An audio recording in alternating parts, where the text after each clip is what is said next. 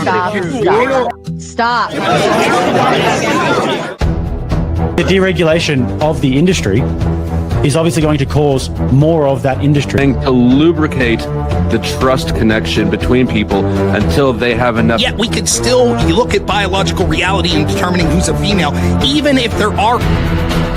Why don't you denounce feminism the same way you're denouncing capitalism? If you don't... For something to be objective, it needs to be verifiable. And you can't verify... If I make a claim as a political pundit, it is true that I definitely could be wrong. Yeah, you're promoting, right? Ideology is the main thing of politics, right? This is my ideology. So 2015, anyone go back and watch the footage? The first GOP debate. Cool, Robert. Oh, that? With a crowbar, you said?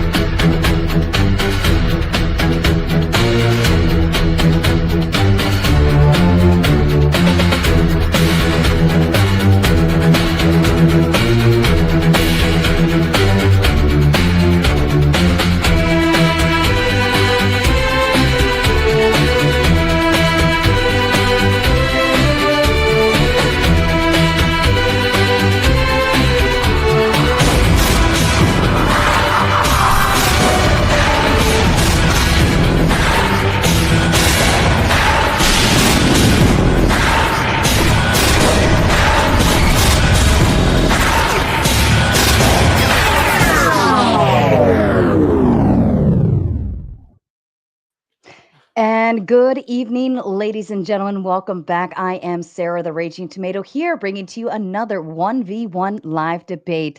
This evening, I have with me Ivan from Christ is King Philosophy and Eucharist, the democracy defender, making the statement, I apologize, that autocracy is better than democracy for society. Say that 3 times fast. Ivan, would you like to kick us off with your opening statement, please? Yes, of course. So today we are debating autocracy versus democracy. I will argue that autocracy is the superior form of government, honest, stable across time, spiritually strong, and unifying, while democracy, especially liberal democracy, is built on illusions and short-term thinking. Autocracy is not pure arbitrariness or chaos. It is leadership, personal, accountable, and tied to the fate of the people. An autocrat cannot retire to become a fake consultant for Lockheed Martin. His honor, his family, and his legacy all rise or fall with the fate of the nation. That is true accountability, aiming for eternity in history and beyond. The captain goes down with the ship. Democracy, by contrast, is accountable only to money. Politicians serve donors, lobbyists, and polls. They only care for the next election cycle, not the next generations, because their personal fortunes are never tied to the survival of the nation. They're global citizens of a globalized, corporatized world. They claim they want competition in a marketplace of ideas, but they just want to snuff the competition by claiming theirs is the only method while enriching themselves through insider trading. Autocracy competes without claiming competition is ideal, but seeing competition itself not just as a good in itself, but also potential degeneracy, either by rebellion, destabilization, demoralization, or invasion, which are natural consequences of democratic principles. It doesn't need to pretend that it does not enrich itself, but the expectation is that with great power comes great responsibility, instead of having to hide away the spoils of power as if they were taboo. Democracy promises the rule of law, popular sovereignty, and freedom, but these principles are largely modernist myths. The problem with the myth of the rule of law is that laws exist only on paper, and enforcement depends on people. Judges bend, constitutions fail, and emergencies override rights. The Patriot Act suspended constitutional privacy rights. COVID lockdowns showed us how governments rule. A piece of paper cannot protect citizens from those who make the rules. To believe otherwise leads to deluded political thinking, both at home and abroad. Muddy concepts like human rights are ridiculous if nobody rules the world. The person claiming to be fighting for human rights is actually performatively taking on the rulership of the world for themselves and claiming to speak on behalf of all humanity. This kind of delusion is only possible because of these modernist illusions that obscure politics as it truly is and end up in empty sloganeering and propaganda. Then there's the myth of popular sovereignty. Supposedly the people rule, but elections are bought and tampered with. The media shapes what opinions are acceptable and lobbying decides outcomes. Democracy is government sold to the highest bidder. Finally, the myth of freedom. Democracy allegedly offers choice, but its choices are shallow illusions. Your options are predetermined by the powerful. The two parties that are bought off by people who don't care about the nation and will sell it out to outside influences.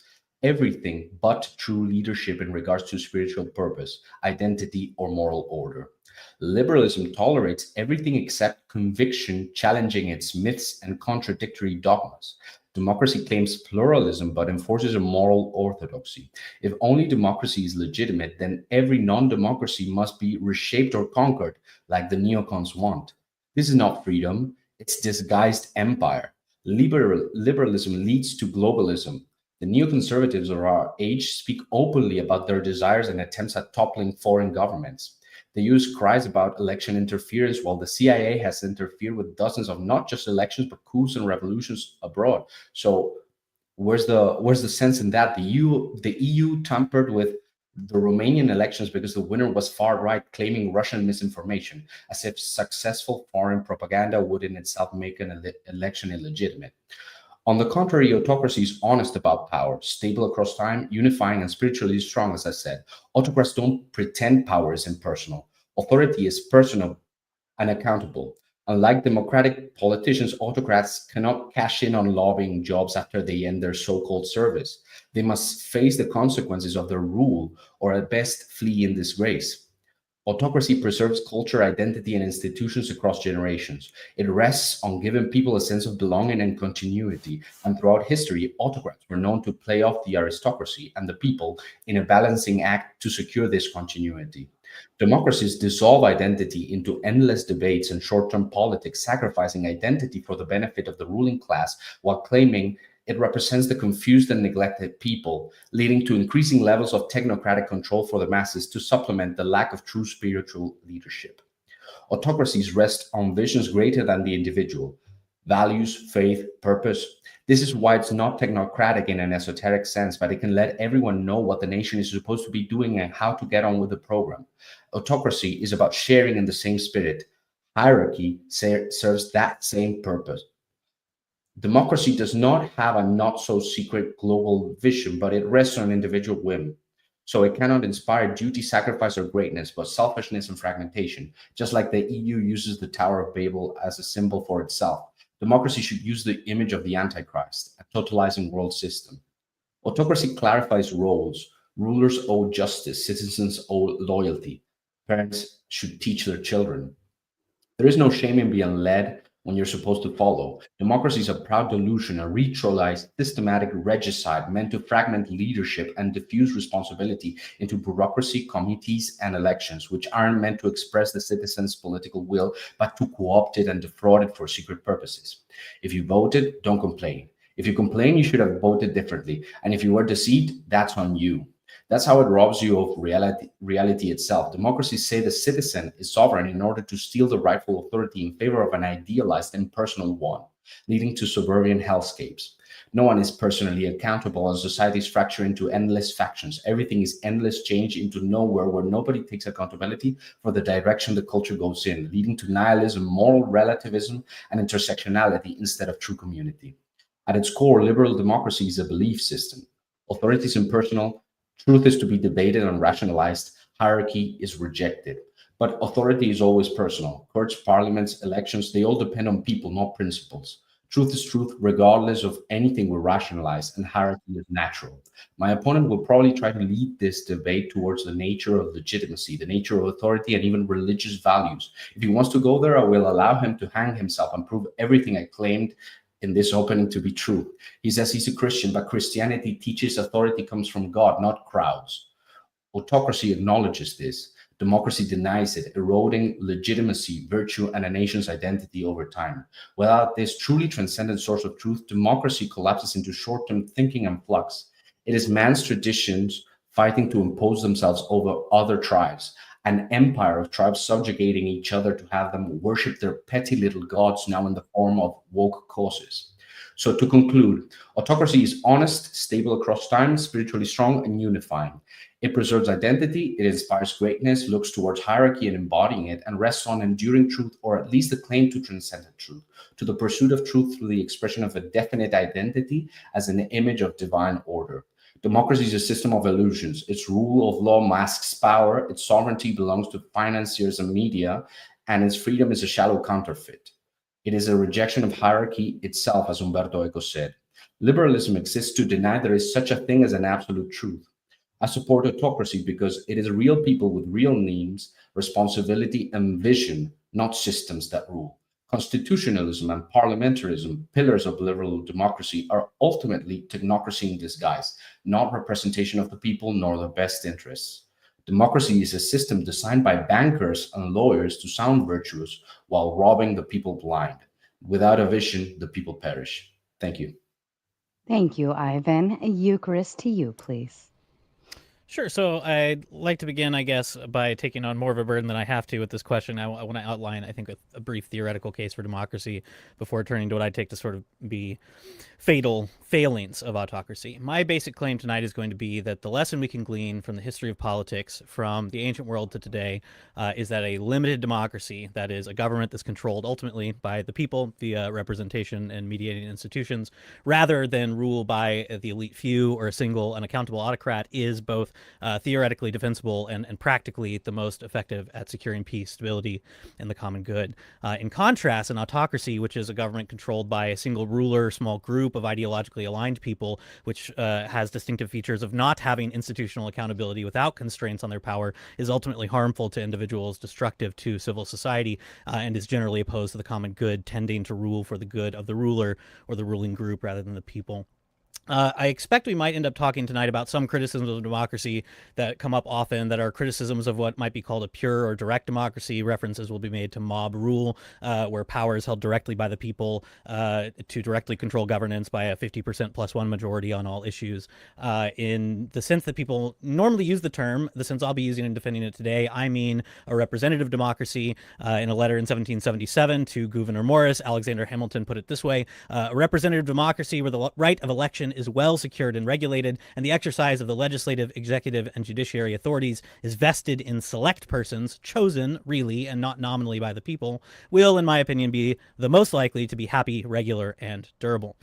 So I want to jump back many millennia, right? It's often said that thinkers in the past, like Plato and Aristotle, are great critics of democracy. And while I think it's fair to say people like this have criticisms of what might be called mob rule, the reality is that Plato, Aristotle, and then people after them leading into the American tradition offer some really interesting theoretical cases or conceptual defenses of government of, for, and by the people.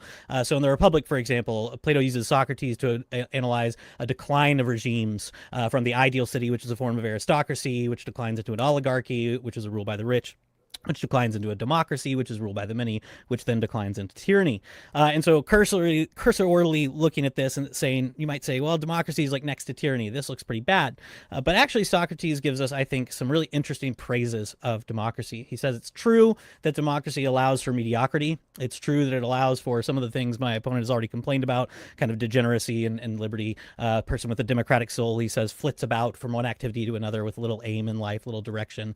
But the democratic city has one strong advantage, and that's that it makes it beautiful or fine in a sense, like a many-colored coat, because it allows all sorts of people to exist. And for this reason, Socrates says a philosopher probably would choose to live in a democracy, since it's the regime most likely to let him go about pursuing the highest good. So my first claim I'll make with Plato: though democracies do allow some of the negatives that my opponent has mentioned, they also allow the best sorts of people to live in peace and pursue the kind of intellectual activity we're doing here tonight.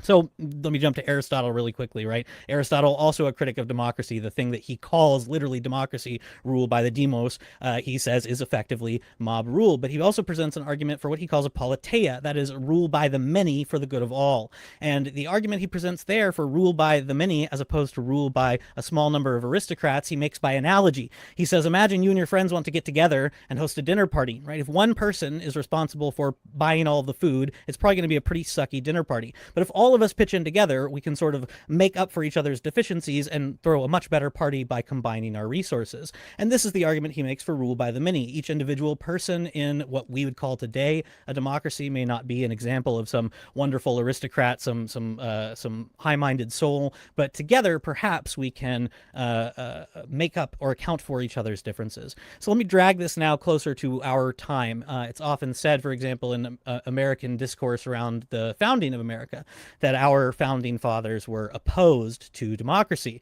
So in what sense is that true? Well, it's true in the sense that they sometimes use the word democracy in a pejorative way. And so in that sense, they're certainly critics of it.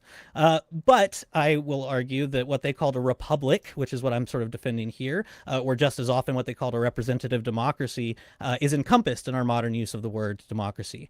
Liberal democracies around the world make use of limiting features that prevent their democracies from being the kind of mob rule that they so feared. The constituent features of liberal democracy that I'm defending today are regular, free, and fair elections, a separation of powers between executive, legislative, and judicial functions, and the real ability of both of those branches to check each other and the people to check the power of the people who represent them in government. And so historically speaking, I suggest the movement from the rule of God kings to the rule of law, from unaccountable autocrats to limitations on the power of the head of government, such as we see in the developments from the Spartan Senate to the Athenian Assembly to the Magna Carta and the English Bill of Rights, has been, I would say, a positive movement. It has secured peace, prosperity, and happiness for innumerable people throughout history. And this system was theorized, defended, and established against an autocratic background through this long process that I'm happy to talk about more today, but I don't want to take up too much time. I'd rather just dive into it. So let me turn really briefly to empirical examples or practical real-world examples that we're living with right now that I think are fatal to anyone's attempt to defend autocracies, as my opponent has tried to do already. There's this organization that's really useful for the study of democratic governments world round. It's called Varieties of Democracy, VDIM. It's a research organization that studies and categorizes governments throughout the world according to various democracy indices. Okay, so these indices measure democracies along different dimensions. Are they electoral democracies? Are they liberal democracies? Are they participatory democracies? Are they deliberative? And so by collecting information about these governments and then categorizing them and coding them effectively, VDIM provides these yearly updates on how various countries score on, for example, free and fair elections with meaningful opposition parties, freedom of the press, and so on, some things that we might be concerned about. Countries that score today, as of this year, as fully fleshed liberal democracies include countries like the United States, Denmark, Japan, Luxembourg, Switzerland, and Belgium. Countries that score as closed autocracies include Kuwait, Turkmenistan, China, Cuba, Myanmar, and my favorite, North Korea. So I would just encourage anybody listening to keep these countries in mind throughout the debate and consider that my opponent, I think, really has to argue either that North Korea, Cuba, and China are better examples of flourishing political communities than the United States, or else maybe argue that real autocracy has never been tried and try to prove to you why his ideal autocracy would solve for all of the problems these real world examples raise. I'll give you a couple other just factoids, anecdotes about these autocratic civilizations. We find, for example, that autocratic governments have lower life expectancy when we normalize for various factors. We find that famines are more common from the 1800s onwards in countries that code as autocracies. I think the track record of autocracies is quite poor, and while my opponent has presented a quite romantic vision of what they could accomplish, I think he's selling democracy short in its ability to preserve some of the things that I think we both value, and I look forward to the debate. Perfect. Thank you, Eucharist. I appreciate that. Ladies and gentlemen, as a kind reminder, we're going to get through our debate. We will do closing statements, read and respond to your kind super chats, and then, of course, your favorite part, we will go into open panel dumpster fire. Gentlemen, I leave the floor open to you.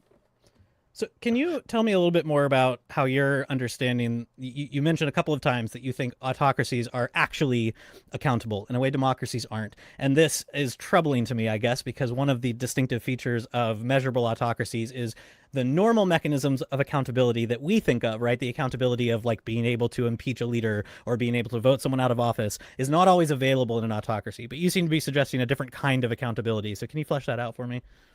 Yeah, of course. I think you're giving too much weight to institutions and to pieces of paper instead of people, because what makes a ruler accountable is other people. Rulers they cannot rule alone. So if a ruler is bad enough, he will either be conquered from outside or be usurped from within. In that sense, there is accountability. So I guess I take this I sort of agree with you in a sense, and I take that to be an argument in favor of liberal democracy, because when I view an autocracy, right, somebody who, let's say one person or a very small group of ideologically aligned elite are controlling all of the mechanisms of power. Yeah, if they do that badly enough, there may be some pushback, there may be some uprising, there may be some violence, and I think that's what makes autocracies, especially in today, the sort of world we live in, quite fragile and quite bad. I don't know that it increases things like social cohesion when I'm constantly upset with the person who's in power and I can't do anything about it. But okay, Yeah, so well, if you want to respond to that, yeah. Yeah, well, that's not the end of it though, because there's also a spiritual element to it. My question is, what gives your system any kind of unity? Because from my perspective, autocracy grants a criteria for what is the common good. You say, well, autocrats, they rule for themselves. But the reality is autocrats get to define what the common good is. They get to define what is important and what is marginal. Your system, it cannot make a difference between what's inside and what's outside. And this is what's happening right now in America. So that's why I say that autocracy gives unity, because it gives the conditions for unity in the first place. I'm not, so what you just said, again, as a positive of autocracy is part of my argument against it, right? Because you said the autocrat, or the power structure making up the autocrat, gets to decide what the common good is, and you seem to think that that's a basis for unity. I don't quite follow. I think I need more sort of fleshed out evidence there that this one person getting to decide for everyone else what the common good is going to create this unity. If it is a unity, then it seems to me to be a unity either accomplished by force or perhaps grounded on some sort of prior, like maybe ethnic and cultural background that the leader is sort of hyping people up for. So you have autocrats, obviously, who have widespread popular support, but because that person is definitionally deciding what the common good is on their own, that seems to me to be a very fragile situation. I don't know that that's a recipe for long-standing cohesion or unity or anything else that you're talking about. You mentioned two things. You mentioned force and you mentioned cultural background, having a common heritage. I think it's both. And in case you don't know, like, all democracies are a product of violence as well. Even the US. The US is a product of violence. So what I hear in your words is an implication that somehow violence is inherently evil and that you have to respect the consent of the people somehow. But that's your presumption. You haven't given me a standard for what is a nation, for example. What is a people? Why is there a unity? Why is there a polity? Why is there a society? Sure. So I think the question of force, I'll agree with you. Force is necessary even in democracies, especially. I'm a huge fan of the American founding period, everything around that, some great historical anecdotes there. And we see very early on the immediate need of the use of force against uprisings and dissension and everything else, the sort of disunity that happened, the calling up of troops, the failure to do that leading to the American Constitution, I think solves for some of those problems. But I think also most people watching this would probably hope that their encounter with explicit violence rather than implicit or the threat of force would be minimized, right? And that's why I think democracies do really well compared to, let's say, an autocracy that sort of has to enforce whatever cohesion the ruler decides is the good cohesion today at the point of a gun in perpetuity. What we would hope in a democracy is that we find other alternatives and avenues to peace. So it seems true, for example, over time that things like trade actually do lead to more meaningful peace than just simply being a sort of chest-thumping autocrat, right? No. So these other questions of nation and what provides that unity, I'm happy to get into that. But there's one thing you said earlier, though. You mentioned this a few times, that this is a government of people, not just pieces of paper. And I think that's true. That's important. But again, I am a huge fan of the American founding, and I go and read the Federalist, and these people tried to structure a government that they say explicitly is not supposed to be just a parchment barrier. It can't just be a rule on paper that has to enforce itself. Instead, it's a system. You say I'm leaning too much on institutions. These institutions were designed with insight into human nature in mind, to have both internal checks based on self-interest and the power that you're describing, and to have the mechanisms for people to actually come in and stop the government from doing the bad things when we don't like it. And that to me seems far more preferable to the one guy getting to rule it all. I disagree. I think that you're just like playing the game over and over again. Institutions get fixed with more institutions. So we need more institutions to fix the institutions that haven't instituted enough. I think that's it. That's eternal regress. You're presupposing that a system can override human nature. And you also said that in my case, I am imposing through autocracy, and I'm imposing a moral order that isn't fair because it doesn't contemplate, let's say, people's desires. Well, who cares about that? Because I would say that democracy does something even worse than that, which is basically strip you of your metaphysical duty to what is good.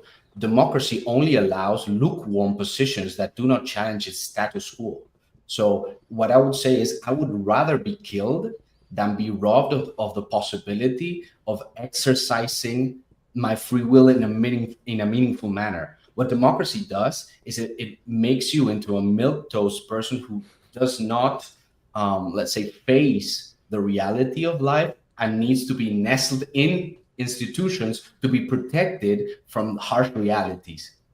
So well, first, that latter part of what you're saying just sounds to me like what you're romanticizing or idealizing is a stripping back of politics to a more sort of warlike tribal system for the sake of increasing some sort of human excellence. If we just throw everybody out on the battlefield and make them tougher, that sounds sort of like what, well, if democracy makes us mediocre, then if we made politics a bit more combat-like, wouldn't that make us all better? I'm a little bit unconvinced by that. But you said you're assuming that institutions can override human nature, and I think I'm explicitly not doing that, or at least that's not what the founders were doing or the framers were doing when they're writing the Constitution. They're trying to make institutions that acknowledge and comport with human nature. So when we design an institution, we can either do it in a way that has this like rosy utopian view of human beings and how good they can be, and wouldn't it just be awesome if they could just run it right, if we just had the best person in power, which, by the way, I think is the mistake that autocrats make. Instead, we could design a system that takes account of the fact that these people are kind of nasty, self-interested people who want to aggrandize power to themselves, and we can structure those institutions in a way to where those interests of self-aggrandizement are offset by each other or put at odds with one another, and does create the exact kind of competition you're describing with a healthy outlet through real politics as opposed to war. No, but war is part of politics and politics is part of war. And I would say that what you're doing is a sleight of hand where you're replacing the spiritual components of a society with fake institutions. You're trying to make a technocracy. You're trying to, let's say, imbibe a spirituality through institutions that cannot be enlivened by its own people. So you're relying on institutions to tell people how to behave amongst each other, but you're lacking the spiritual grounding for them. It sounds to me like you're suggesting if I just had, one super cool dude in power, that he could just kind of create that spirituality that you're describing. No. And I'm not any more optimistic about that than I am or you are about these institutions creating the spirituality. I think that's a thing that can't be coerced, right? That's maybe I'm just a filthy lib in that way, but I don't think the kind of spirit you're describing or spirituality you're describing or care and regard for the highest things you're describing can be inculcated at the point of a gun, either in a liberal democracy or by a guy with a funny mustache at the head of government, right? So you think that parents should not discipline their children? No, law is always disciplining and educating, even in a liberal democracy. Well, then you're doing it at gunpoint. But always, yeah. A law always has a threat of force behind it. I don't have a rosy view of politics that says none of this involves violence, or that this is like a solution to all of our problems. We're not going to have any war or bloodshed or anything. But you implied a system that does not require violence, or you implied a system that requires less violence. What I'm saying is, sorry, go ahead. Sorry. It doesn't require less violence. I would, from my perspective, it is more violent to give you a wrong frame of reality. To lie to you is more violent than to kill you. Because if I kill you, if there is an afterlife, I haven't done anything to your soul. But if I lie to you, I might deceive you and I might pull you away from the truth and lead you to hell, for example. Okay, so I do just want to say, like, I think the differences here are clear. I don't think this is a matter of fact disagreement. You did say, like, you would rather die than be turned into this like weird, squishy, effeminate thing that a liberal democracy would make you. You'd rather just die under a tyranny than have the opportunity to make your compelling case in a format like this so that you might persuade other people to vote for policies and leaders that you prefer. Like it'd be better to die than to be deceived in this way. That's a little bit wild to me. That's a straw man. That's a straw man. You said I'd rather die, right? Am I wrong? I don't think that's a straw man. I can go back and listen to it. No, I think you said I'd rather die. The straw man is that under a tyranny you couldn't have any kind of public debate. Okay, fair enough. I'm not going to say you could not possibly have any kind of public debate. I will say autocracies empirically and theoretically are more likely to restrict your expression in a way that means your ability to publicly debate is minimized and gets pushed into the shadows and the corners. Yes. And why is that and bad? That creates, in my mind, a kind of dissent and disunity. So that's it. Why is that bad? Why is that bad? Why is it bad? Hold on. My freedom of speech. No, hold on. Hold on. You brought that up. I'm saying. Hold on. I'm trying to follow the chain that we just got here. I don't understand where we got off the rails. Probably along the lines of because you were talking about the idea that not freedom of speech, but more along the lines of it, like having the ability to make the call outs. You're losing that ability to make the call outs as needed, or something. It was something along those lines. Sorry. Yeah, I'm not defending freedom of speech in the abstract. I hope you've noticed at this point I'm not making any sort of abstract appeals to like the rights of man or anything. I'm not trying to like, give you this like French revolutionary, here's the natural rights I came up with in my bathtub and you've got to follow them kind of thing. I think there are all sorts of reasonable restrictions on speech and expression that we can talk about that again also are compatible with liberal democracies. It's just what you've suggested to me is it's not that I'm saying democracy doesn't require violence. I'm saying that politics, properly speaking, is an alternative to the worst kinds of violence, which lets us resolve some of our conflicts in nonviolent ways when we can. And this is like at the heart of the political turn that you get with Plato and Aristotle, is why I love them so much, is that they are looking at a world that is fundamentally about what can I do with like my fists and my strength of arms? What about me is like beautiful and external? And they're saying, could we not instead have warring reason words instead of like wars on the battlefield where we just kill each other and conquer each other's cities? Is that not a possibility since we're reasoning creatures? Wouldn't that be better if we could accomplish it? I think so. If we could accomplish that. And the problem is you're taking a lot of Enlightenment ideas that do not really pan out in reality. Speech is a part of cultural war. It is a spiritual war. Debates are not to find who has the best idea. They are to spread ideas. So I'm not trying to convince you, Eucharist. I'm trying to convince the people who are listening to our conversation. I don't have any, let's say, notions that talking things will solve the problems. Talking stuff that, like, there are immovable forces and unstoppable forces and immovable objects. And it comes down to metaphysics and spirituality. And like liberalism is not devoid of its own spirituality, which I think rivals other spiritualities. So it's not that I'd rather have that conversation, but I think that you've arrived to your conclusions by somehow usurping the importance of spirituality and putting it in a lower realm just because you want to avoid physical conflict. And in that sense, I think you're making an idol out of peace because you're fundamentally pursuing a peace that is based on philosophical incongruency. And that peace will not last, even if you wanted to. So in order to keep that peace, you start giving more concessions to the point that you don't have any identity anymore. And what you were saying about, let's say, autocrats not being able to, let's say, invent a spirituality. Well, the reality is that autocrats are already playing on a spiritual field. So if you think of, I don't know, different systems of legitimacy and different religions, autocrats, they always had a different claim to power, authority, and legitimacy. For example, in Orthodoxy, monarchs derive their authority from the church. They have to recognize the church. In other societies, monarchs could be god kings, god emperors. In other societies, it was pure power. In other societies, I don't know, it was a turn for this god to rule, then another god will rule, etc., etc. What I'm saying is you're presupposing a system that is superior to any other system simply because it, quote unquote, is less violent. And why should violence be the measuring stick?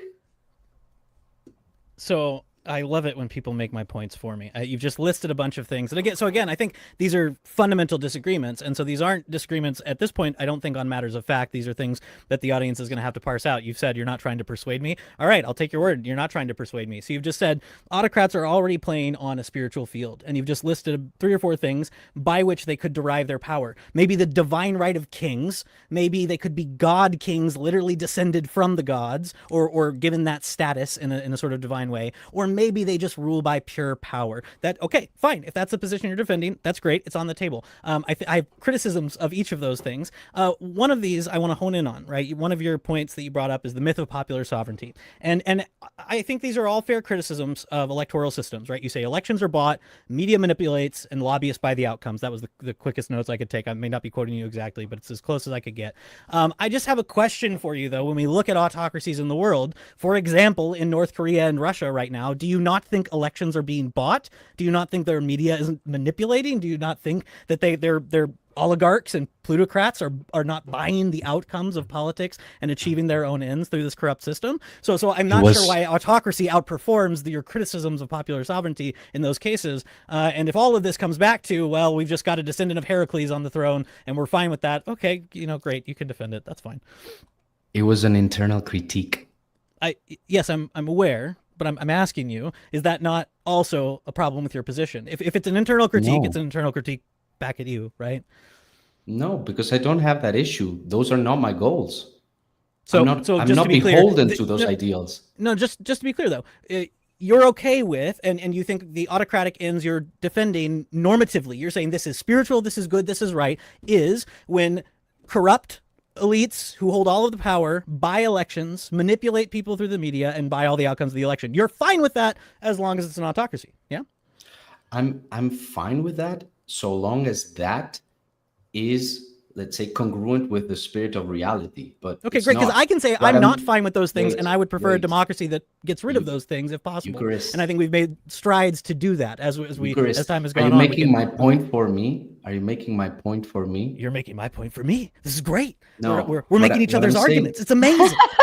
What I'm saying is you have a problem with those things, but my system doesn't. No, okay, I have a problem with them normatively. I have a problem in the sense that they exist because human nature, as we both acknowledge, kind of sucks. So yeah, I have a problem in the sense that I agree these things happen. They also happen in your system, and I think my system is better at accounting for them. Yes, but your system spiritually creates those situations while my system does not. I disagree. So whatever spirituality your god king on the throne is trying to inculcate, the people under him are still going to be nasty, selfish humans who are aggrandizing power and riches to themselves. And we see this in every autocracy throughout history. So I don't think the spiritual cohesion you're talking about changes human nature in the way you see it. Like, you're accusing me of having this rosy view of human nature. It seems like you think if we could just get the awesome God King in the right place, man, wouldn't it just be good? And then, if he does bad things, well, eventually then the people will take up guns and stage a liberal democratic revolution, maybe, right? No. You see, that's the problem with your argument. You're presupposing that I'm defending autocracy as the be-all, end-all. I see autocracy as simply a more spiritually enlightened way of ruling, not as a perfect system that will guarantee outcomes. You're expecting, you're judging autocracy on democracy's standards. I don't think that's true, because I'm trying to take some things that you said you thought autocracy was good at, which is like longevity, stability, and cohesion. And I'm suggesting that I think autocracies are actually quite bad at those things. So I don't think just judging autocracy by democracy standards. Now, obviously, yeah, because I think democracy is theoretically defensible, I think it's preferable. But I think the things you were saying autocracy does, I'm disagreeing that it does. I don't think it creates this cohesion. I don't think it creates this like thick spirituality. So for example, right, Viktor Orban in Hungary has done a remarkable job of aggrandizing power to himself. He's restricted freedoms of the press in ways that you might defend, you might object to. But the over time secularization of Hungary is continuing apace, right? The number of people who daily attend church in the state of Massachusetts, one of the most liberal states in the U.S., is higher than the number of people who attend, or weekly rather, is higher than the number of people who attend church weekly in Hungary. So this sort of spiritual drive, this Christian nationalism that he stands on stage and promotes, I don't think is actually accomplishing the things you're saying it does. Yeah, but that is a red herring, because if one autocracy fails, it doesn't mean that the system of autocracy itself is bad. What I'm claiming is that autocracy is a reflection of the people's spirituality. So maybe if paganism is a lie, a pagan king will fail.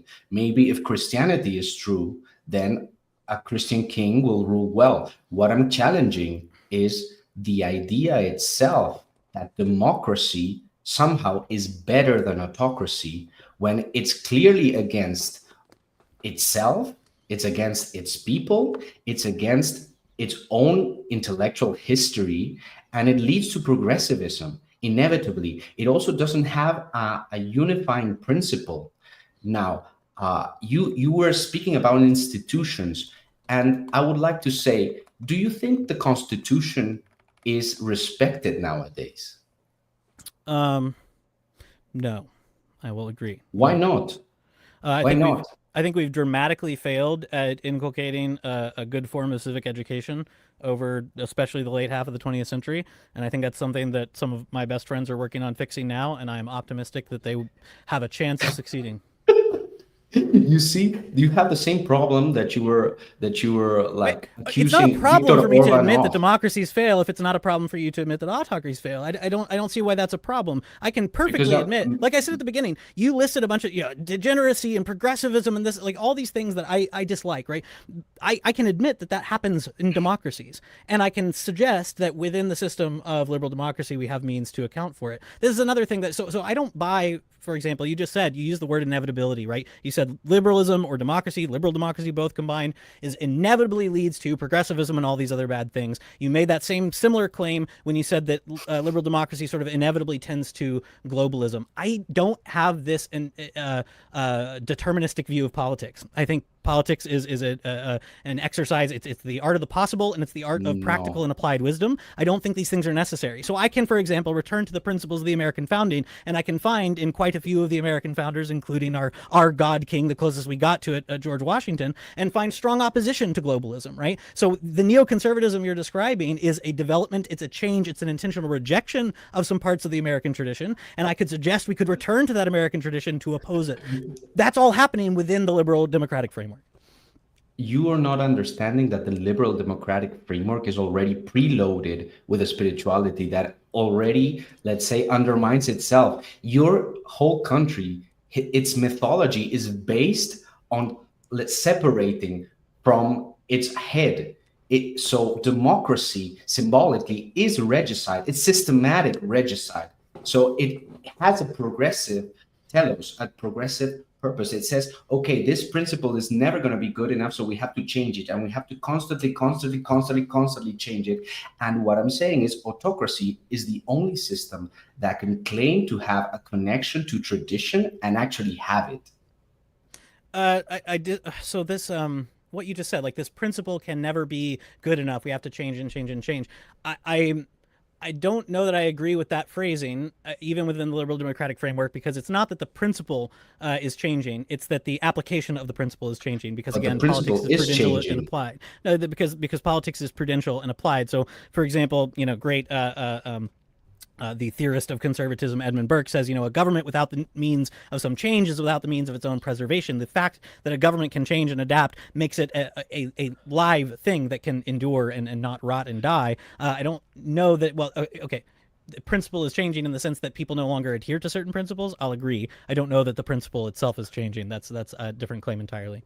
I mean, if we just want to do an exercise of interpreting the American founding and we can go through some, I would love to do that. I thrive on that. But I will suggest to you that, so what you see in the imperial crisis, and especially in the 20 years leading up to 1776, are a bunch of people who are fundamentally beholden to their tradition. They're appealing to their rights as Englishmen. They are fundamentally conservative in their impulses, just wanting to be left to do the things that they had been set up to do. And the break happens, they suggest, because of an offensive rupturing action from what you're describing as their head. So I think we can bicker about interpretations of the American Revolution. I don't think it has this sort of inevitable progressive element that you're describing. So. Yeah, because you're not seeing the philosophical underpinnings of those ideas and how they play out in history. You're talking politics and I'm talking philosophy and theology. I'm doing both. I promise you I'm doing both. No, the problem, the problem is that you think there are no entailments. You think there are no entailments to the Enlightenment. You think that there are no entailments to classical liberalism. You're saying they're conservative, but what they're conserving is a revolutionary order. No, so I'm suggesting that what they're conserving or what they're bringing about in their science of government is something that is far older and has much greater heritage than what you're suggesting. You keep slandering me as this Enlightenment thinker. I'm the one over here talking about Plato and Aristotle, right? But so in John Adams' Thoughts on Government, for example, he says one of the things that we can learn very fundamentally from the study of politics throughout time is that there have been actual improvements in the science of politics, that is the practical and applied parts of politics. The thing that does not change, he says, is human nature. So that's important. And he says we can look, for example, to the autocracy of pre-reform Sparta that had kings that were autocrats. They could do whatever they wanted. But the problem, Plutarch tells us in his Life of Lycurgus, is that in such a system, there was this oscillation between democratic revolutions and kings, and democratic revolutions and kings. Stop me if this sounds familiar, if you know anything about the history of Europe, right? So what happened with Lycurgus's reforms was a limitation on the power of the kings, an institution of something like the Senate that was a limiting principle like the one I'm adhering to. And Adams says this is exactly what we're striving for. This is not new. This is not an innovation. We're building on the tradition. It's so it's very different than what you're describing. I promise you I'm engaging on the philosophy and the theory and the theology as well. You're recapitulating what I said in my opening statement. I said that you were going to make, let's say, these abstract principles of institutions into let's say the linchpin of your system. And I'm telling you, when push comes to shove, people with power trample on the Constitution, and your system cannot account to what are the constitutional values, because if you have a system that is always changing, you cannot discern between a change that is in keeping with the original spirit or a change which goes against it. And that's why liberal democracies have never existed for more than 300 years, while autocracies have had thousands of years. Yeah, the autocracies existing for thousands of years things tends to obscure some pretty fundamental changes that happen within those autocracies. But if we want to smooth it over and just say, hey, look at the Byzantine Empire, it's unchanging in all of its political structures, well, we'll skip over all of that. You keep making comments about institutions that still bug me a little bit. Do you agree, like this is my basic intuition, if you disagree, we can fight it out. Do you think that institutions, as we design them, can have incentives? That is, they will make the people who inhabit those and exercise the powers of those institutions and inhabit the tradition that institution represents, that it can incentivize certain choices over others. It can make certain behaviors more likely or less likely. Do you think that's true at all? Somewhat. Okay, so this, I think, is why I'm arguing, again, from the beginning, you've been making my argument. This is a government by people, not by pieces of paper. Correct. And these people, they have institutions. These institutions have levers of power. And if those levers of power are unchecked, that they can use more effectively and more easily for their own self-aggrandizement, they just will. That's just the lesson of human history. So autocracy takes away all of those practical constraints and human nature-based constraints and incentive-based constraints and just says, if they're just spiritual enough, and if they just believe the right stuff, if they're just the right kind of orthodox in the right ethnic background, perhaps this time it will be best. It's never worked before, but darn it, it will this time. And I just don't buy it.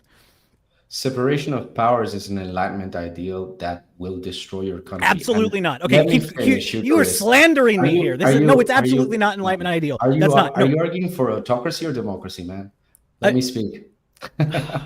So what I was saying is, your fixation with separation of powers betrays the fact that you believe that those creators of those institutions had the right anthropology, the right spirituality, and the right structures were created in a perfect manner so that the incentives would always lead to the exact figure that they imagined. Now, I'm challenging that. And I'm saying to you, you have no proof of that. Not only do you not have any proof of that, but the powers themselves, the division of powers is evaporating. Why? Because your image of what power is a fiction. So that's the argument I'm making. And you're not understanding it.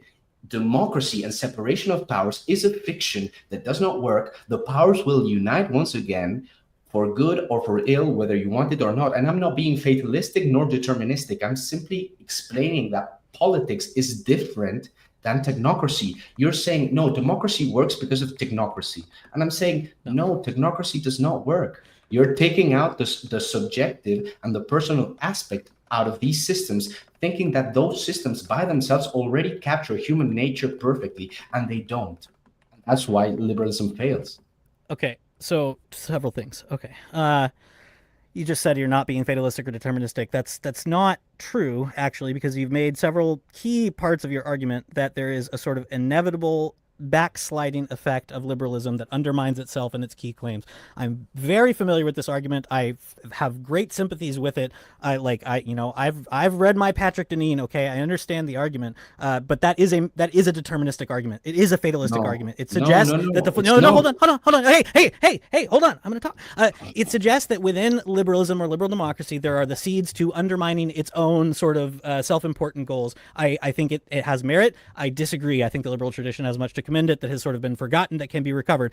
And that goes to your other point about they thought that they had human nature perfect. Well, no, not exactly. They thought that they had good insight into human nature because you can look at the scope of history. So again, John Adams in his thoughts on government says, it doesn't matter who you look at, whether it's, Augustine, go look at the Calvinists, you go look at, Plato or Aristotle, everybody agrees there's something about self-interest at the bottom of this, that if you give people power, they're going to do some nasty stuff, right? Ring of Gyges and Plato, again, pre-Enlightenment. I'm the only one talking about pre-Enlightenment thinkers here.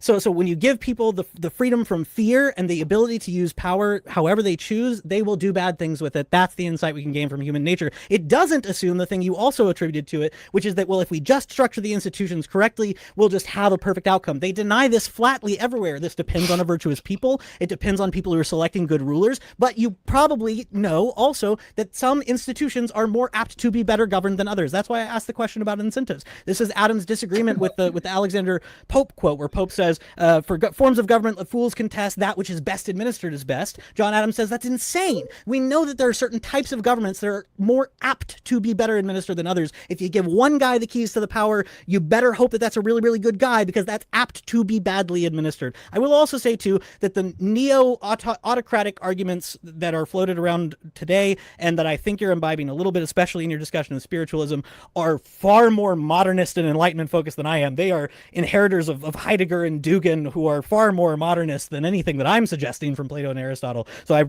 I flatly object to the slander of being called somebody who's just shilling for Enlightenment ideas. I think that's unfair. No. That's not my accusation. My accusation is that you're basically saying that a dog cannot behave well, so you have to add 2 other dog heads and attach them to his body so that he can behave like a good dog. And I'm telling you, you're a monster. You think you're creating a Frankenstein, and you're trying to fix something that isn't broken through those means.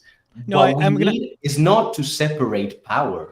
What we need is for power to reflect the spiritual reality. It's as simple as that. And you're saying, no, but that's impossible. And what you're literally creating the Antichrist. Literally, the book of Revelation is no. I'm being serious.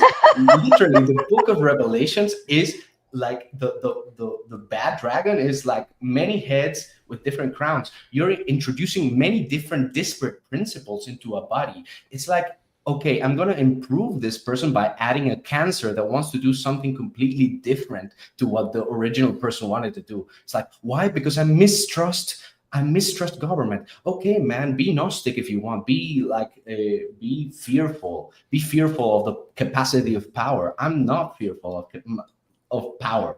I think power should be used. Okay. I feel like you're making my argument for me. So you've said the autocrats are playing on a spiritual field that gives them either the divine right of kings, God king status, or the exercise of pure power for the enforcement of their legitimacy. You have no problems with power. You're not fearful of it. Again, you said earlier you'd rather die than live in whatever sort of mediocre democracy we've got going on. So yeah, I mean, fine, you can say those things. I like that. But no, the Kerberos analogy is a funny one, and I like it. But no, more what I'm arguing is I would obviously, if I had maybe I'll speak to the crucible part of your audience, Sarah. Pit bulls, right? You guys like talking about pit bulls on the internet. If I had a pit bull, right, I would hire a trainer for it. I wouldn't get a pit bull first, but I would hire a trainer for it. I would want it to be very well trained, but I'm never leaving it alone in a room with my baby, much less a steak, right? I know some things about it that mean I'm going to be skeptical about it, even if I've given it the best possible equipment and instruction and preparation I can. And the same is true for the best people in power. I'm going to assume that no matter the kind of education, no matter how good a person I assume they are, I would rather them have some accountability. And I mean, you keep referencing spirituality and theology and religion. I think this is just as well reflected in the structure of most church governments you would probably consider anything close to legitimate. Yes, you might have an Episcopal structure where there's like generally one person sitting at the top, but you also have institutional accountability that stops that person from doing certain things or checks his power in certain ways, right? That's important, whether it's spiritual or whether it's political. And in my mind, it's sometimes, no, I don't want to say it's more important than the spiritual, but when it comes to the person who's going to kill people, if they're doing the things the autocrat doesn't like, yeah, I'd prefer they have some checks on their power, but you're not scared of power. So that's fine. You can say that. Those checks already exist because you, as a person, have a spiritual insight into what are proper boundaries. So you're not this floating atom in the void who doesn't know when you should push back. It's a matter of fighting, but you're trying to postpone fighting because you don't like fighting. And that's what democracy is. It's a system of cowardice. So in order to prevent wars, because wars are so bad, you have to capitulate on spiritual realities and say, okay, I will give my pinch of incense and I will be part of this Frankenstein monster that's going into every direction at once and which cannot tell me right from wrong simply because I want to live a peaceful life. Wait, so, I'm sorry, why do you trust the government to tell you you're right from wrong? This is another thing that I find just very strange. Like, I do believe in the educative power of law, but you seem to be, you suggest I'm romanticizing or idolizing liberty. I don't know why, I haven't really made that argument, but I suggest you're romanticizing or idolizing political power as such, as an instrument of teaching people the spiritual cohesion that you're describing, when I just don't think that's what it's for, right? It is exactly what it's for. I believe in a distinction between sword and sacrament. So No. The problem is that you presuppose that you're equal. You presuppose that you're equal to the powerful, and you're not. That's your problem. You're an egalitarian. You're injecting your own egalitarian presumptions onto social structure. So you're making my argument for me. You're basically denying hierarchy, which is literally divine order. I'm absolutely not doing that. You being weaker than the tyrant can feel safe. Based on what? Based on paper? Based on a piece of paper? Why? The implications here. All the pieces of paper.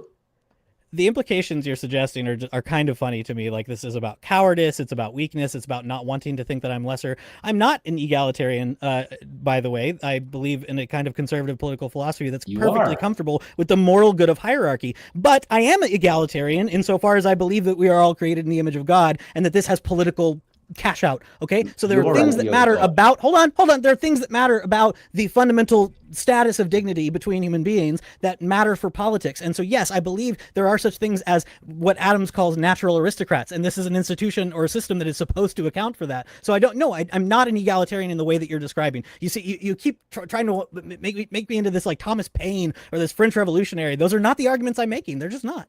Democracy is a direct descendant of the French Revolution.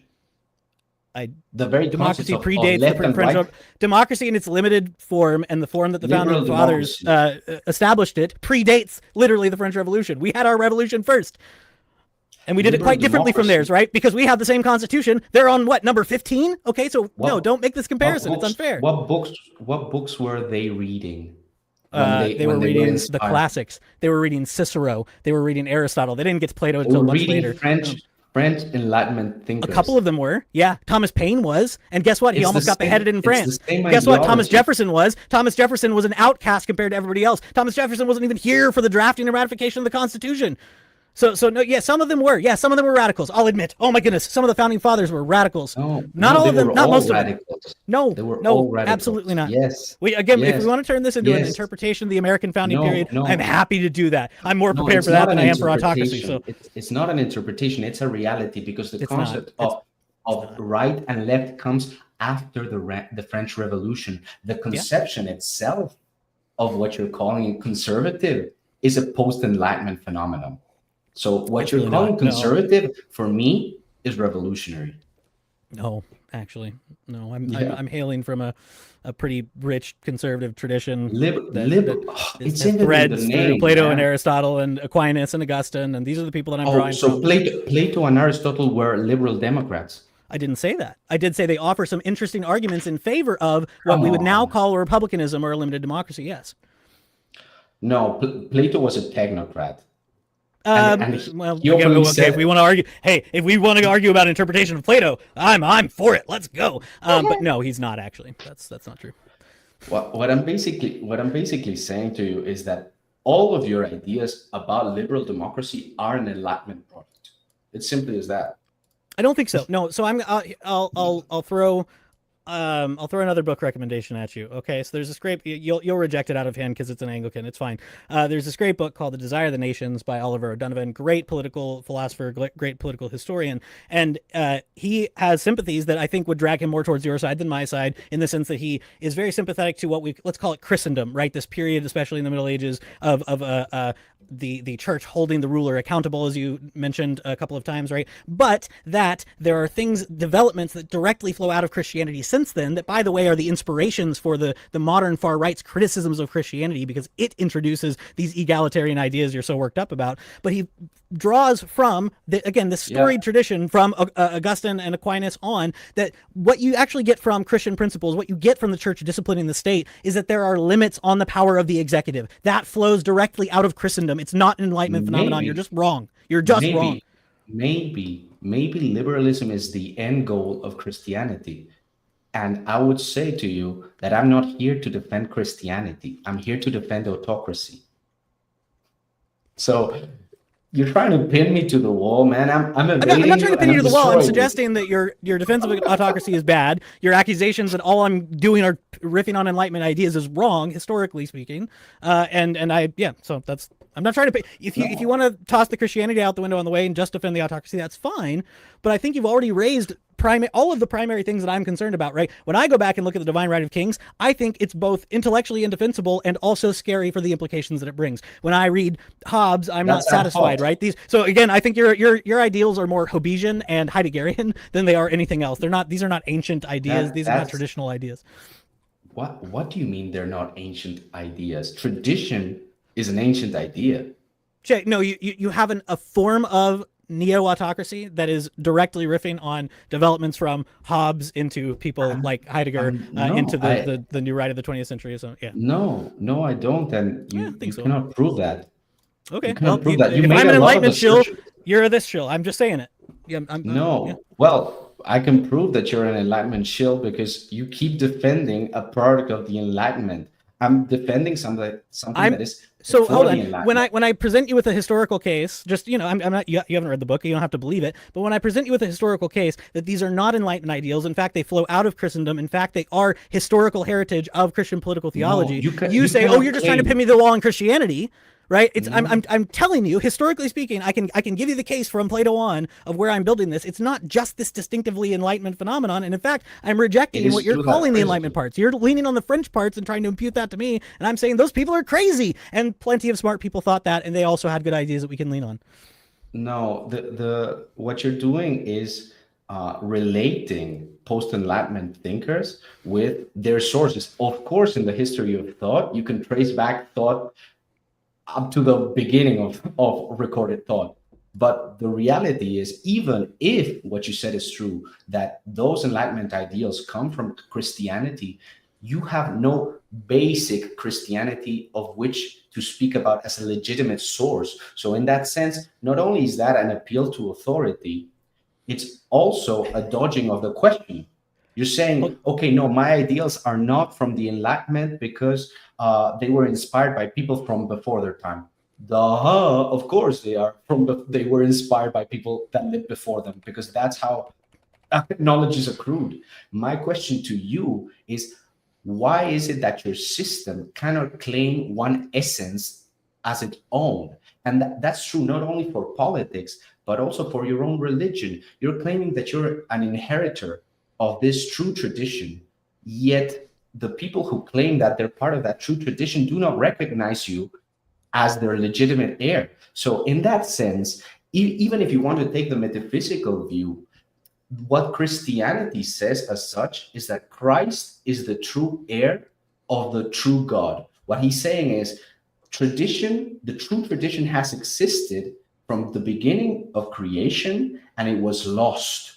Now, the idea is that Christ can trace back all of that to the beginning of time.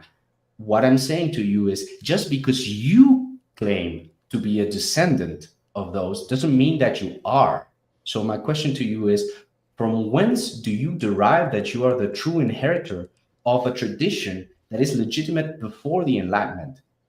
Okay, first, I'm not claiming to be this like magical true inheritor. That's the kind of thing an autocrat would do. I'm not doing that. You suggested I'm making an appeal to authority. Hold on. You suggested I'm making an appeal to authority. I don't know if you know what an appeal to authority is, but what I'm doing is, let me give you an analogy, right? If I come home and I have some groceries, and my wife is like, I think you got those groceries at Food City. I'm from the South. We have Food City here. And I'm like, no, I got these at Walmart. She's like, no, I think you got those from Food City. I'm like, I can show you my Walmart receipt. Okay, that's where I got it from. And she says, that's an appeal to authority. You're just saying you're right because you're showing me where you got it from. That's not how that works. Okay, it's not an appeal to authority for me to say I'm drawing from something that's different than what you're suggesting. You're accusing me of something. You're imputing Enlightenment ideas to me. I'm suggesting I'm drawing them from someplace else, and here's where, and I'll tell you where you can find it. I'm not saying I'm right because I found it in this old book. I'm just saying that's where I'm getting it against the accusation that you're making. So it's not an appeal to authority. Second, you've made this claim several times, and again, this is the context of the historical claims I'm making. Again, we're here now because you've brought this up and you've made these jabs, and I'm just saying you're wrong. Now we're into factual territory, right? Before, you're just saying, well, here's autocracy, and I think it's good, and here's why, and I'm like, well, I think those are the reasons it's bad. That's just a disagreement. Now we're doing factual stuff, right? You said separation of powers is an Enlightenment ideal. That's false. We see the separation of powers in history, in the ancient world, in ancient city-states. We see it in Athens. We see it in Germanic tribes, actually. Montesquieu says we see the separation of powers into 2, maybe 2.5 distinct branches, at least in the Germanic tribes. So this is all pre-Enlightenment stuff. Okay, so you're making claims that are wrong, and I'm trying to tell you you're wrong, and then you say I'm appealing to authority. That's not how it works. No. You're conflating two very different things. The ancient world, for example, there were separations between, for example, the spiritual power and, let's say, the temporal power. For example, that doesn't mean separation of powers, though.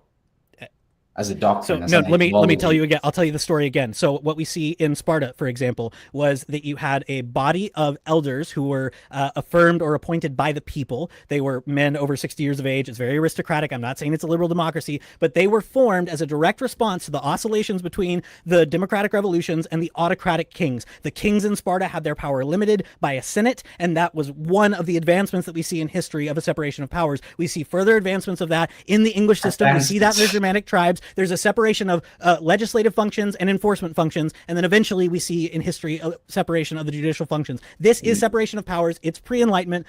I don't know what to tell you. You're just wrong about it. No, you're missing the theological point, which is, like, for example, Rome also had a senate, but the idea was that the authority, the legitimacy, came from the ruler. So when you're saying we had Republican Rome and then we had Imperial Rome, and you're in favor of Imperial Rome, and I quite like Republican Rome. So yeah, that's the difference between us. But let me finish, man. So what you're basically saying is that if any society somehow delegates power because a king might need a deputy, then there's separation of powers. But the reality is that what I'm criticizing is your ideology about separation of powers is what's Enlightenment coded. And that is true because even if societies before the Enlightenment had that separation of power, it didn't mean that those societies believed that separation of powers was the key, let's say, to keep their society united or flourishing. On the contrary, they would say otherwise. They would say that if you have a separation of powers, they have to respect one single unified principle, which is God above. But what you're defending is basically the American Constitution, which presupposes that they know God above and that they, by doing different disparate things, that they can come together under this ill-defined, deist, secularized, emptied out, hollow shell of a God. And I'm telling you, that kind of God leads you to destruction. And you're saying, oh, but my institutions, and well, we're not doing enough of a good job to teach people how to respect the Constitution. And I'm telling you, Carl Schmitt was right, because constitutions are just simply pieces of paper. And the moment that people stop believing in them, they cease to exist, because someone with strong enough power will simply trample all over it, ignore it, amend it, which is what actually happened in history. You said, oh, we're talking only about speculations. I'm talking about facts. I'm talking about facts. Your own country does not respect the Constitution because it doesn't even understand what it is about. It has a identity crisis because of it. So what I'm saying is not empty speculation. What I'm saying is, if you look out the window and you look at the fact that you're at the verge of a race war over something as stupid as a jeans advertising, you cannot tell me. You cannot tell me. You might need to log off the internet, but if you're thinking we're on the verge of a race war over the Sydney Sweeney ad, my goodness, dude. But you are, though. Skewed perspective. Look at social media. Look at social media. Look at social media. The discourse, the open window has shifted. People are calling out a lot of things. There's a lot of noticing going around, man. So what I'm telling you is that I noticed things are heating up.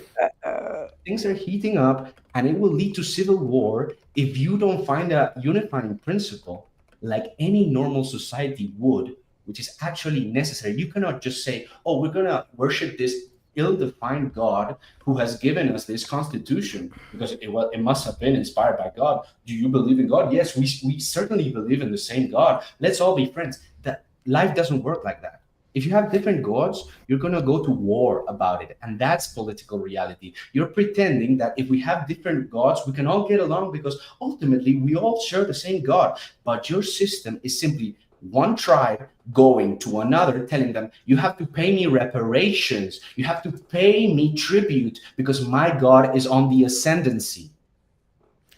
So, man, there's a lot going on there. I got you there, man. Let's go back to the separation of powers issue, right? So first you said, no, that's not real because, yeah, there was a difference between state authority and church authority, but that's not separation of powers. But then I gave you a real example, multiple, of separation of powers, that is separation of the functions of government into distinct institutions that hold a part of what we consider to be political power, right? So we have the power to make the laws, we have the power to interpret the laws, power to enforce those. I give you historical examples of those being split up in intentional ways to limit the power of autocrats. So again, prior to the Lycurgan reforms, at least this is what Sparta taught its citizens and what we get passed down in history. You had autocratic kings and they did whatever they wanted and the people did not like that, and so they had a limitation on that. They had a body that passed the laws that limited the power of the kings, except in times of war, which is effectively what we have now. You say in the societies you're praising, God above is the unifying principle. I'm bringing up Sparta like the founding fathers of America did because Sparta is an example of a city that was unified not just by like where they were from or their particular way of life, those things mattered,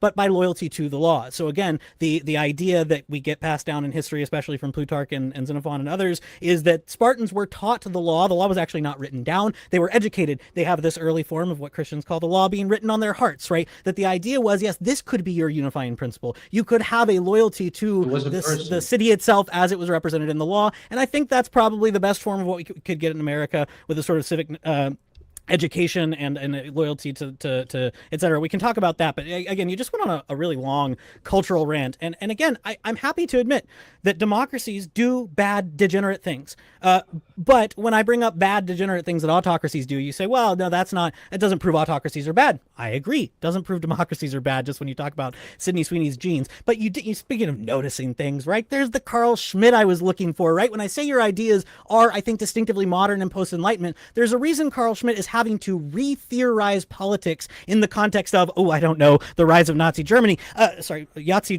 Germany, that he is not a traditionalist. He's not, he's a kind of conservative. You can throw him in the bucket. He's worth studying, but he is innovating. Okay. So he's doing things that you're accusing me of. Well, there's the Carl Schmitt. If you want to lean on him, that's fine. I'm not saying he's bad because of his associations. We can assess his ideas, but I'm right about where they're coming from. You've just shown me your Walmart receipt. So. No, I'm fully aware of where my ideas come from, but I'm claiming that Carl Schmitt was simply pushing back against liberalism by stating what everybody at all times knew was the case. Now, you're claiming that simply because Sparta had 2 kings and a senate and whatever, that they're doing different things under different principles. And you mentioned, oh, but they're doing it for love of the law. Very Protestant of you. I'm going to tell you that the lawgiver was actually a person they deified. They glorified the person. So they congregated around the person. They venerated that person. And Lycurgus self-exiled to prevent that. He gave them the laws and left. Let me finish. Because what you need to found a society is a common myth. And if you're saying, oh, they have separation of powers, bro, if one king did something that the other king didn't want to do, they would have civil war. And what you're saying is we have to have liberal democracy because people in the past did it and they had separation of powers. No, they didn't. They had separate powers. They had a form of formal separation of powers without the ideology of separation of powers, as the modern liberal Enlightenment thinkers said. And when I'm running out of that battery on the computer, I'm sorry, I gotta pick up the charger.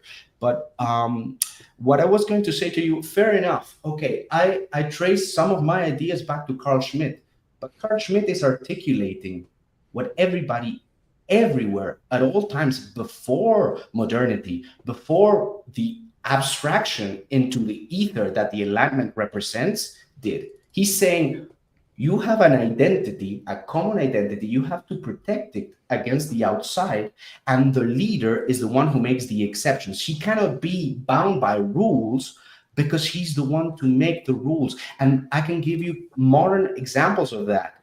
COVID restrictions. A lot of politicians, they didn't follow the COVID restrictions. Did something ever happen to them? No, because they have the power. And I'm not saying, oh, they're so bad, they're hypocrites. I'm not saying that. I'm saying rulers cannot be held down by a rule of law. And that's the problem with liberalism. You think that you can abstract things out instead of incarnating them. And I'm telling you, a strong enough politician will get fed up with this fake reality that you're creating around in order to protect your own personal sensibilities. They will take power because they're sick of the woke nonsense, and you're going to get fascism out of it. And you're going to say, oh, but fascism is modernist. I don't care. I don't care if it's fascism. I don't care if it's neo-paganism. I don't care. I'm just simply stating things as they are, not as I want them to be. And all you can do is say, oh, we're doing such a bad job educating kids, indoctrinating into our silly ideas that have never worked and don't work to this day,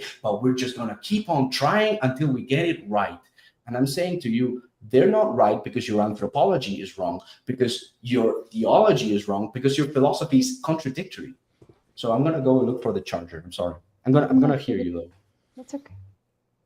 Yeah. All right. There's a lot going on there. I don't understand how we keep ending up on this accusation that I'm just sort of like theorizing in the clouds about, how I wish things were rather than how people actually are.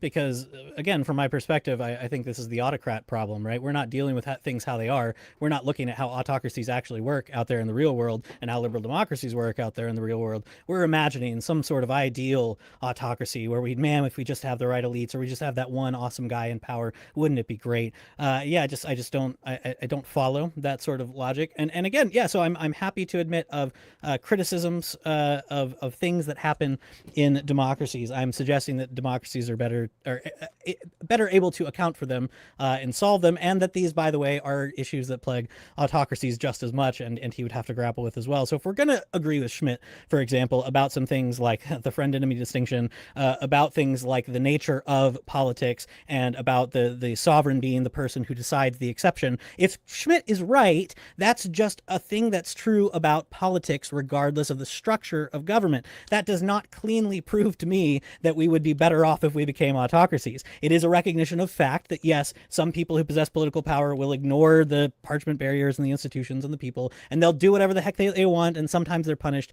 and sometimes they're not. Sometimes their heads end up in baskets, and sometimes they have podcasts like Gavin Newsom does. That's true, right? But the same thing is true in autocracies, and I'm suggesting that regardless of what Carl Schmitt has to say about the sovereign being the one who decides the exception, I still think on a day-to-day basis liberal democracies solve solve for the messy problems of politics better than the autocracies do, right? The fact that there are states of exception where people or political rulers just do whatever they want and we have to deal with the consequences, us little plebs, does not form an argument for me that we just need to suck it up and deal with that, right? That's the form of government we need to embrace. Absolutely not. So yeah, no, I mean, you know, you can, I don't care if you get your ideas from Carl Schmitt. He's an interesting guy. He had good thoughts. I'm just saying, like some of the other things you're saying about, well, yeah, we just need our God kings. We just need pure power politics. Fine. This is what you're defending. That's okay. You can do it. I just leave it to the audience to decide if they like that better. Perhaps they're unpersuadable, right? Perhaps none of the arguments I'm making stick. But I would say, again, just like look at the sort of empirical examples. Again, he keeps accusing me of the sort of head in the clouds, I'm ignoring human nature thing. Which types of countries are more often successful in war? I'll give you a hint. It's liberal democracies or republics. Which types of countries have fewer famines? It's liberal democracies or republics. Which countries suffer fewer civil wars? He brought up civil war. Oh no, democracies lead to civil war. Guess what? It's dictatorships, it's autocracies, or it's failed states with young, fragile democracies that have civil wars. So yeah, I just don't see the evidence that autocracy is having all these benefits that you're describing. So yeah. No, I think it's common knowledge now that China has already surpassed the US.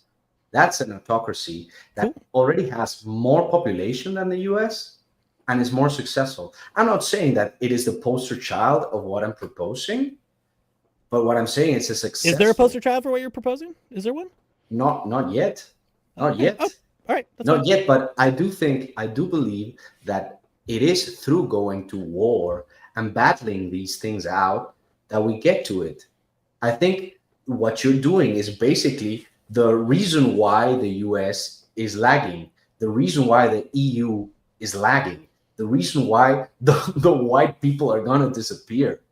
I think that ultimately your ideas lead to a form of pluralism that eats its own tail. So you're self-devouring right now and you're calling it progress. Yes, progress into the dirt, into nothingness, into decomposition. I kept asking you for a single unifying principle all this debate, and you haven't been able to give me one. What is liberal democracy? Because John Locke, for example, he didn't want to give people who weren't believers free speech.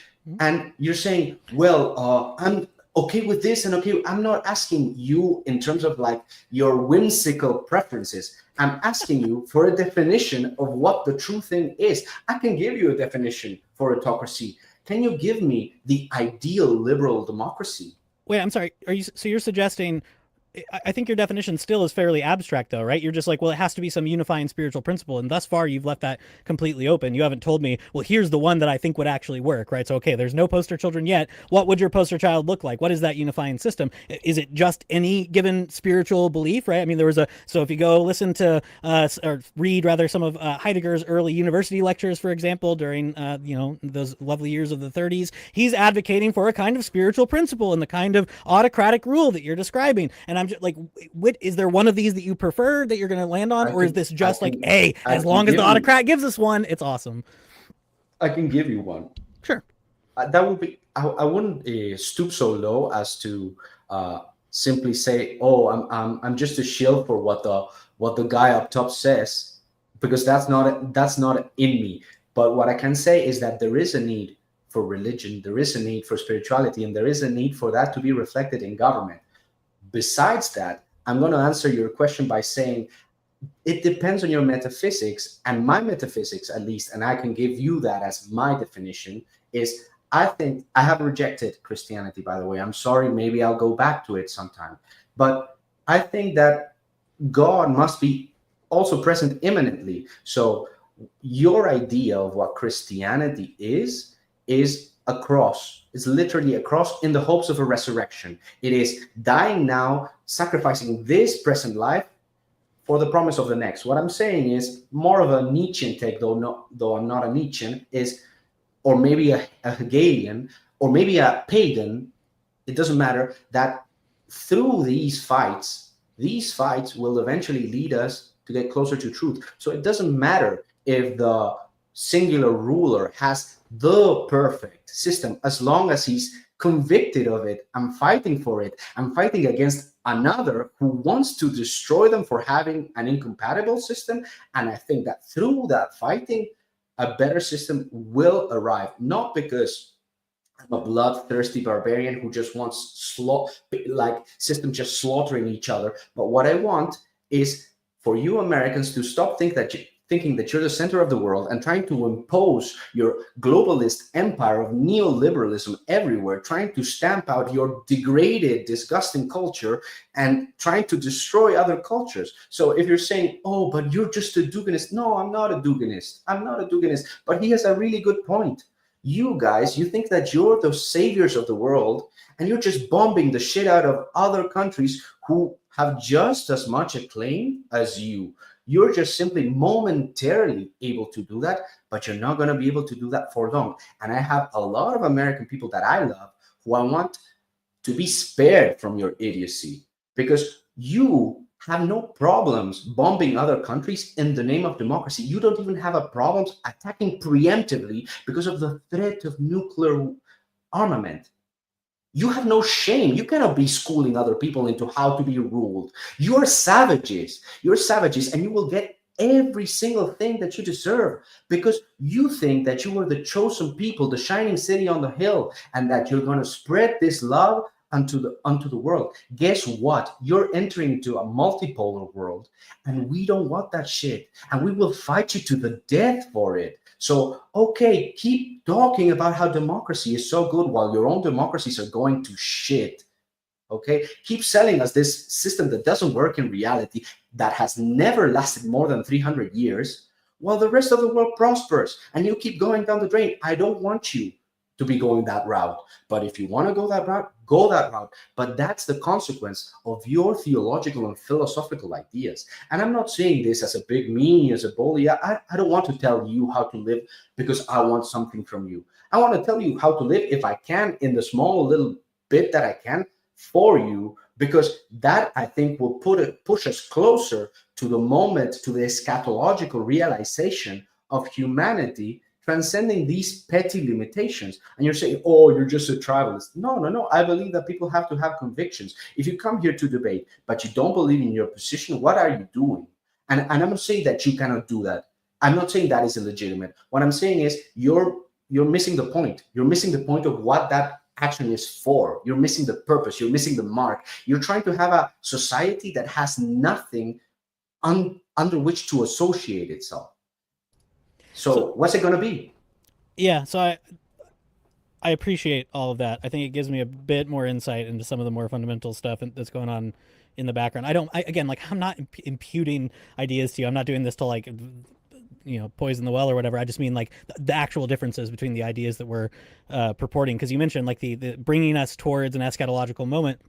That language I'm wary of because I'm skeptical of politics being something that drives us towards that eschatological moment. So yeah, I am a Christian. I believe that Christ was incarnate, died, and resurrected, and I believe that the end of history is going to be Christ coming and establishing new heavens and a new earth, a new Jerusalem. That's going to be the culmination of politics, not something that happens this side of the resurrection. So I have to reject some of the things that you're saying, and it gives me some insight, I think, into like where our intellectual differences are. So I'm a really big fan of Eric Voegelin, who famously suggested that the early Christian heresy of Gnosticism is sort of in the background a lot of these politics, especially what you're describing as Hegelian, that we can access some sort of secret knowledge, that we can use politics as a force to accomplish these sort of higher metaphysical ends, and that we can thus bring about an end of history, this eschatological moment. And that all scares me.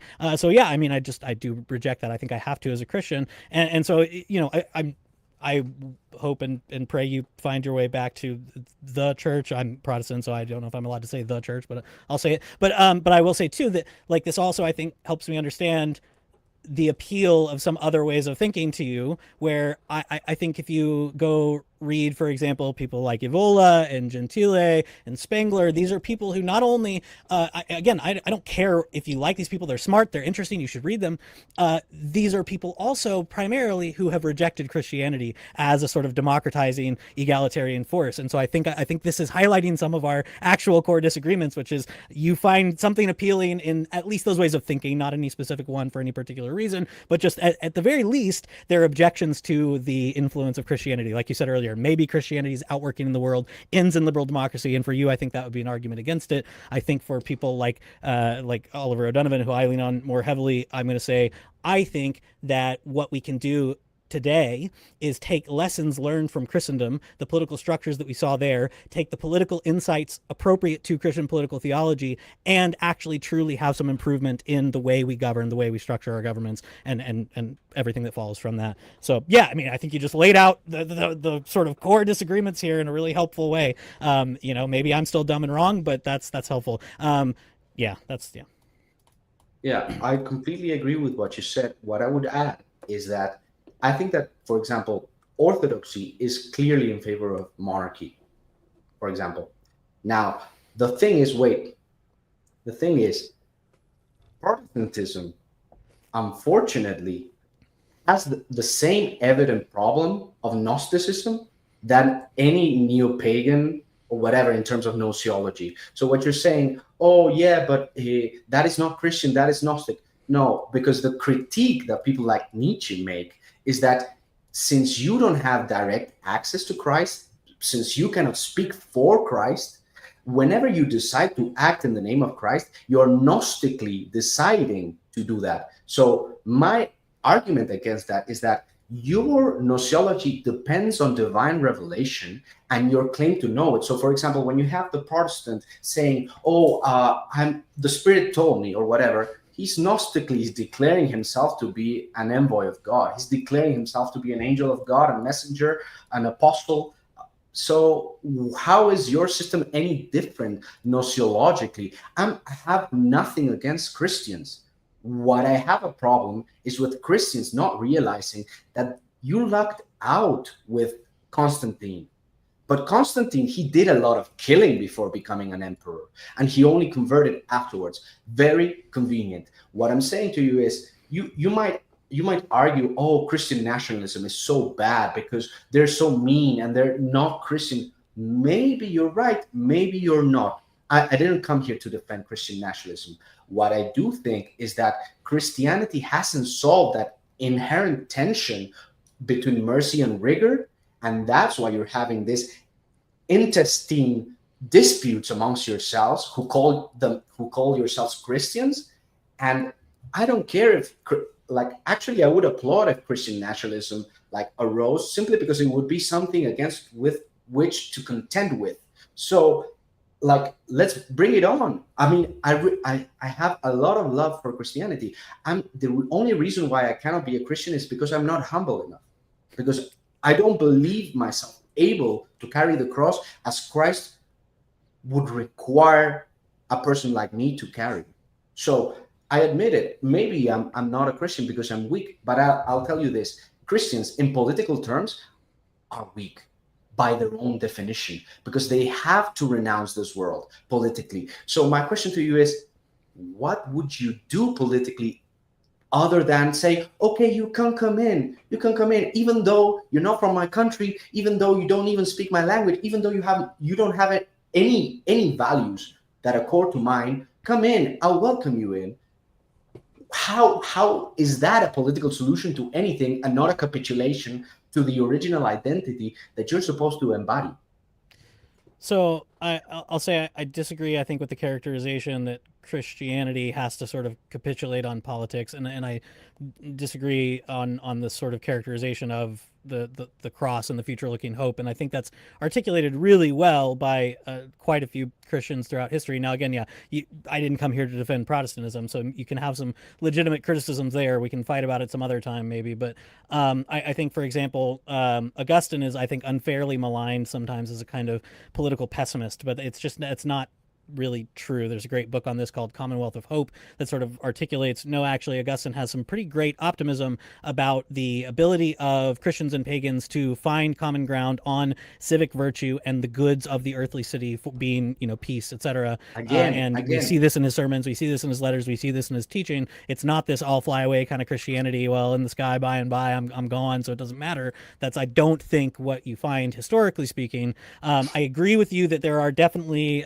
Protestant traditions that could be described as Gnostic the way you are. I'm one of the good Protestants, obviously, because I'm right about everything, or else I wouldn't believe it. And so I think we're different. But no, I think you're right. And I like Vogelin. Vogelin hated my particular branch of Protestantism for Gnostic reasons. I think he's wrong. I don't think he read enough of the stuff he was talking about. But anyways, I think... Yes, these are clear battle lines, I guess, where you're just like, okay, yeah, well, at least if the Christian nationalists got what they want, even if they're not right, even if I don't agree with them, I'd have something to fight against. I think that's where we're drawing a line. Again, like, this goes back to the violence thing. You just want to suggest I'm trying to take the sort of coward route of plushy, middling, non-martial sort of approaches to politics. But it sounds to me like you're going to the opposite extreme, and that's troubling to me. So no, I'm not going to the opposite extreme. What I'm claiming that your position is simply wagging your finger at people and saying you shouldn't kill, and then they kill you, and then you die, and that's it. And that's the extent of what Christianity affords you politically, because the way that Christianity changes the world is by giving the example of being crucified like Christ. So when you're saying, oh no, but we can assert ourselves, what, with your wagging finger? That's not asserting yourself. That's not asserting yourself. Asserting yourself is asserting yourself. And asserting yourself means using force without shame, claiming, yeah, I'm doing it in the name of God, and I don't care, and I might be wrong, but I'm still going to do it, and I'm going to risk my soul doing it. And that's more honest than saying, oh, I might be wrong, so I have to tolerate your wrong-headed belief, even though it's destroying the lives of kids who are being neutered before they are even 18 years old. So, that's degenerate.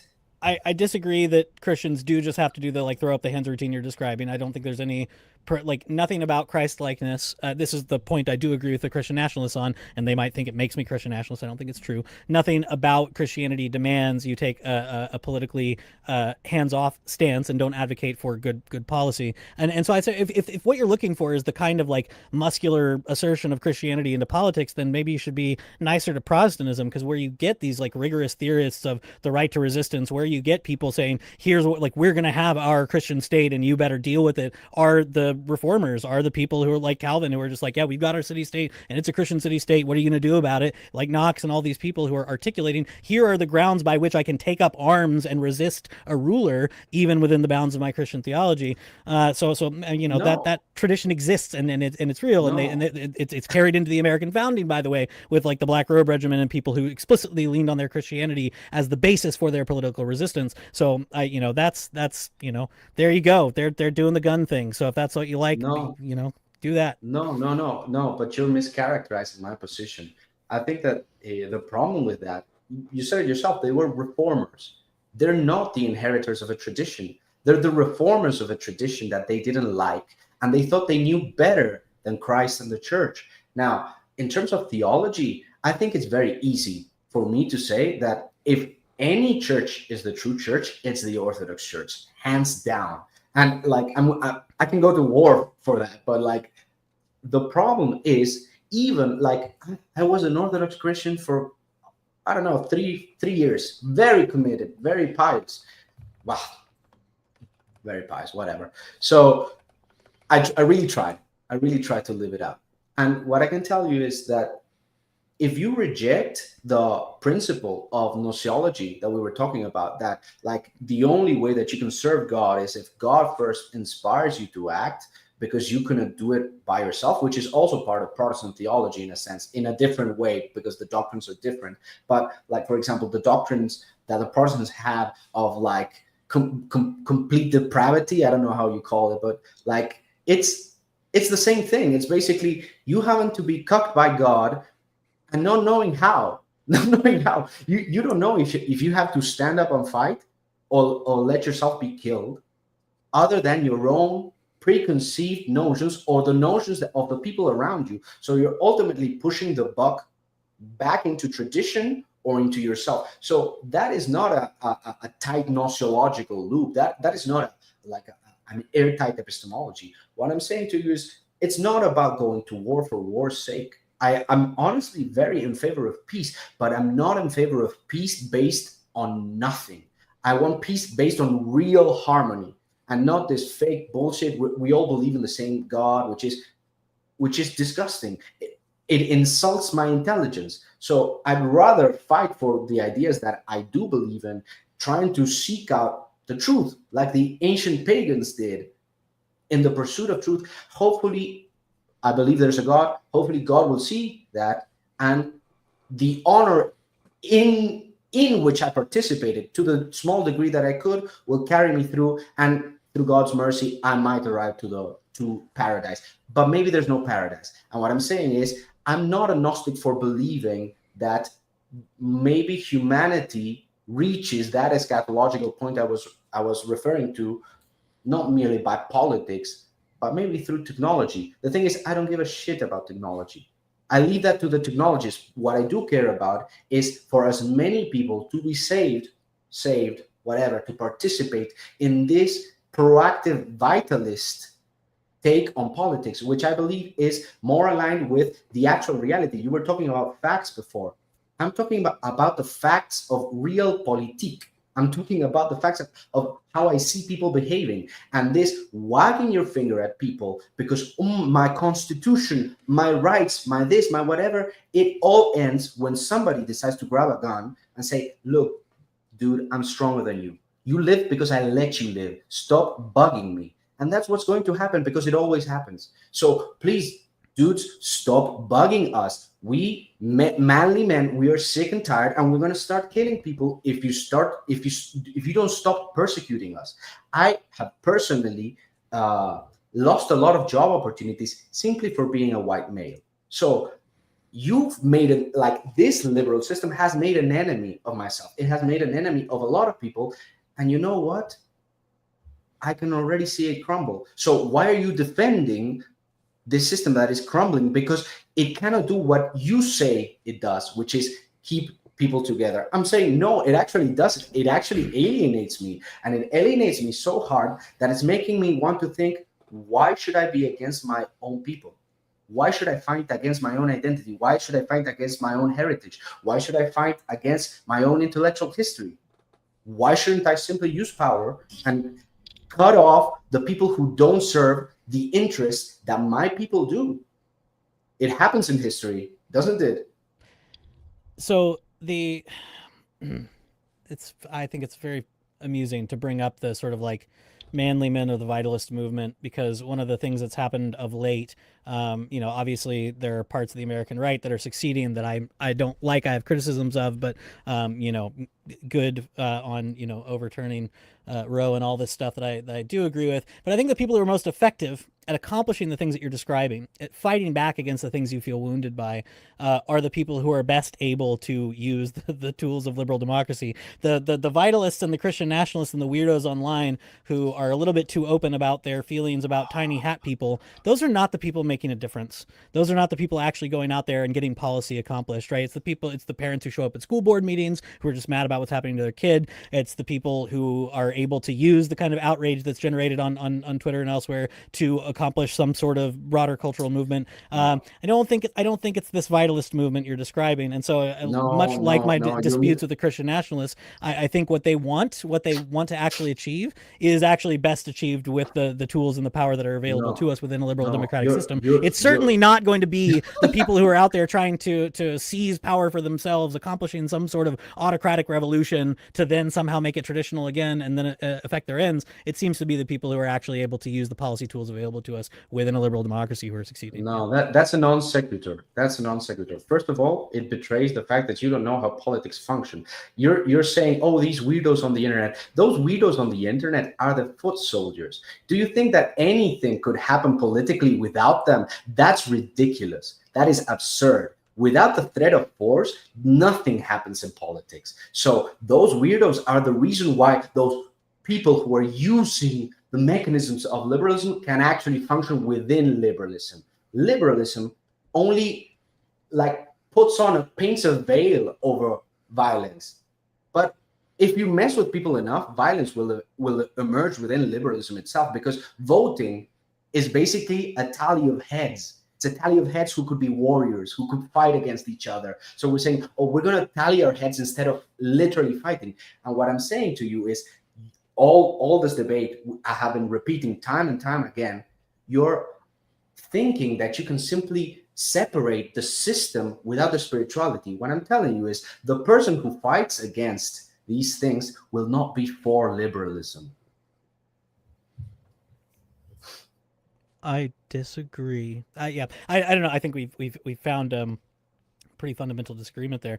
And you say, like, what you mean by for liberalism, I think is interesting, right? Because what I've basically argued for here, again, I dispute with some of the characterizations, has not been like a French Enlightenment, here are the natural rights of man thing. I do believe there is such a thing derived from the tradition of Christendom of natural right, singular, that is derived from our like anthropology, who we are as human beings made in the image of God. I think there is such a thing as natural right, and the things that we can infer from that. And so I think those are the things we can ground some of our politics in. But no, you can't. You seem to think you'd make, I think, the same mistake that all the other. Like, I'm very familiar with these critics of liberalism. I love them. They're fun. Go read Why Liberalism Failed and all the people Denis is drawing on. They're awesome, right? But they assume, I think you're right to say there are metaphysical questions in the background. I think they assume a Venn diagram that's actually a circle between the metaphysical claims of certain liberals and then the political structural claims of certain liberals. And I don't think they're identical, and I don't think the political structural claims require the metaphysical claims. So they yeah, do. I think that's our difference. Not only do they do, but I would also like to ask you, why do you think that you can divorce ideas from actions? I don't think you can.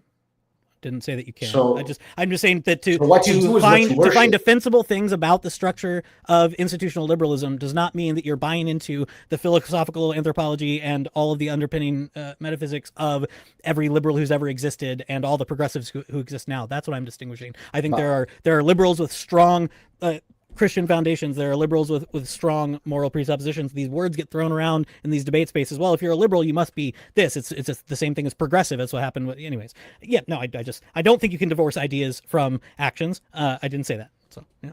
But performatively, you are doing that, because you're saying, okay, grant me natural rights, grant me rights, singular, nature. Right. It's an important distinction. It is. Grant me human nature, and I can give you the system. And I'm telling you, bro, you don't know human nature. You claim to do, except you don't, because your system clearly fails. It fails at what it's supposed to do, which is prevent war. Liberalism goes to war. Liberalism has civil wars. Does it do it more or less than autocracies, which you're defending? The answer is less. Okay, yeah, of course liberals go to war. I'm not saying that politics has been stripped of force. No, obviously not. You're pushing the goalpost, because that's on you. I never claimed that autocracies shouldn't go to war. I never claimed that. So you're trying to make this an internal critique that doesn't land, because you say, well, they still go to war. Duh, we live in a fallen world, man. I'm a Christian. I can say that. It does it more effectively than the alternatives. That's the point that I'm making. So if you're saying the only metric I have available to me is just, does it solve the problem of violence in politics? It does it better than the system that you're proposing. No, and so I think so. Your internal criticism doesn't land. It hides it. It doesn't erase violence. It just hides it and pushes it. I'm not saying it erases violence, and I don't think it hides it either. I think it uses it appropriately when necessary. No, it hides it. It hides it because it says you cannot think this way, or else me pretending I'm this very tolerant liberal person, I'm going to put you to jail because of your political opinions. I'm going to deny you jobs because of your political opinions. I'm going to deny you jobs because of your race. Were you a democracy before or after slavery was abolished? Is this a serious question? Do you want me to do it? I'm asking you, man, because what I'm saying to you is liberalism, capitalism, these systems, they don't have a good anthropology. They're just power, might makes right. In the case of democracy, it's Might makes right, but with a twist, which is I'm going to say that I'm not using power, but I'm actually laying down the law in a very sneaky, dishonest way. And that's my philosophical, spiritual, ethical problem with democracy. Democracy is a system that only wants to do one thing, which is erase personal authority. Because without personal authority, what you can do is have a bunch of bankers pay the politicians, so we can always blame the system. Oh, the system is imperfect, but it's the only one that we have. It's the best one we've got. And still you've got these bankers running the country against your own identity. It's a system that guarantees treason, while autocracy, what it has in favor is that because it has a very solid identity, it kills traitors. You cannot even tell who is American and who's not. So don't tell me that, oh, my system is better. You don't have a system. It's just a mishmash of like ideas that help the people who are in power now stay in power. It's just that. It's pure power, and then the ad hoc intellectualization of that power based on a fallen spirituality, which is simply, oh, we have to be nice while we get the bad guys doing the dirty work. We pretend nothing is happening. We pretend nothing is happening when they give kids hormones and they take them away from parents because, oh, we're so liberal. We're so. Who here is pretending nothing is happening? Are you aware, for example, of the people who are using the mechanisms of law to push back against these things, who, by the way, are being very effective, who have raised these issues, who have defended these laws on the opposite side of this in conservative states at the Supreme Court now, upheld in Tennessee, by the way, go, volunteer state, right? So the people that, like, who's saying like they're just sitting back and, oh, it's fine. It's not fine. And people are using the tools of within the liberal system to fight against it. It's not that you say that democracy erases personal authority or wants to erase personal authority. I disagree with that. It wants to make it both useful and legitimate, right? So you say, well, autocracy. Legitimate against. I don't know if you've read the Constitution, right? I don't know if you've read the Constitution, but one of the only criminal penalties that you can find in the Constitution is we killed traitors. Okay, we have a penalty for treason in our Constitution. I'm fine with using political violence to kill traitors. I just want to know who counts as a traitor before I accidentally become one in your ideal autocracy. And you don't know, so you cannot apply it. So nobody's a traitor, except you have traitors. And you cannot root them out. And that's fundamentally your problem. And you're going to get bogged down by the traitors who are already working in your midst. What I'm asking you, and you keep dodging, is what gives you unity? What gives you an identity? What gives you a transcendent meaning for the people? Because let's be very honest, the war in Russia and Ukraine is due to geopolitical forces where the US is pushing the Ukrainians to die for their geopolitical interests. And the Ukrainians are being so naive that they're saying, oh, we want to be a liberal democracy like the West. Except they're in the sphere of influence of another country which believes in autocracy.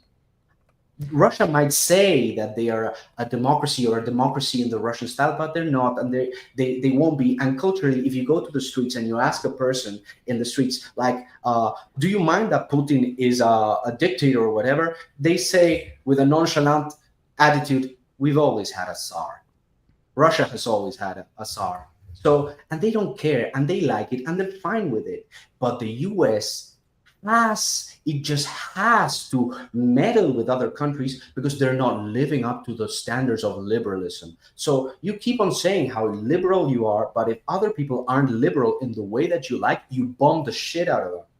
And that's liberalism. No, that's globalism, which is the direct descendant of liberalism, because you believe that no system is legitimate but liberalism. You believe that legitimacy. Don't interrupt me. Don't interrupt me. You think that legitimacy comes from the people. And I'm telling you, legitimacy does not come from the people. That's simply one leg in a bigger table. Legitimacy comes from other sources, and one of them is spiritual. And by saying, oh, legitimacy comes from the people, you're basically saying that the table has only one leg, and it's the people. And that is a worship of man just as bad as mine. No, it's okay. Well, specifically to that point, no, I reject that. Like the example I would lean on here, again, you can as a former Orthodox person criticize my interpretational methods here, but no, I agree with Paul, for example, that the authorities that exist are established by God. But what we see in examples like the elevation of David to king in the Old Testament is that he is established immediately by God through the ratification of the people. So he's anointed by God to be king. The people lift him up. He is not exercising the power of king until they affirm him. So it's not this weird one-legged stool thing. You keep coming back to this question of what unites you as a people. And this is what I want to hone in on. And I'm going to try to be very careful about how I say this, because I'm not intending this as like a character assassination. I think, again, this is like the fundamental key, maybe spiritual point between us. That question of what unites you, if you answer nothing, that means now you are a non-people. And the question afterwards for the people who are proposing autocracy is what happens to those sorts of people, right? So you might hear some casual references to stateless cosmopolitans. And in Heideggerian Duginian language, stateless cosmopolitan is a euphemism for small hat people. Okay, so there's an open question that you're asking me, which is what unites you as Americans? Well, if I answer, okay, nothing actually. We've lost our spiritual center. There is no what it means to be an American anymore. Now what? Well, now an autocracy comes in and conquers us and imposes something from the top, and that's what you prefer. So I'm uncomfortable with the question as posed. I think this is a tough. I think this is a tough question that Americans have to wrestle with. We've answered in different ways over time. There's a great book called After Nationalism by Samuel Goldman. Goldman, last name, for the people who are noticing in the chat. It's a great book that looks at like the various ways we've conceptualized American identity over time, both from the founding and into the 1800s, into the period of like the Ellis Island generation. I think it is a hard question, and it's a fair question to ask. But my question back to the autocrat is, what are you going to do with these stateless cosmopolitans who have no spiritual center when you get your ideal world? And that worries me a lot. Yeah, but the question still remains. Sure. Sure. The question still remains. I'm just kidding. Like, so what? So okay. Your favored Orthodox nation has an ethnic background and has a church, and it may be a church that can ally with the state now. And then what do they do to the stateless cosmopolitans in their neighboring nation? What do you think the autocracy should do now? Because it's bad for us to go establish democracy. You think that I'm not supporting that, by the way. You keep saying you when really you mean America. If this was just an American bashing session, we'd agree on a lot more. Okay, I'm happy to bash America about some bad things it's done. Let's do it. But you are loading things in here on the autocratic side that are just like, I would like some explanation or details, right? I want some cash out here. Show me what actually follows. Again, can you synthesize your points, please? My synthesis is, it is a good question to ask. What unites Americans? What could we possibly appeal back to solve our current problems? And if all we wanted to do was just list all the bad things we're currently doing in policy, all the bad things we've done in the past in terms of state building and toppling regimes and stuff, happy to do that. But really what you're implying with that question of what spiritually unites you is there is such a thing as being a nation that is this like metaphysical property. And this is where I get very uncomfortable with Duginism and everything related to Heidegger. Like, so Heidegger has this famous idea of Dasein, that, the cool thing about being a human being is that we're the type of being that questions what it means to be a being. But, it turns out there's some people in the world who aren't really capable of asking that question, or at the very least are a different sort of being from me. And what we do with those people, that's a little bit of a thorny political issue. And I feel like this is getting loaded into the spiritual question you're asking of what unites Americans as Americans. No, I think that's a non sequitur. Are you referring to like the image of God in man? Are you saying that a position that is against liberalism denies the image of God in man inherently? I'm not saying inherently, but I think the reason why people like Spengler and Evola and Gentile and Heidegger and Dugin are at times very uncomfortable with Christianity in its traditional form is because the image of God in man has political implications they don't like. No, it's because... Sorry, Ivan, I apologize. I just want to let you know we got a couple more minutes and then we'll go into closing statements, gentlemen. Back to you, Ivan. Okay, well, I wish I could have answered all of the things that Eucharist threw at me, but whatever, it doesn't matter. A very interesting debate. We both go on long rants, okay? It's all right. I thought you guys were fine. I thought you guys were fine. I didn't feel like anything was too long-winded. You were very clear and concise in your points, and you answered all of the questions to each other, and you asked great questions to each other. I thought it was perfectly fine. Yeah. Do you want to go ahead and just move into closing statements, and then we can press on? Yeah, sure. Okay. All right. Eucharist, if you'd like to kick us off then. Yeah, I guess I'll just keep it short. I think Yeah, I think towards the end here, we honed in on the things that both make me uncomfortable with what he's proposing, but also sort of put on display the differences between us, and I'm happy to be assessed on that basis, right? So I think we have fundamental, sort of irreconcilable disagreements about what politics is for, sort of what constitutes a people, how we measure success or not in a state or structure, an institution of government.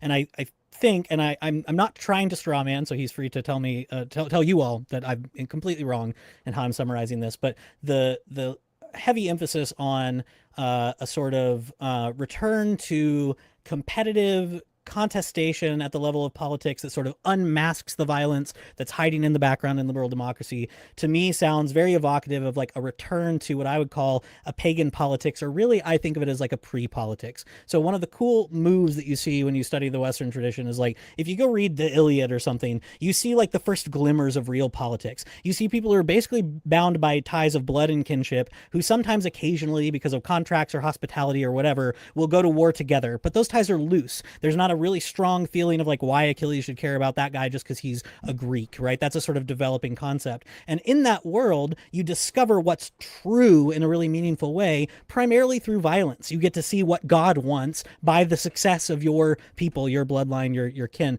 And so what I have heard tonight, I think, is a politics that thinks we can find truth through real contestation and real violence, and we only get that if we sort of unmask the nasty things behind politics that we've tried to anesthetize ourselves to through liberalism. So I did take on intentionally at the beginning more, I guess, of a burden than I had to, because it was a positive claim from the start that autocracy is better. I wanted to defend democracy because I think it is defensible, but I'm skeptical that anything that's been presented is actually showing the preferability of autocracy to anyone who wasn't already convinced of those, what I would call sort of pagan presuppositions. So, maybe it's an issue that argument doesn't get us there. You just have to feel it and live it and get out of your, books and out of the clouds and go see what human nature is actually like and live at the point of a gun and everything else. But I find it unsatisfying. I have reasons that I think are drawn past the Enlightenment for supporting the kind of little R republic or limited democracy that I support. And I enjoyed the conversation. Thank you for having me. Thank you, Eucharist, and Ivan, to you. Thank you, Eucharist, for this interesting debate. I think my position was mischaracterized many times, but not particularly in this last recapitulation. However, I would have to say that it's not because I personally want to see autocracy rise that I'm defending it. I'm defending it because I believe it to be more congruent with the human spirit and with ultimate reality. It's a metaphysical claim that I'm making. So ultimately, even if I were to grant everything that Eucharist said, I would still prefer the alternative of working out my own salvation in this life rather than Gnostically presupposing that by praying or through asceticism or through joining hands with other people that we could solve the problems, or what actually Christianity teaches, that the world's problems cannot be solved, so the world has to end, and you will not be able to fight back effectively against that because the use of force is always suspect, and you're supposed to simply take it on the chin, be crucified like your Lord, and declare that you do it for love of God and neighbor. I don't think that is compatible with any kind of ancient way of living, which kind of gave a lot of credence to the importance of this world. The very idea of virtue itself has to do with the accordance of our ideas, our actions, and the world. So, ironically, I'm being accused of being a Gnostic when in reality, all I want is for people's speech to match their actions. I want honesty, I want honor, I want unity, I want people to be able to truly come together, but in true unison, not fake unison, paving over truly important differences that will poison the well for everyone. I didn't get to hear Eucharist ever make a truly cogent argument for why democracy makes you whole spiritually. I only heard him try to explain why it prevents conflict. But I don't think conflict can be prevented in that way if your system isn't actually a totalizing system that can capture human nature. So that is a burden that he couldn't assume. Maybe he didn't want to assume, but ultimately you're going to have conflict whether you want it or not, because ideas play themselves out in history and people act like they believe. So thank you, Sarah, for this opportunity. And I think autocracy still rules. Way to slide that one in there. That's fair. Thank you both to you, gentlemen. I'm going to go ahead, chat. I'm going to give you an opportunity to fix yourself. I will give you open panel, even though you deserve an L right now. I will still do open panel dumpster fire for a little bit, unless you fix yourself. You know what you did. All right, so let's go ahead. We're gonna read and respond to the super chats, and then we will move on into open panel, and the chat is going to fix it for us. P. Fletch coming in with a big 10. Welcome to Saturday at the Mater Patch. Please make sure to tip your hostess and mute any annoying bastards later, and have a kick-ass stream. Thank you so kindly. Steve White is gifting out 5 Raging Tomato memberships. Congratulations to lucky lottery winners. You know what's awesome is nobody had any questions for you, either of you. This is great. We're just not very inspiring, I think. You know, that's the problem. I think it's an interesting concept, because I've had a conversation. We had a monarchist here one night for a Thursday throwdown. So it was quite an interesting conversation, and that open panel got pretty like Battle Dome style. So I'd be curious as to what the panel is going to end up looking like. But yes, chat, the link is pinned for you.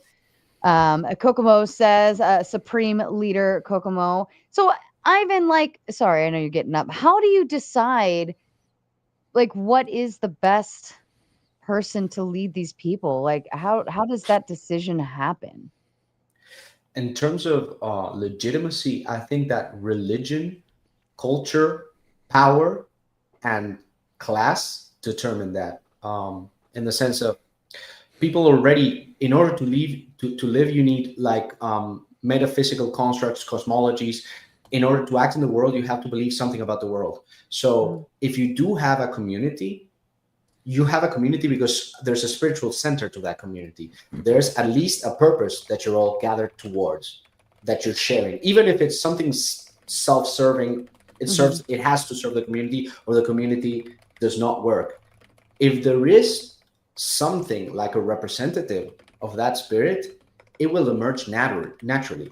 So it could happen as a bubble up, but it's not because the people decided arbitrarily. It's not because people decided about ideas, or because that politician looked like they would lead them to a better outcome. It's because that politician actually embodies the spirit of the time in that sense. So, and power sometimes is, from my view, a determining factor, because you can say, oh, it's not legitimate for a foreign king to come and conquer us. Well, my question to you is, why were you so weak that you were so easily conquered?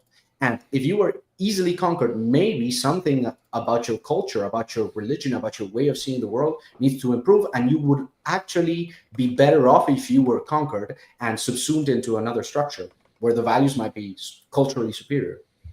So is your precedence then the idea that your country can be conquered and taken over? Is that your standing point for why autocracy would be kind of the bigger, better deal? No, but if you look at history, that happened in the US. The South was conquered by the North. So what I'm saying is, let's not pave over history. Let's not pave over real politics and say, oh, we were joined together in love because we all wanted these same ideals. No.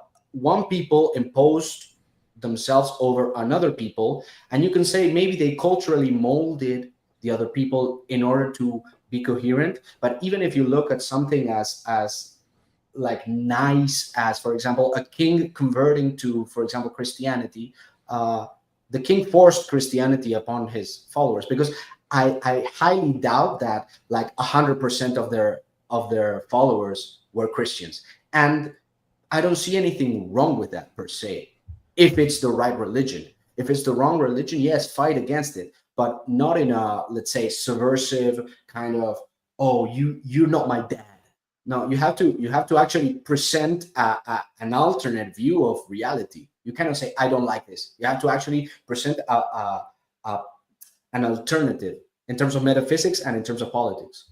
Okay, that's fair. I was also thinking because you said how that establishes a unity within one place, right? Um, and you're basing it off of like either like same religion, same like belief systems. Everybody's like in the same. We're all going in this. Like we could say like all white Christian. Uh, I don't know, like what else you could define in there, but in terms of like the United States, I would look at it as, well, we have a unifying factor, but our unifying factor is the fact that we are diverse, right? Like we believe in that, and we're all pretty, I would say, Eucharist, right? We are all pretty clear on that unifying piece. Like, Yeah, I think it's again, it's like difficult over time because we've developed different notions of what that consists in. Like, so at times, like, yeah, what you're describing, like the diversity element is, especially like in the late 1800s, is like again in that book, what Samuel Goldman calls like the crucible analogy, right? That we're a melting pot, which is a weird analogy that is misused, because the melting pot analogy is literally originally like a crucible, like a forge that binds things together, not becoming this like gray soup.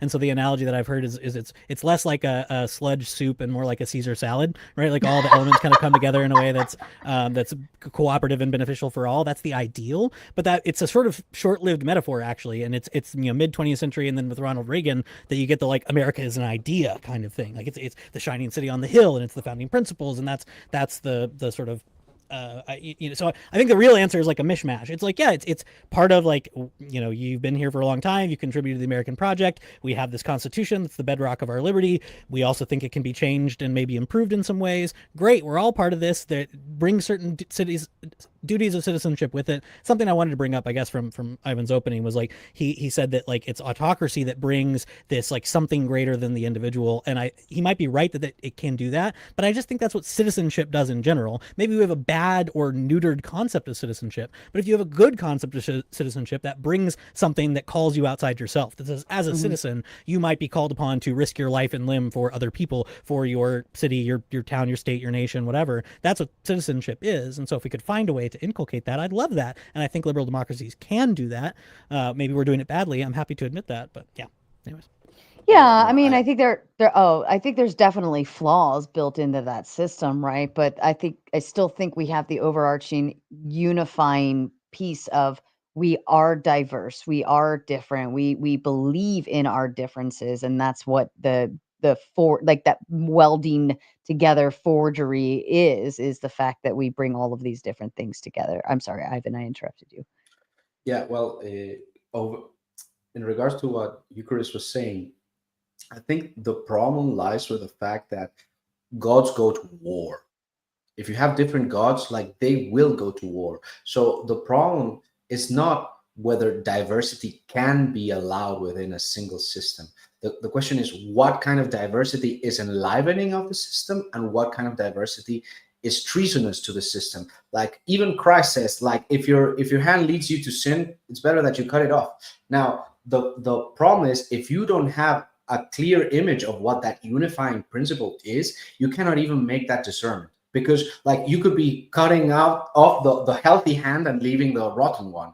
And like I get his concern, but ultimately his concern betrays a self-doubt in regards to the ability for the proper authority to make those decisions. And I think he conflates legitimacy with authority. And I think they are two different concepts. Legitimacy is multifaceted in a spiritual sense. Authority has a very tangible psychological and physical sense. Like if I'm more powerful than somebody else, not only do I have a responsibility in my view to help them if something happens, but I also have, let's say, the possibility to decide for them. And that is something that is real power. Also, for example, stuff like charisma, stuff like having an army. Those things do give you authority, whether or not the other person likes you or not. And legitimacy, in that sense, has to be different from authority because it must be grounded in something metaphysical as well. So authority needs to be separated from legitimacy. And I see that liberalism ends up conflating them because it always prioritizes the multiple over the central. But if you prioritize the multiple over the central, not only is that an aberration in terms of theology, because it violates, let's say, the most core orthodox anthropological concepts, but it also leaves you void of a center which would unite you, which leads you to war. It doesn't mean you don't have a society at that point. You have different factions fighting for power, and that's what I was trying to like paint a picture of. I see what you're saying. That makes sense. Kokomo also sends Ivan Drago versus Freddie Mercury. Somebody else in the chat said if you put their facial hair together, you'll get one full. Yeah, I can't. I'm too patchy here. I can't do it. It's just the low testosterone liberal over here. My mustache is blonder, but I do have a mustache, and I trim it a little bit shorter than the rest of the beard. We need to color it a little so it shows up on the video. Yeah, I look Amish, unfortunately. do the Dagestani beard, like just there you go. There you go. 1 over and squared sends intense as tomato. The fact that you are funded by Curtis Yarvin or some related entity is so obvious it's comical. I had to look up this person's name. Like the chat Let's made get fun the of funding. me. Yeah, the yeah. chat I wish you had that teal funding, man. You'd be doing well. Fair enough. I'm funded by our chat, who is currently taking their big L's right now in the chat. Chat, why is the chat still saying words? They have not met their. Have they met their? They met their demands? They have not met their demands yet. L's in the chat. No, nothing else right now. Only L's. Harry. Oh, sorry. Thumping Weevil. The lady sending donos to help save all of you. Says, hi, Sarah. I'm back. Hello, Thumping Weevil. Glad to have you back, my darling. And I believe Thumping Weevil is starting a show or has started a show. So if you guys are interested in checking her out, please feel free, mods, to drop her channel in. Harry Ludwig sends 5 just to say, hey. Thumping Weevil also says, if I can contribute to the goal, so can all of you. Yeah, matriarchy rules tonight. While the chat takes their L's, depending on the ladies to send money. Harry Ludwig sends another 10 just to help meet the goal. Thumping Weevil sends another 10 again to meet the goal. Then she sends a whole nother 10 to say, in God we trust. Yes, we're built on religious foundation. Thank you so kindly. I think somebody corrected that in chat saying that didn't come till the 50s, but I still think complicated. Like our original start-offs were around that. Eucharist here on panel sends in a big 10 to say these dollars were earned in a liberal democracy. Trib1 says Eucharist is the ultimate society ruled by a democratic republic or ruled by all who inhabit it. For top left guy, is it nature or nurture that brought us to lib democracy, and is regression positive?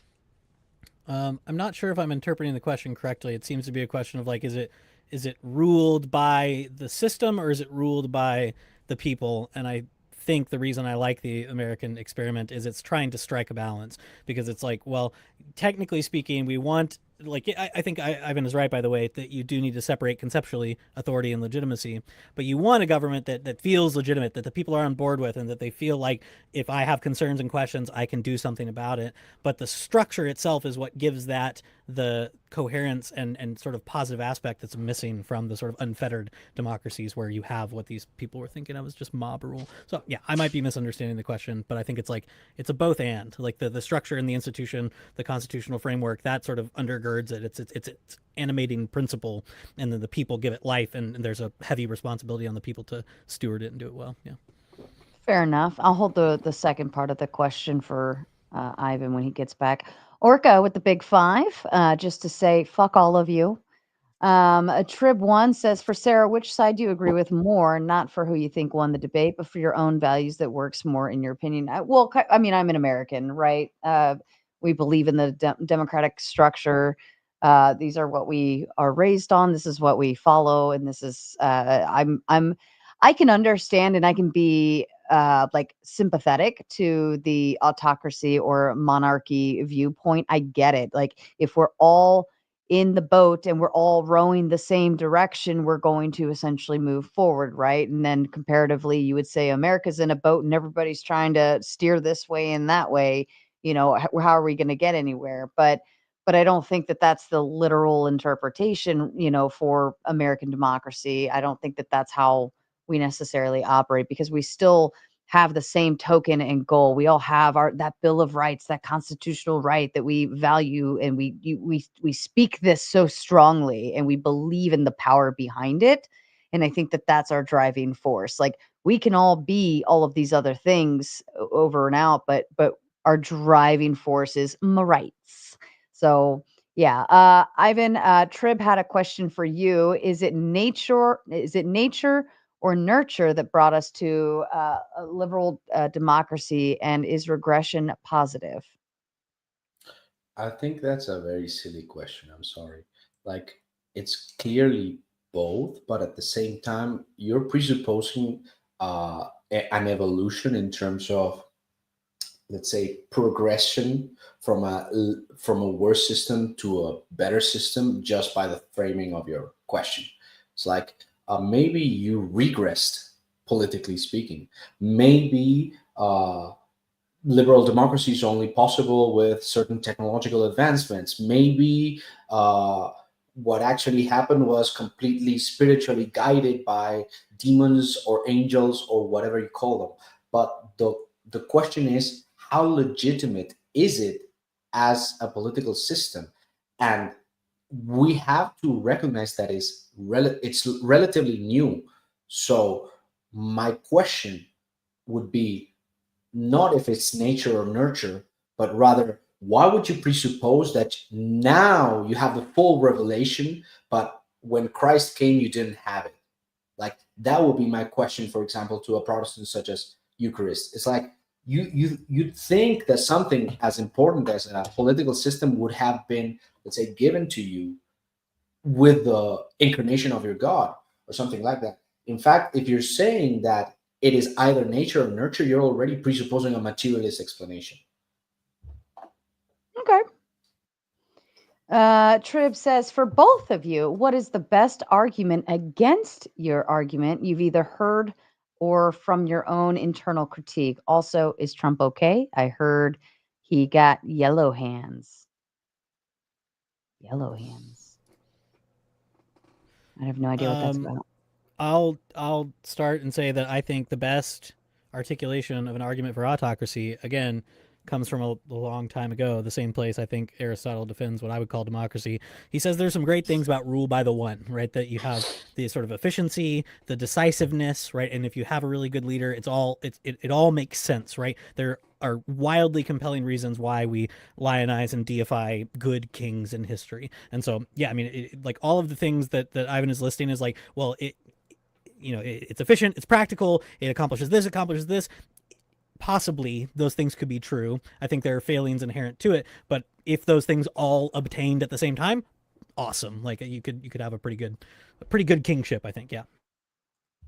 I think that the best argument against autocracy and in favor of democracy would be the kind of hedonism that it puts immediate pleasure in favor of self-fulfillment, or let's say eudaimonia, or what Aristotle called like the fulfillment of yourself as a person in virtue. So like if you were going to just pursue immediate pleasure, I think that democracy is better. Okay, fair enough. Origin of Logos says to Ivan, stop talking about Gnosticism when you have no idea about Gnosticism. To Eucharist, I will convert you to Gnosticism one day. You will accept the demiurge and the pleroma. What is pleroma? It's the unfolding into one of everything. It's a ridiculous concept. But I wanted to reply to origin of logos. So I'm going to take a page from Plato and I'm going to settle this small little dispute. Check out these guns, bro. Careful. And definitely not is actually, I believe I've seen some of our work over here be reviewed on Definitely Not. So if you like to hear I'm pretty sure this is what I've been seeing. If I'm wrong, Definitely Not, please correct me in chat. But I believe Definitely Not reviews the debates and provides commentary on it. So if you like to hear the commentary post debates, please feel free to go subscribe to Definitely Not. I've seen some of our stuff over there, at least. And New Guys is saving the chat. You had to be saved. I'm very disappointed. You still take your L for the evening, and you've got a lot of earning to do. Yeah, you've used clips from here. Fair enough. All right.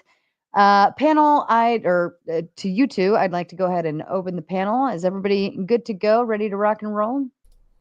I'm ready. All right, let's have some fun.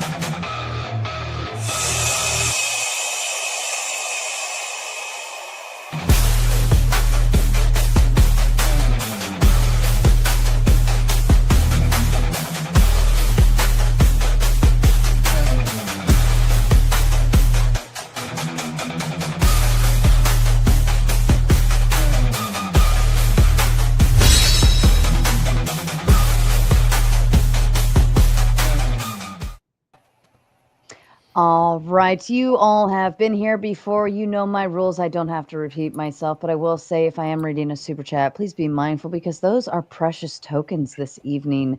The chat is failing horribly. Here's what I'm going to do. I'm going to kick off the gauntlet, and maybe we just get a little refresher. Everybody in the chat can feel a little refreshed in a new chat. And maybe we'll kind of spice it up a little. And so I'll kick off the gauntlet here in just a second, and we'll raid over there in a few minutes. All right, Ryan, you were first in line back there. What you got for us, darling? Yeah, my question is a little bit tangential. Ivan mentioned at one point that he was convinced that he lost out on jobs for being a white man. And I'm just curious, how did you figure out that you lost those jobs for being a white man and not just for being an insufferable prick? Dude, why should I reply to you? You're just a bitch. You don't have to. I'm just curious. Okay, so you don't have so you have no reason to believe that you lost those jobs for being a white man, so you're probably just lying about that. Are you just here to shoot shots at folks? I was gonna say. Maybe I am. Well, we can let's open that topic, okay? In terms of we don't have to go into Ivan's personal life on it, but let's open the topic to the idea: does autocracy prevent that from happening? Because essentially, we're going to have all of the same people with the same beliefs and the same backgrounds and the same color skin and whatever going on. I'm guessing, or we won't have to worry about DEI because of that. Does autocracy prevent stuff like that from happening? I don't think so. Do you, Ivan? I didn't hear the question. I'm sorry. I opened the topic. Does autocracy protect the citizens from dealing with like DEI issues and things of that nature? Because everyone essentially has the same religion, the same color skin, the same background, the same influence, the same philosophy or belief system, so on and so forth. It's a good question. I would be tempted to say that it doesn't inherently, but fundamentally, I would say that you would want to do that anyway if you have an autocracy. So what if we get an autocracy where our autocrat at the top is one of these feminist who comes on these debate panels, and her spiritual imposition on the autocratic state is the divine feminine. Okay, right? We get the Lav Loon of the world who did, you know, like that sounds, you know, maybe we just get reverse DEI from your autocracy. Is that it will be a short rule. I mean, my argument is not my preference of what I want. No, I ultimately, it's. I think that if you're misaligned with reality, you're gonna get pushback from that. That actually happened with like a lot of monarchs during like the Enlightenment, where they were hyper liberal, but their like population was mostly conservative and reactionary, where they tried to push reforms, but they got pushed back. So much so that some of them had to be deposed and their children had to replace them. So, yeah, it's funny how that works. People go and rebel because they want you to be intolerant when the ruler is tolerant. I think that happened to the king who was beheaded, and then Cromwell was the regent. But doesn't the and the people that you're not base off of the individual? Sorry, go ahead, Coxwatch. But doesn't each autocracy base off the individual in command? I mean, king down, whatever. Wouldn't very much like the Stalin-esque purges of yore be something that would take place in that type of a environment? Yeah. No, that presupposes individualism. Individualism is a thing, sir. No, you're not an individual. That's a very low IQ take. Sorry, bro. Sasquatch. I'd say like I would say like something that's more important than the personality or the skill of the monarch is the aristocracy behind them. Like if you look at something like China, that's more absolute power. Whereas if you look at like England, where they tend to have like a bunch of shit kings that ended up having the nobles take more and more power, then you would see that it doesn't really matter what the monarch does. It just matters what the parliament wants. Okay, but we're speaking of autocracy, which sort of bypasses the parliamentary procedure. We're talking a top-down structure where an individual, right, a person, a single autarch has command? Or am I completely misreading this word? I think the argument he's presenting suggests that autarch could occasionally be held accountable, whether that's to the sort of shifting sands and estimations of history or to the people who could uprise against them. And I think what you see in the history of like the development of English common law is exactly maybe what he's expecting, which is part of why I think it's good, but that you end up with an autocrat that people don't like, and then whether it's the nobles or the people, there's going to be some sort of exercise of physical force, like we're going to sit you down and make you sign the Magna Carta that places some restrictions on what you can do with our freaking property, right? So yeah, I just view it as like an inevitable decline of autocracy. Magna Carta, by the way, in the 1200s, far before the Enlightenment. Yes, a little bit before. That kind of brings up a point that Ivan mentioned earlier about legitimacy, and you said that we're confusing, or Eucharist was maybe confusing the legitimacy of the autocrat with something else. Wouldn't autocracy denote legitimacy? Wouldn't that be a thing? Like, you can't get rid of autocracy because that's the legitimate king. That's the ruler. You follow his rules. Speaking of a mandate from heaven. No, you can overthrow them. Am I off on that, Ivan? It's not self-referential. It's not self-referential. To answer to part of what Eucharist was saying about my position, he was correct. But the other part of it was that actually people didn't think of themselves as individuals until pretty late into intellectual history. The concept of person and the concept of individual are different.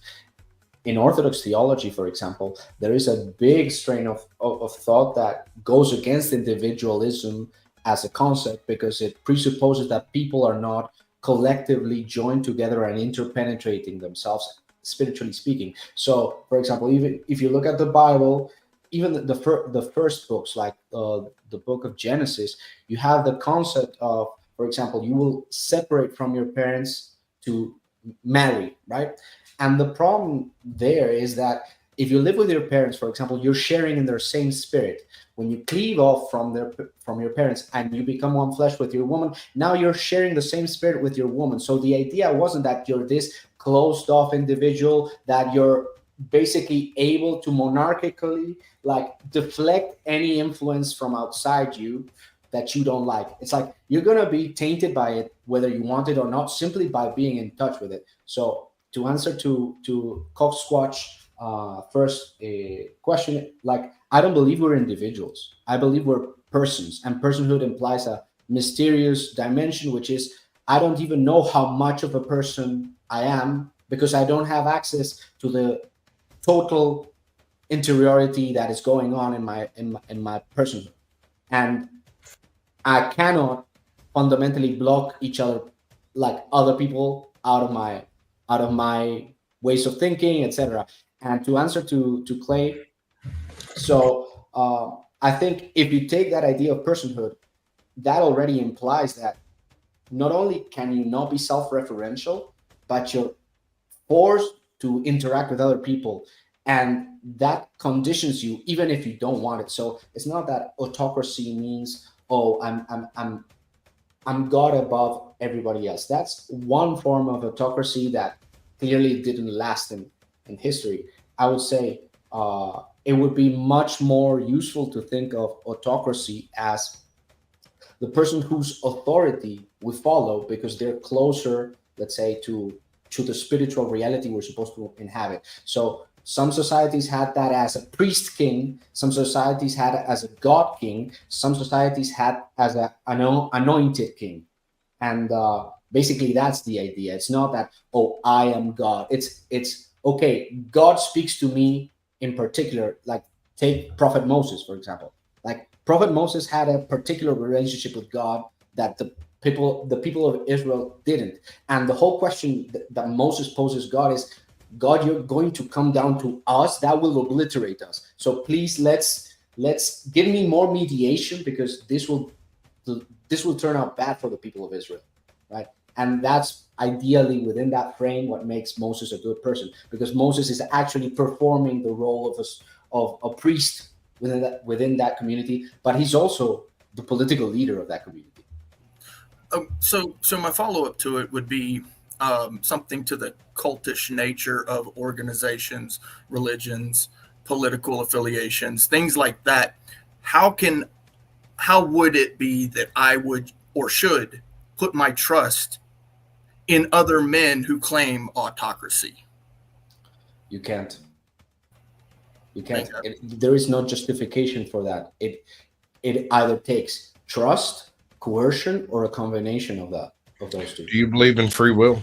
And before you answer that, to the chat, if you're watching on the tomato side, we are moving to the gauntlet now. I'm shutting down the tomato side. So please feel free to either catch the raid or make your way over through the link that I dropped in the chat. Thank you so kindly to you. Yeah, I do. I do believe in free will. I actually have a more good faith question than my initial one, Ivan. So it sounds like what you were describing earlier, if I understood it correctly, is that you believe like societies will kind of naturally steer towards autocracy because of like human nature. Did you just not like my question, or just decide to overrun it? No, he said yes. He believes in free will. What do you mean? Okay. He answered it. I'm sorry. I slipped out for a second. My bad. Oh yeah, he said yes. Yeah.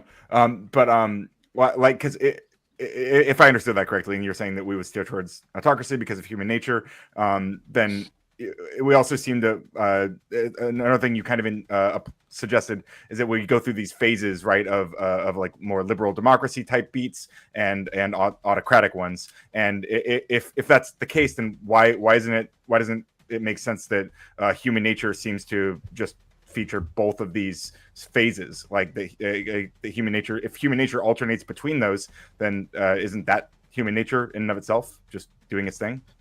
Well, that is a very good question. I would have to say that even the concept of human nature is very complicated. I don't hold to being able to define human nature as such completely. I can only speak of what I believe I know about human nature. And when you say, well, shouldn't you have to choose either one or the other for it to be consistent with your human nature? I think if you were to make that argument, you would have to flatten the spiritual reality to make it a deterministic situation where basically you don't have a spiritual choice in the matter.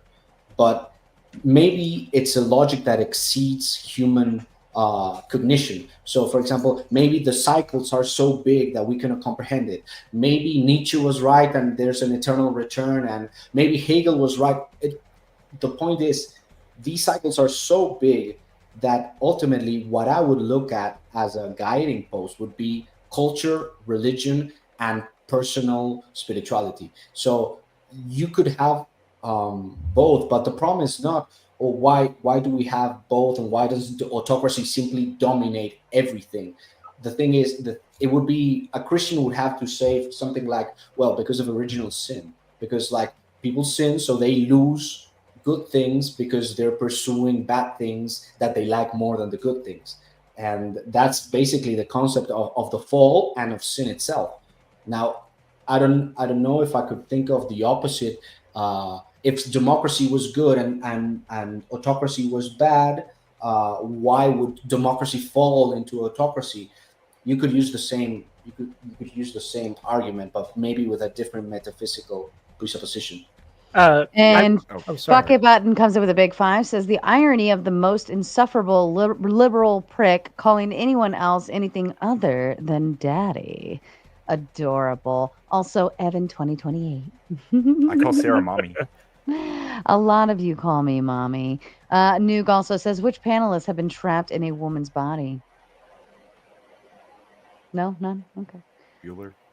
I mean, Bueller? Yeah, I guess prenatal. just to clarify a little bit, I think, I guess what I'm describing when I think about like things tending towards that phase of liberal democracy, like it's because under an autocratic system, it naturally breeds resistance, right? You naturally breed people who don't, because there are always going to be people who don't like the autocratic system. There is, which is a strength of liberal democracy. We allow for pluralistic thoughts.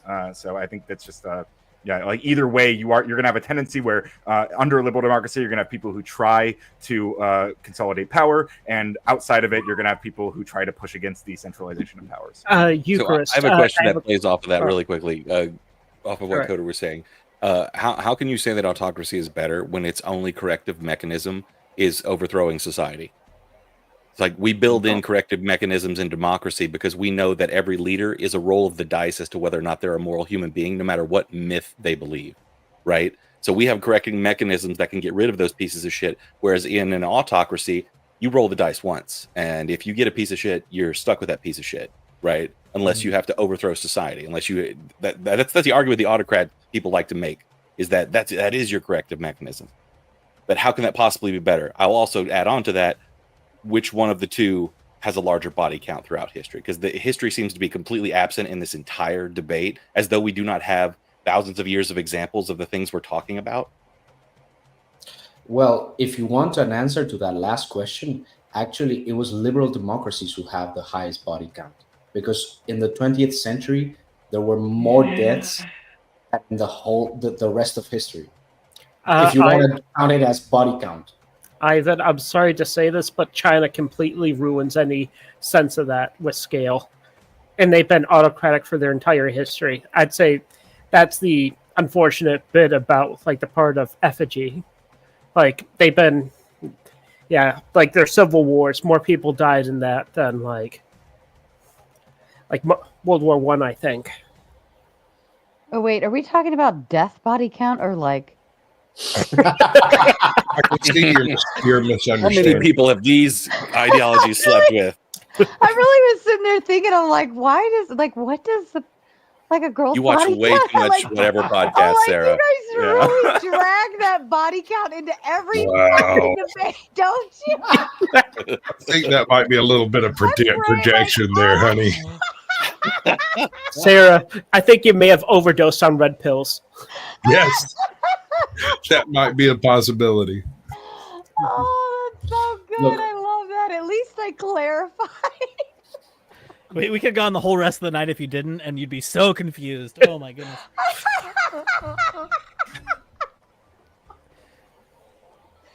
Okay, continue. You know, your facial features while you were trying to parse that out in your head right before you started speaking was absolutely great. You might want to clip it. I was thinking if I should say this or not because it's potentially very offensive.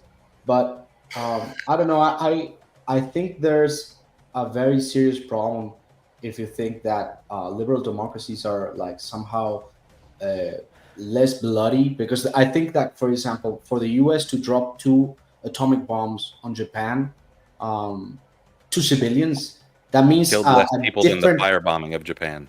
No, but it's not about numbers. I'm not a utilitarian.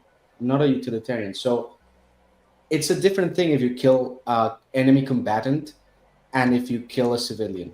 Like, if I don't care if I shoot 100 soldiers that are on the enemy side, but if I start shooting civilians because I think I'm gonna like hurt the enemy, that's a different moral That just kind of bolsters situation. our argument, doesn't it? No, it doesn't, because what you're actually saying is kinda that does. no, it doesn't. How many liberal democracies saying that- regularly kill millions of their people? Yeah, I think it's a fair criticism, right? Like I share your qualms with targeting the civilians. Like if we're just doing America bashing, I'd love to talk about dropping atomic bombs. But I think the question, because you're raising it in this way, like it's a question of which states are more likely to commit terrorist attacks or more likely to kill their own civilians or other people's civilians. And yes, bad examples of democracies doing bad things, but I'm fairly certain the calculus would still fall on autocracies there as being worse body count wise. Are you talking about morality, or are you talking about numbers? Both. I mean, I think because you brought it up, because you're like, well, you object to saying, well, democracies, don't kill as many people, but democracies did this one bloody thing. Well, if we're going to compare bloody thing to bloody thing, then numbers are going to have to come into it. I'm not saying the numbers make right. I'm just saying, like, if this is just a calculation of which one is more apt or more likely to do the bad thing that we agree is bad, I think autocracies are still worse in the calculation. I will readily admit all the flaws of what democracies have done. But I bring up. To go back to my Hungary, question, though, you don't want to there say are that corrective Hungary is good or mechanisms bad. in It's just democracy. an anecdote, right?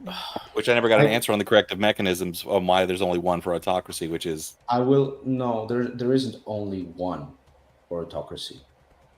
There are many. One of them is being conquered from the outside as well. For example, Conquered with it. Well, that's Going not an back to argument the- for it, is it? I mean, going back to the original thing about the numbers and morality and such. I mean, I think it's a very good point, if I have to be intellectually honest. But at the same time, I would have to ask, like, why is it sheer numbers the measure and not something else? Because, for example, China has a very big population. Like, I'm not a utilitarian, so like, and I'm not a very big math guy. But like, if let's say China had the absolute death toll, but like, percentage wise for its population, it's less. Like, but somebody would have to do the math, and like, I think it's a valid argument.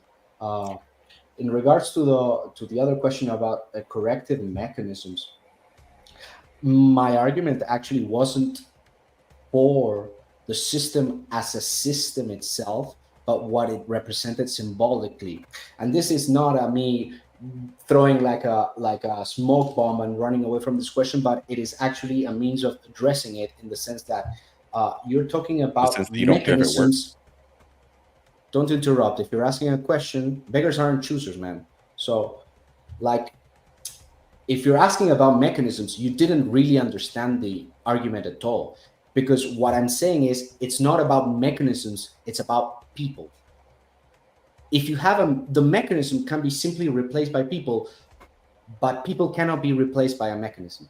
So you say, oh, there is only one way. No. There is ways, just like in democracy. What democracy has is a mechanism to somehow pretend that such a move isn't upsetting the natural order, because it doesn't do a lot of physical violence. But if we're being honest, let's look at an example like the US, where you literally have people being murdered in the prison, where I would see as more moral an autocrat who says, yes, I sent that person to die, I swung the axe, I killed them, I'm responsible for their death, instead of you having to wonder what happened to Epstein, for example. But that's my moral calculus. I don't expect you to share it immediately. Effigy, about a point you made about their systems to remove the person.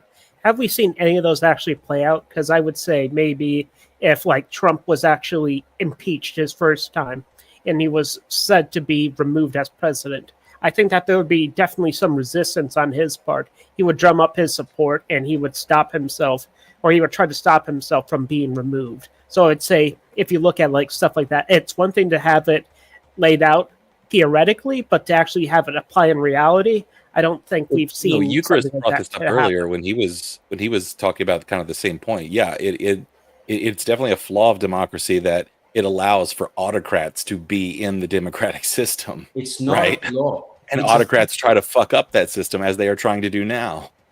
Yeah, It's also not a Trump did flaw. try to remain in power, right? Like there was this whole thing, I don't know if you guys heard of it, there was this event on January 6th of 2021. It was kind of a big deal. There was this whole pressuring campaign to try to convince Mike Pence to overturn the results of the election. I don't know if you guys are aware of that.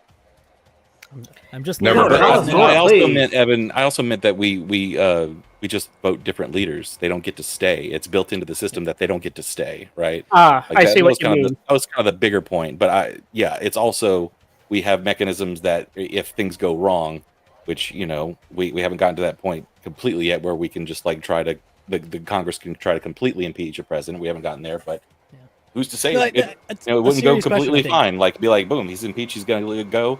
He's no longer president. He's got to go. Otherwise, he gets drug out. You know, like.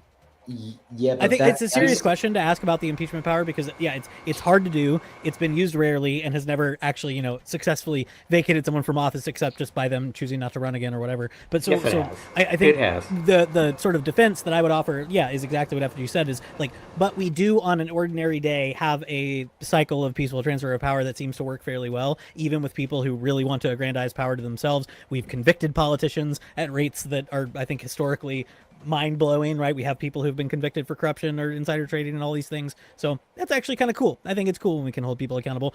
It might be hard if it's the most powerful person and they've aggrandized power to themselves. True. Fair enough. Yeah.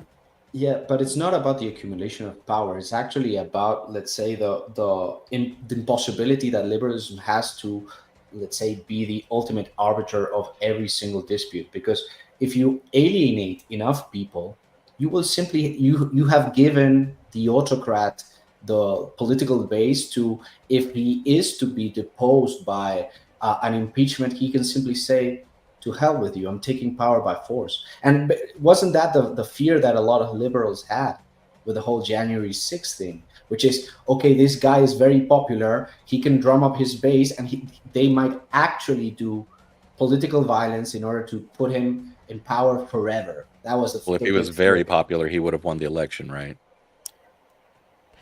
That's not for me to say. I think it's again, I just good said question, right? There's an open question of, well, no, it's not even an open question. It's a reality of, as you're saying, if you want to call it force doctrine or whatever, right? There's always the threat in the background of someone of sufficient influence and popularity, mustering the people together to keep themselves in power. That's the way it's always been, regardless of what structure of government we put in place. So 100% agreed, that could happen. But also, I think what tends to happen is we end up with autocrats, even the ones who are able to keep power for quite a long time, in the neighborhood of decades, like Gaddafi and people like this. Eventually they might get killed in the streets, and that's I would prefer that not happen, right? That's an outcome I don't want. I would prefer that not be the institution we set up. So I think you can find examples of really successful autocracies. Singapore, Gaddafi, successful, but then eventually they liberalize, and it seems to do good things. Eucharist, one quick question. When you look at your system of saying we should value laws, I would say if you look at like Rome and China was built on the model where they valued people more than like having a comprehensive airtight law system, and Rome focused on the laws. And Rome eventually fell because at a certain point people ignore the laws or it's corrupt. But in China, the way that they maneuvered kind of like the people, that went and worked a lot better. And then at times there was corruption, but it was able to be quickly resolved by one dynasty taking power, kind of like what Ivan said, with competitors outmaneuvering them. And I was asking kind of like that sense. Do you, I would say, or here's what I would like to ask you. How can people go and take like a piece of paper that has stuff written on it? What stops them from just pulling like a Cersei Lannister in Game of Thrones and just ripping apart the decree and just enforcing things on their own, or just ignoring it. Yeah, fair enough. Again, I think this is the political problem of just like somebody with enough power and the willingness to do whatever they want can just do things. The question is what will try to stop them if possible. And so I think the more things you have that actually have the power to try to stop them if they go off the rails that we've established, the better. The contrast I think between China and Rome is good. That's instructive. My point I guess would be like, I'm not suggesting there is like one right answer to here's what should bind a diverse people group together and here's what makes your nation a nation, here's what you need to be loyal to. I'm saying, like, again, politics is prudential and it's about the possible and it's about your historical and political situation, and so it might be different time to time, and what makes for a stable and safe and peaceful political environment is going to be different. So I all of that is to say, good questions. I don't think I have universal answers. I'm not trying to set down like, here's my ideal politics. Here's how exactly we'd structure government. Let's export the U.S. Constitution to everywhere else in the world and everything would be fine. That's unsatisfying, but that's sort of my answer. Yeah. And shout out to, I believe this is Harry Ludwig. I don't know why we have the ats over on this side for our chat names. It's still annoying. I don't know. I thought they did away with it. But shout out to Harry for the 5 gifted Gauntlet memberships. Congratulations to you lucky lottery winners. And Fuck It Button says, you guys got me. Democracy wins. This is why my girl and I voted one of you liberals no longer live. You liberals no longer live. It's 2-1, so the rules must be respected. Oh, which one of you? Feel free to vote on it. And I'll use this moment as a kind reminder to the chat. I doubled the ante for the dono goals for the show to continue from here. So you've got 19 more and you only have 42 minutes to do it. Or else this boat sails in about an hour, actually less than that, 42 minutes. So that's on you. As for the vote, yeah, I mean, I'm not sure. I don't identify as a liberal personally, so I assume they're not referring to me. I think they might have had me in mind, but I don't identify as a liberal. I think the liberals on the panel might be maybe Effigy and is that Rocky, right? Or What's that? Yeah, I'm definitely a liberal. Rick, I'll answer really quick. Once again, people show that they do not know the difference between the category democracy and actual direct democracy. Like constantly making these fucking maximalist arguments against something that you do not understand. Democracy is a category that has many different varieties. We live in a representative democracy that doesn't employ direct democracy or referendums on everything. I wanted to ask Eucharist about that. Was he actually applying democracy to basically any type of democracy or a specific one? Oh, he's not here at the moment. Yeah, okay. he just stepped away for a moment. I appreciate it. Hold that thought. We'll come back to it. I Joe. had something to say to Eucharist, but when he comes back, I wanted to reply to one of his points regarding the way that democracy is flawed. Not because I want to say, oh, it's a feature, because I want to be this cringy kind of like esoteric Gnostic guy, but the problem that I see with the whole framing of like these barriers to political conflict is, okay, I can agree with you that you don't want to like start a knife fight because you disagreed on the punctuation of a word. But the problem is that what I see as worse than having real problems is that you get an effeminate society that cannot actually deal with real disagreement. And you need to actually be able to work that out with force being part of the equation. Because otherwise, why? Because, for example, why? Because if you, for example, show up to my door and you tell me, what if I don't? Fucking idiot, man. I'm going to interrupt you for that one because you're going to throw out fucking idiot. No. Yes, you're fucking retarded. I want to respectfully. Joe, let's turn you up. Hold on, Joe. Let me turn you up. I got it on my end. I got it my end. I think last time we turned everybody down. Yeah. Yeah, it turned me down too. None of my stuff has changed. Yeah, it's here. I got it on my end. Start talking. There we go. Hola. Hello. Where'd he go? I was, dude. I was so He can ready still for hear that. you. He's got his earbuds in. All right, I wanna throw an olive branch to Ivan. So I was gonna engage with Eucharist on this. So one of the reasons why I came in, because it seems like one of the after effects of I hate using these fucking buzzwords, but democracy, liberalism, neoliberalism, is that it seems like there's a lot of horizontal violence that it allows for without there being any type of vertical violence, which is kind of peculiar. Where, like, if we just point to history, January 6th, in like the most liberal expression of fear, was not going to happen. Like, so it's like, go in, make like we, and also too, it's like, not to mention when it comes to the government that was in place, it was ideologically aligned.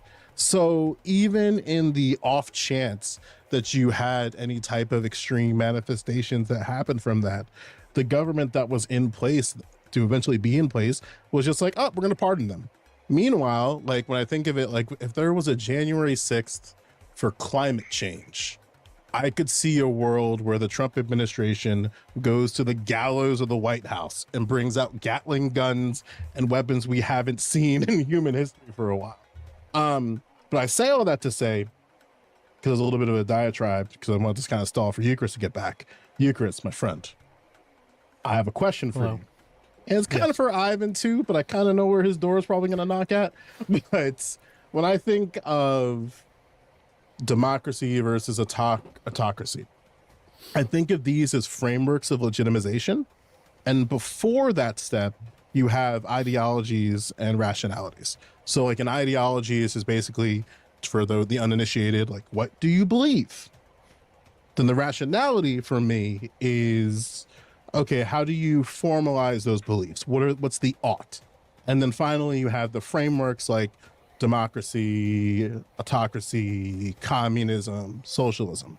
And something that I'm wondering if you ever thought about is, are all the various ideologies and rationalities that exist in the world compatible with democracy? Yeah, I would say not all of them, because some of them are going to end up undermining the institutions and structures that make it characteristically democratic. So, you know, again, this is just like stripped down apart from ideology. I think you're right to distinguish those. I think you're right that it can be in the background. But like, if I just look at the VDEM index of like, well, over here's the liberal democracies, over here's the closed autocracies, and there's kind of a spectrum in between.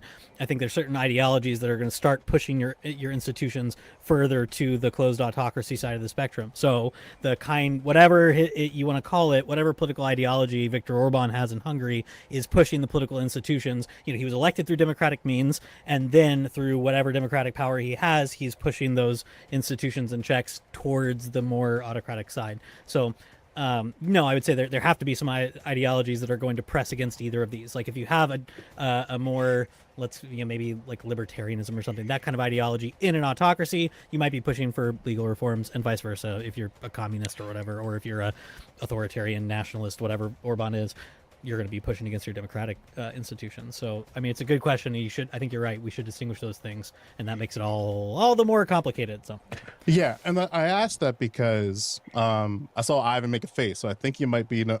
I think you might know where I'm going with the next question, which is, how does a democracy, in your current observation, handle this confliction, and where do you think there are potential limitations with this confliction? I don't know what you're talking about, man. That was a little bit too verbose and long. A little bit too verbose. Okay, so there's going to be a bunch of different ideologies and rationalities that people have in your society, whether it be autocracy or democracy. And I'm asking for Eucharist, how does democracy handle those differences as you currently see it? And what are the current limitations with how they approach that handling? So that's for me. So I think I think the cool thing about one of the cool things about democracy is it does allow the kind of thing we're doing right now, which is to allow these different ideologies to make good cases. And again, because we have a structure that allows for a legitimate process of revision, if you make a good enough case, you can make some pretty drastic changes to that system if you convince enough people. So I think it allows for that. It obviously runs into issues like, for example, mid-20th century, when you have a hard clash between people who are convinced right now things have to change dramatically, and I'm going to try to do that subversively from the inside, versus people who are like, no, actually we need to have un-American activities panels and say, here are the things you're allowed to believe as a good American, and we're going to punish you if you believe them. So it deals. My real answer to your question is it deals with it in a haphazard way that is sometimes good and sometimes bad, but I think it probably does that realistically better than most more restrictive systems do. That's my which is actually democratic answer.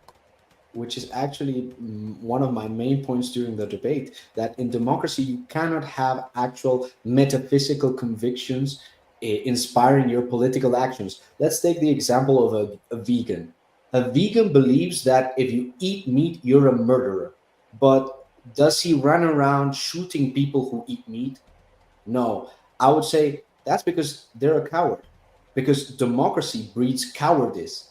If you truly believe that you're living in a society where everybody is so evil that they're murdering people all the time, go ahead, do something about it, but don't bitch about it. Be true to what you believe. But within democracy, the incentive is to never act on those convictions, because what if you might be wrong? It's relativism masquerading as tolerance.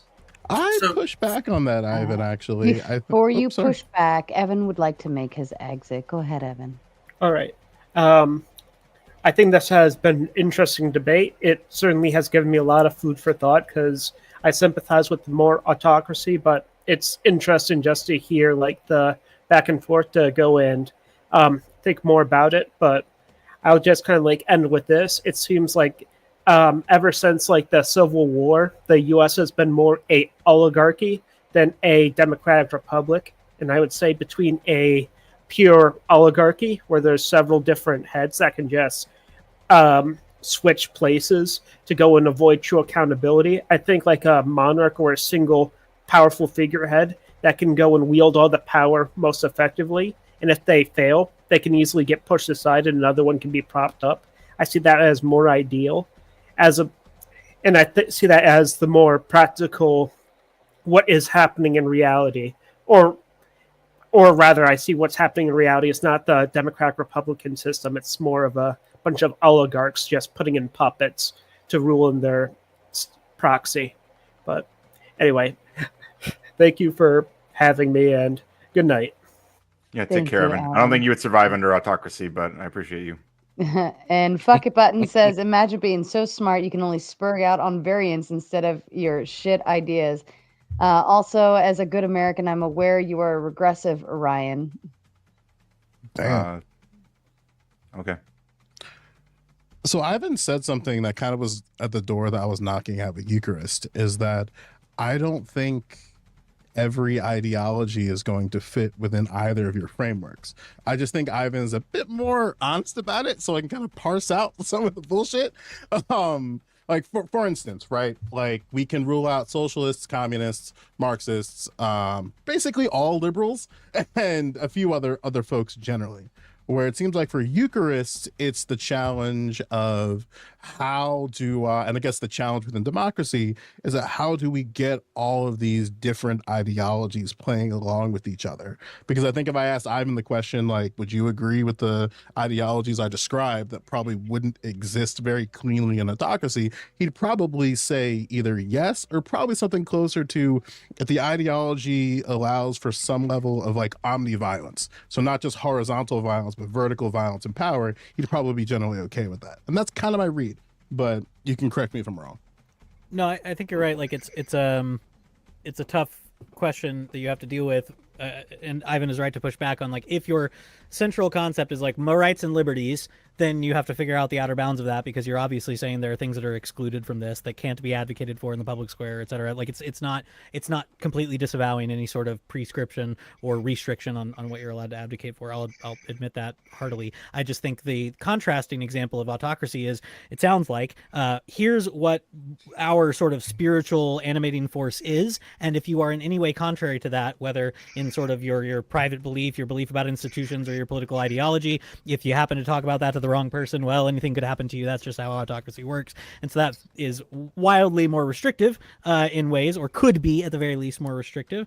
And that, to me, I think closes off some of the good parts of the more open sort of discourse. Like, yeah, I mean, I am in some way, I would not call myself a liberal through and through, but I think there are good arguments for freedom of expression and open conversation and the sort of, shining light on bad ideas and all of that, and, lib-cuck nonsense. So I like it. I think I have to reply to that. 10 minutes, Ryan. I'm gonna let me speak now. Sorry, the super chat. Hold on. Yeah. Are you leaving? Yeah, I was gonna bounce. But I don't really have a super closing statement. I like that we can all exist under pluralistic democracy. I think it's fun. Autocracies, kind of suck for everyone who doesn't align with the autocrat. But I'll see you guys next time. Thanks, Kokomo, right. for keeping up the tradition, supporting the channel. Thank you, Kokomo. Bye, Ryan. Have a wonderful evening. I think you're making a conflation between a totalitarian dictatorship and autocracy, and those two are not commensurate. You can have an autocracy where the king doesn't care what you do inside your bedroom, for example, or what you think. Now, the problem is that I think it's quite the opposite. Just saying that you think that having an identity is problematic because you're so sure about the identity, and that is totalitarian, that to me is a form of relativistic totalitarianism. And that is fundamentally what globalism is all about.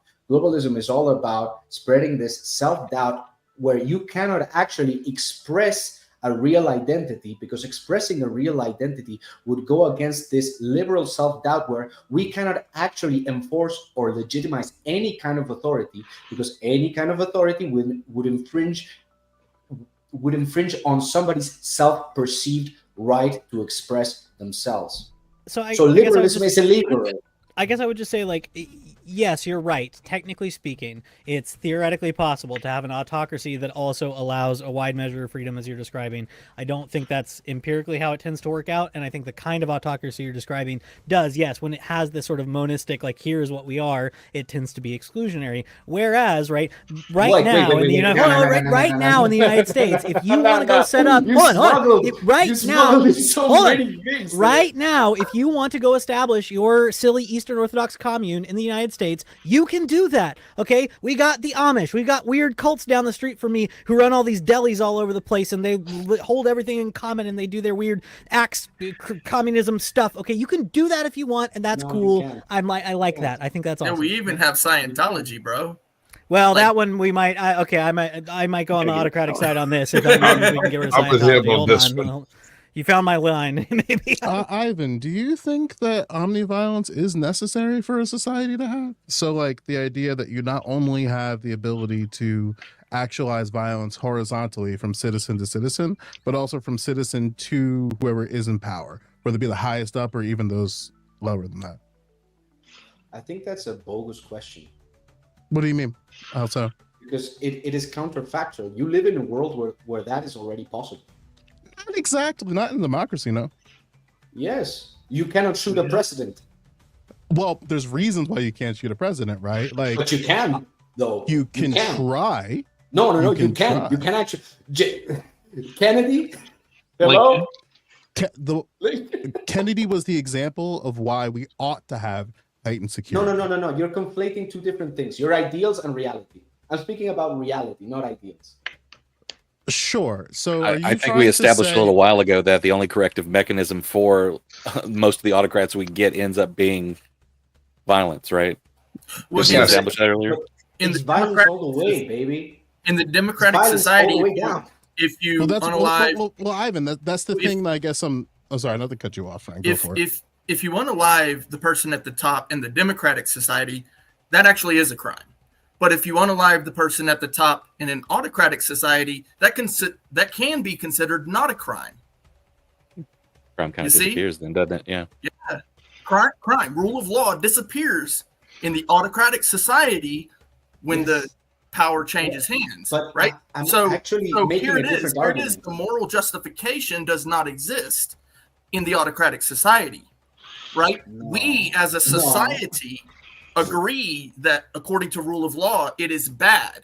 It is bad to kill the guy at the top. Well, I think I understand why you disagree, Ivan, because it sounds like maybe I just misread your read and your response to what I was saying. Is that you believe that these things exist, right? It's possible to glass anybody. Anybody has the capacity to do that in society. However, there are certain mechanisms within society that might have people be pulling away from those type of instincts of response, and that sounds like that's a problem for you. Is that a fair read?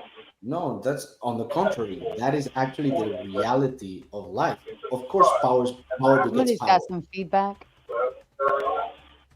Is somebody watching the show on their? Nicholas. It's you, Nicholas. I'm gonna mute you. Nicholas, mute yourself. Turn off your. Okay, I'm just gonna remove you from now until you unfuck your shit. Let me know in the private chat when you've unfucked your shit. I gotta clip that. I keep saying it, but I keep forgetting to do it. I disagree with what Clay said about rule of law being the source of morality. I think that's actually one of the problems in this discussion. I think the rule of law is a fiction, and the fiction is broken once a person with sufficient power shows you the true reality that the rule of law cannot constrain the power of the powerful. So, of course, the powerful will use power against the powerless. But that's Parents not use law. their power to discipline their children. Well, that's not law, right? So what you're arguing for then is essentially anarchy, right? No law exactly. means No, anarchy. no, yeah, no.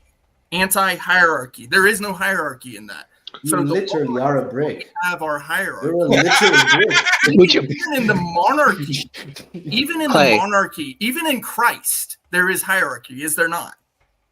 So are you an anarchist? Do you want rule of law? Do you want his law? You're so thick, man. Do you want his law? Do you agree with God's law? Is there God's law or man's law that you will follow? I think God exists, but I don't think I agree with your God. So how do we deal with this disagreement? So my God, regardless, your God, does your God have no law? I got Does you, your bitch. God have no law? No. Hold on. Don't flip out. Don't spurge. Does your God have law? Sure. Okay, then you can't possibly be for no rule of law. You want rule of law, you just want your rule of law. No, you don't understand what rule of law is.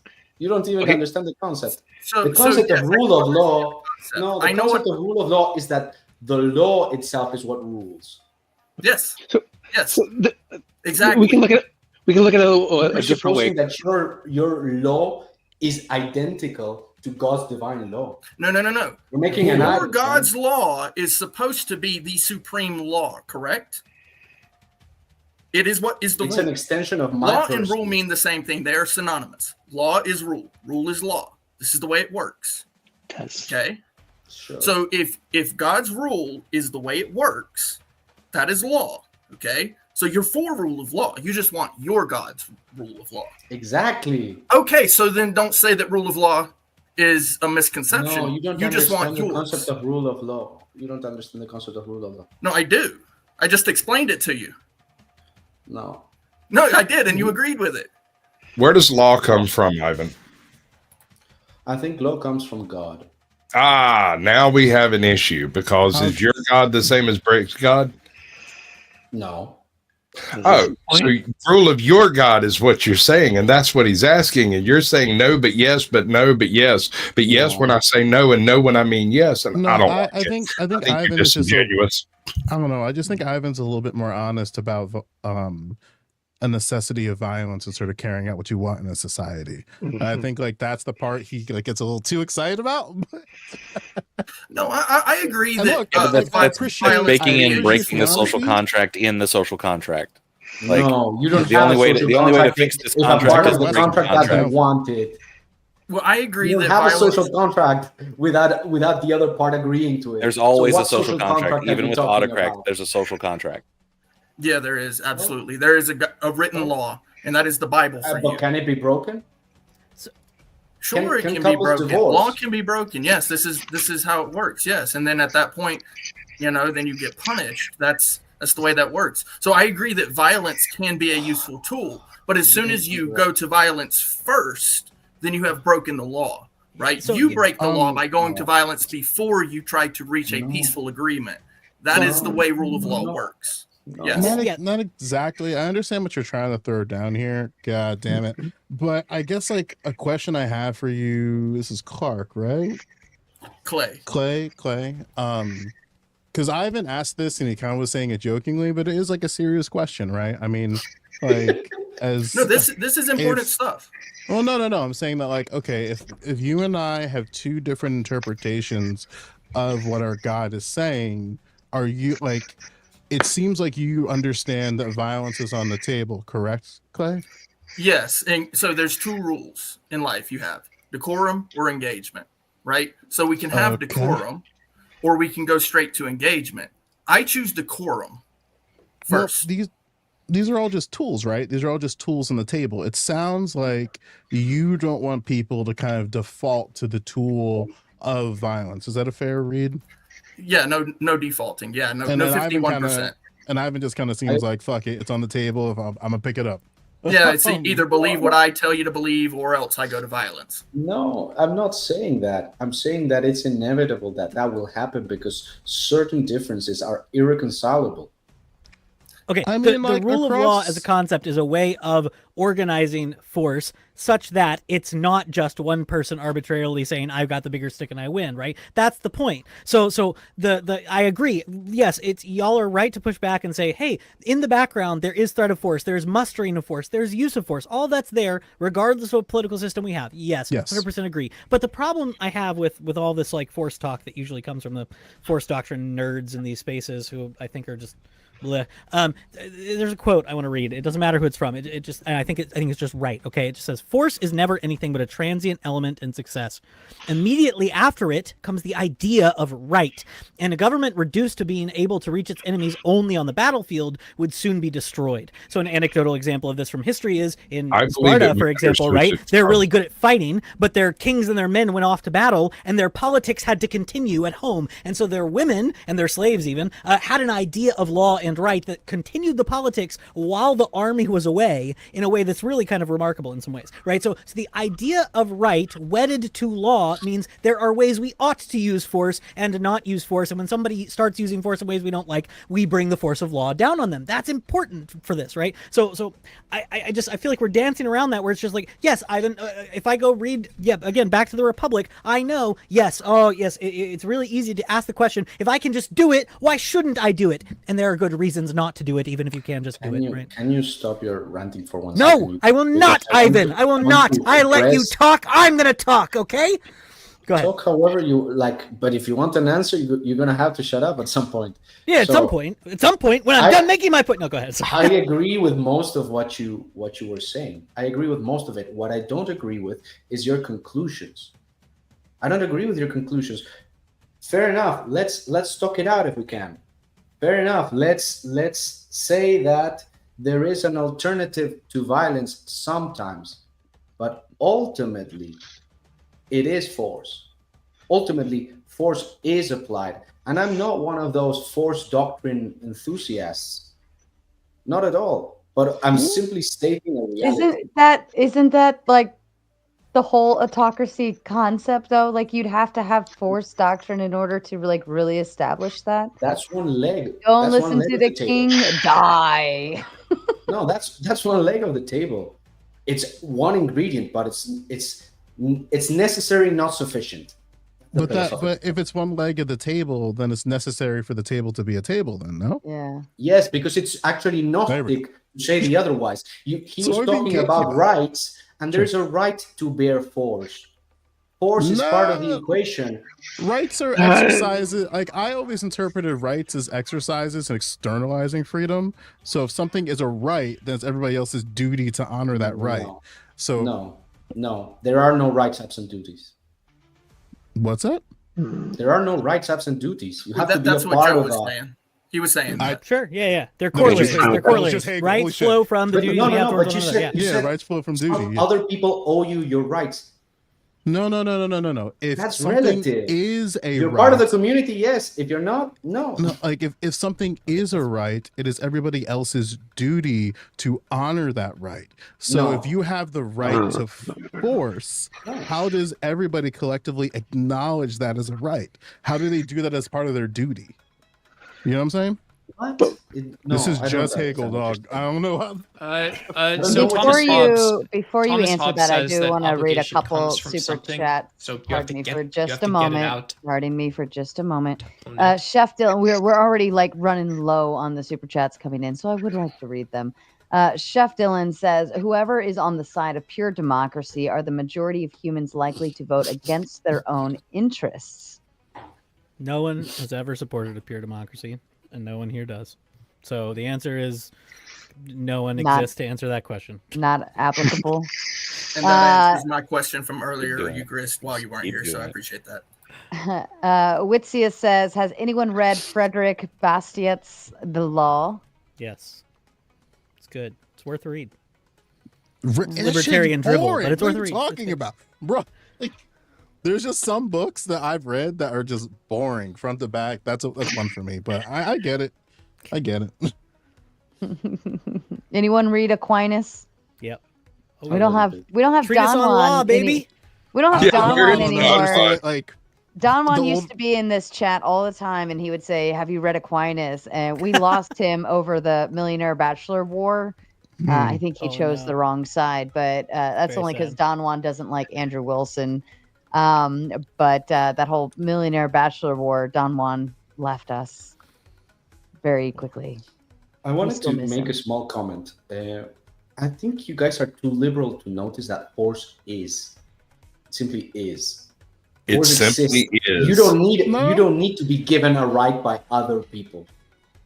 You might be given it the right by God, and that's it. And that's why You are stating in quite succinct statement, might makes right. No. Yes. You have God. Might makes reality. No, I'm not saying that either. Well, that might, is, if it comports with reality, is right. That's what I'm saying. That is our legal doctrine according to the Second Amendment and right. So what you're actually stating is actually what we've codified. So that's an interesting thing because in democracy that exists. Well, no, like the thing that like I'm kind of still just not quite down with in terms of like what Eucharist was speaking to is that like in America we're under, like, again, like I don't want to get into the semantics of we're under a democracy thing, but in America we have like more horizontal violence than we have vertical. And obviously that wasn't the case across of all American history, but it seems like every single time when the rubber hits the road, the violence just tends to be horizontal. I'm not trying to say vertical violence is justified. I'm just wondering in terms of your idea, Eucharist, like, is that a feature that exists in America of this pushing towards horizontal, or is it like sort of a glitch in of itself?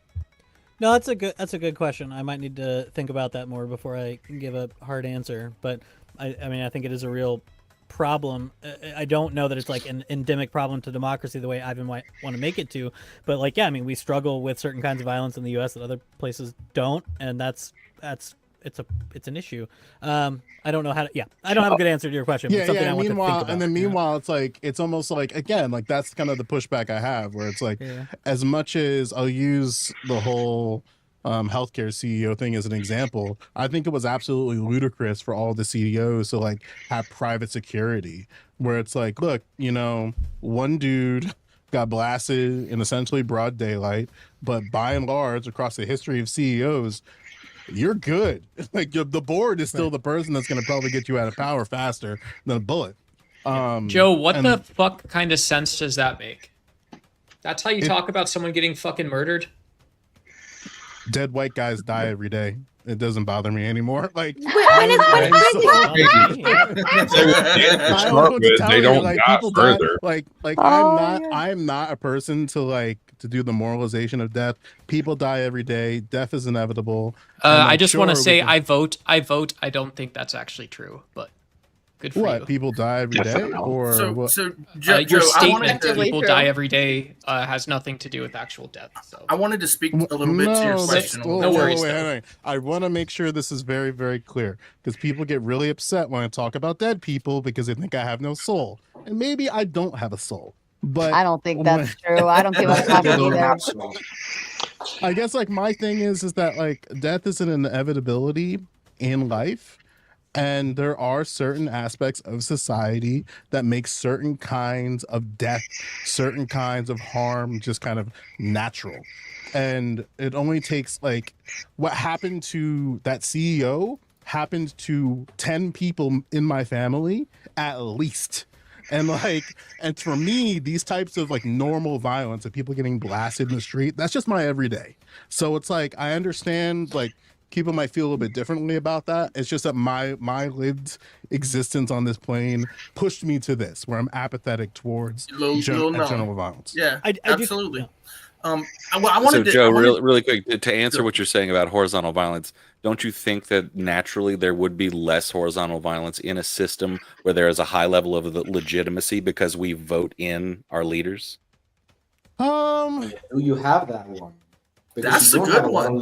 That's interesting. Now that's good. Legitimacy is important, But you don't have it. Even when bad shit happens to us in a democracy, we kind of have to blame ourselves, right? That's why we allow things to go kind of far. That's a straw man.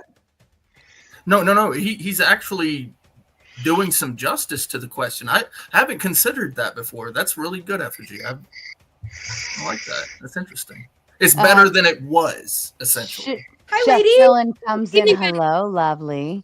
Chef Dylan comes in and says, Ned Flanders, answer in good faith. Pretend the word pure wasn't there.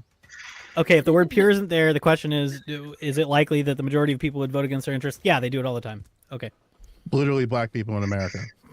Every single election. I'm sorry. I didn't mean to not answer it in good faith. I just when the phrase pure democracy was put in there, I took it seriously. So I was like, well, if you mean pure democracy, nobody's defending that. So if you just mean if people are allowed to vote, will they sometimes vote 51% against their interests? Yes.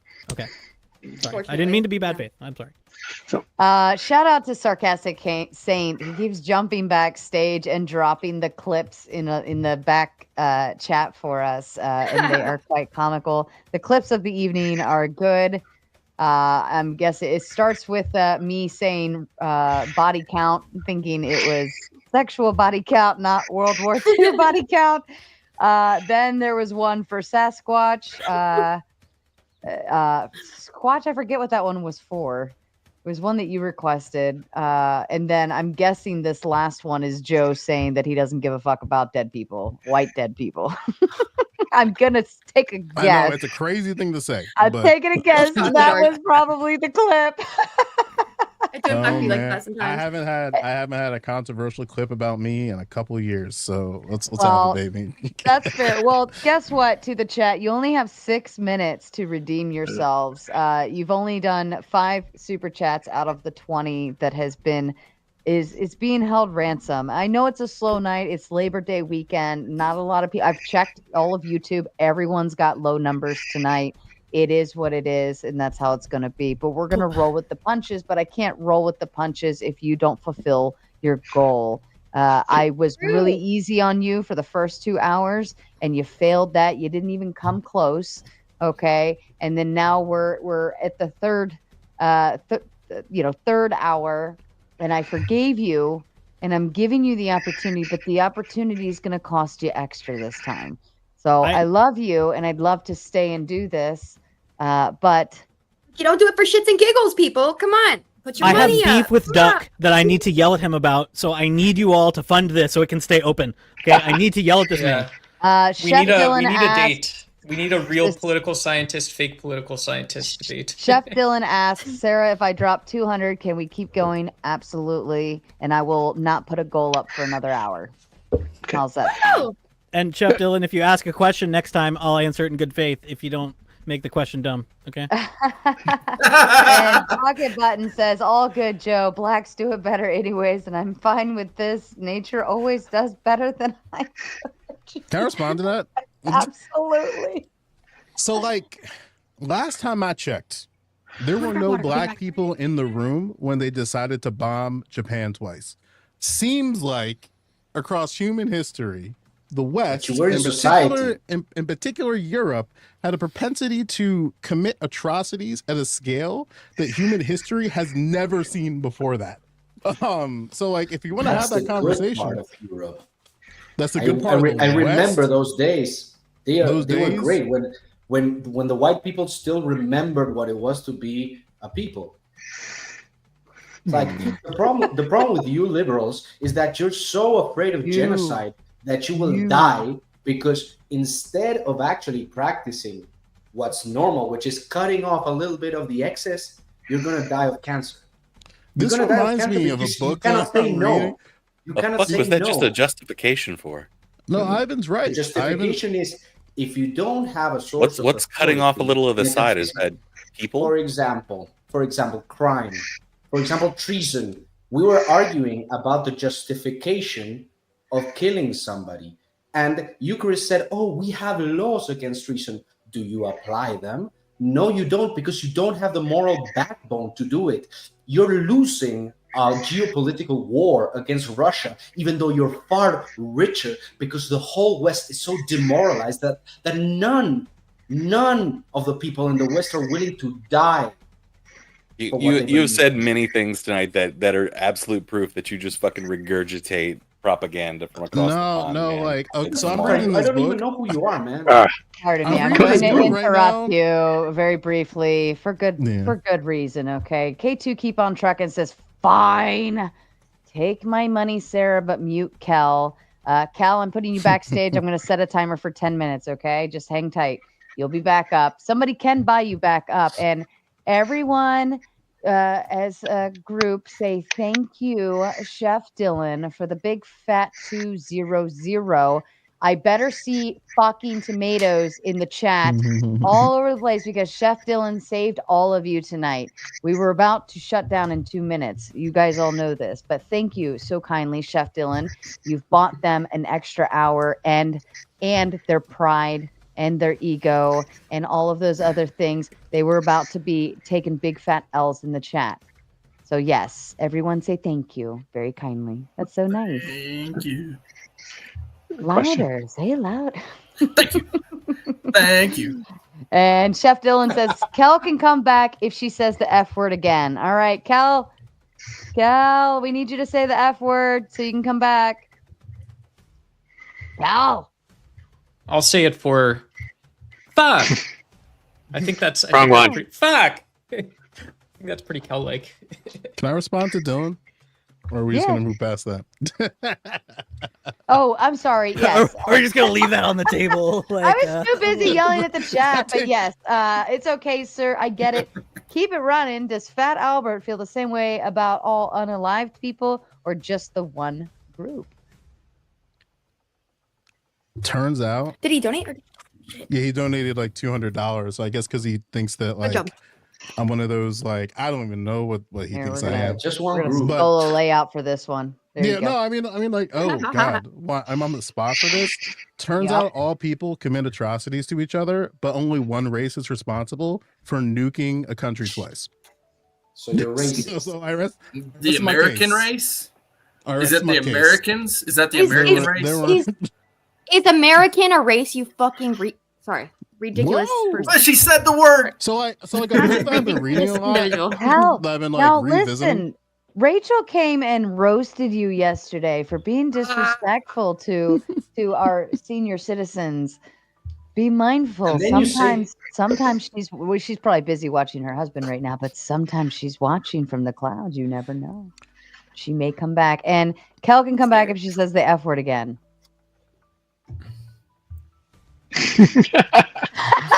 Yeah. I've never said the F word in my life. Listen, I respect Ivan for his honesty there, man. Like, I've been reading this book called The Iceman Inheritance, and it all talks about just like, it's a little dated because it's from the 70s, but basically the argument in the book is that what we now know as the West has committed not only atrocities across the world to a scale that was unmeasurable across human history, but additionally that they are a threat to the life. Yeah, it's like they're a threat to the life-sustaining capacity of the planet. And it's a good book. It's short. You could probably read it in like maybe an hour or so. Yeah, but like what I appreciate is racist. You're just a fat racist. In what way exactly? You're fat and you're racist. But how am I racist?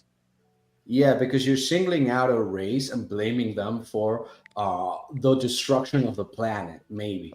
No, I would say the West is a threat not only to itself, but the life-sustaining capacity of the planet. For a very long time, that was just what we know as Europeans. But broadly speaking, I don't give a shit. Why should we listen to you, you fat fuck? Oh my god, you're really disingenuous in your engagement. Oh my god. And you're a fucking, is that Emmett? Is that Emmett saying that? No, wait a minute. We've talked to our hold on. Stop it. Stop that. We've talked to our darling Joe before, and somebody else tried to make that commentary, and it was a lot of weight that you've lost that you've worked over 150 for, right? pounds. Like, and also just pathetic. If there's actually shit to criticize him on, you shouldn't go reaching for. Which I know I'm not one to talk as someone who sat here on the same panel and went baldy, baldy, baldy, you bald motherfucker. So I know it definitely sometimes you just spurg out and sometimes you're just upset. But if there's actually merit of criticism, right? I looked and felt very pathetic that night because you should criticize people based on the merit of the conversation, right? Yes. So. Yes, ma'am. Absolutely. And look, at the end of the Chef well, but being fat is a sin, man. Shut up, Ivan. Chef Dylan says, Albert didn't answer me. I'm just pixels, man. Say it with your chest. I don't know what I'm trying to say with my chest. Everybody commits atrocities. Like, there's atrocities that are consistent across human history, and then there's atrocities that are inconsistent that are only Western phenomena. Like, unless you want to just act like like that's not true.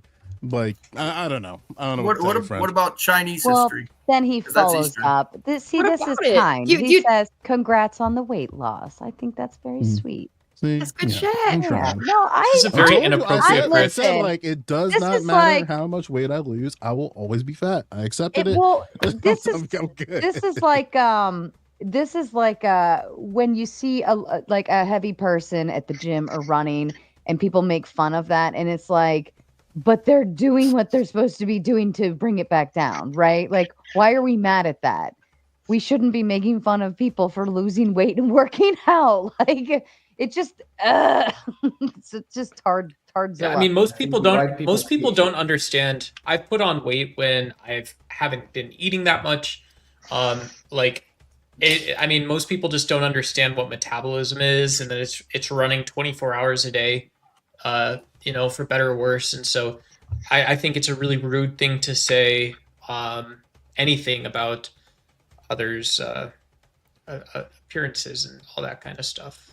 Well, especially in this space, right? We're all having conversations and peering around an argument, and it's like to shoot fire, Ivan. You know better.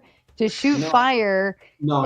I'm sorry. I'm going to argue my position, which is this dude just wished the death of white people in all of your faces, and you're like, what? You said that's a crazy conclusion. I don't think he said that. He said he doesn't empathize for it anymore. Man. He says he doesn't. I don't empathize. You mutton chop motherfucker. You said what about Chinese fucking? Let Joe defend his stance. Hold on. I am apathetic towards atrocities, period, regardless of the race. However, I can recognize that there are atrocities that groups commit against each other that's kind of normal amongst that group, and there's things that are abnormal. But if we look at the West, and the West is a bunch of different countries now, there is violence that is a threat to the life-sustaining capacity of the planet. Down and keep doubling down. You're doubling down because you're an autocrat. Like, you think like my conclusion is that like, oh, we must get rid of the West. We must destroy the West. It's like, no.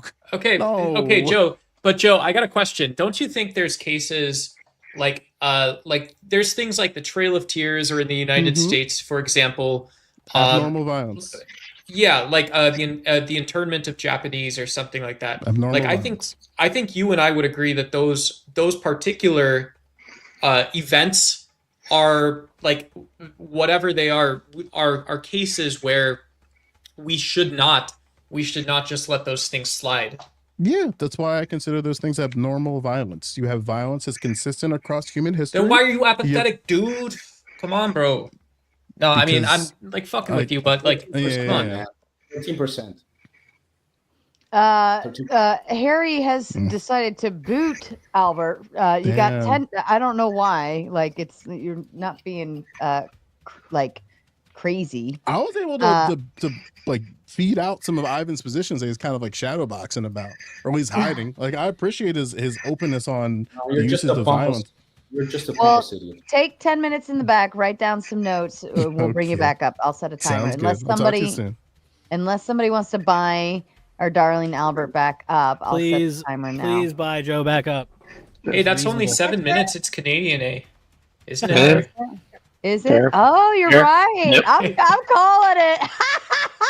7. Good call, though.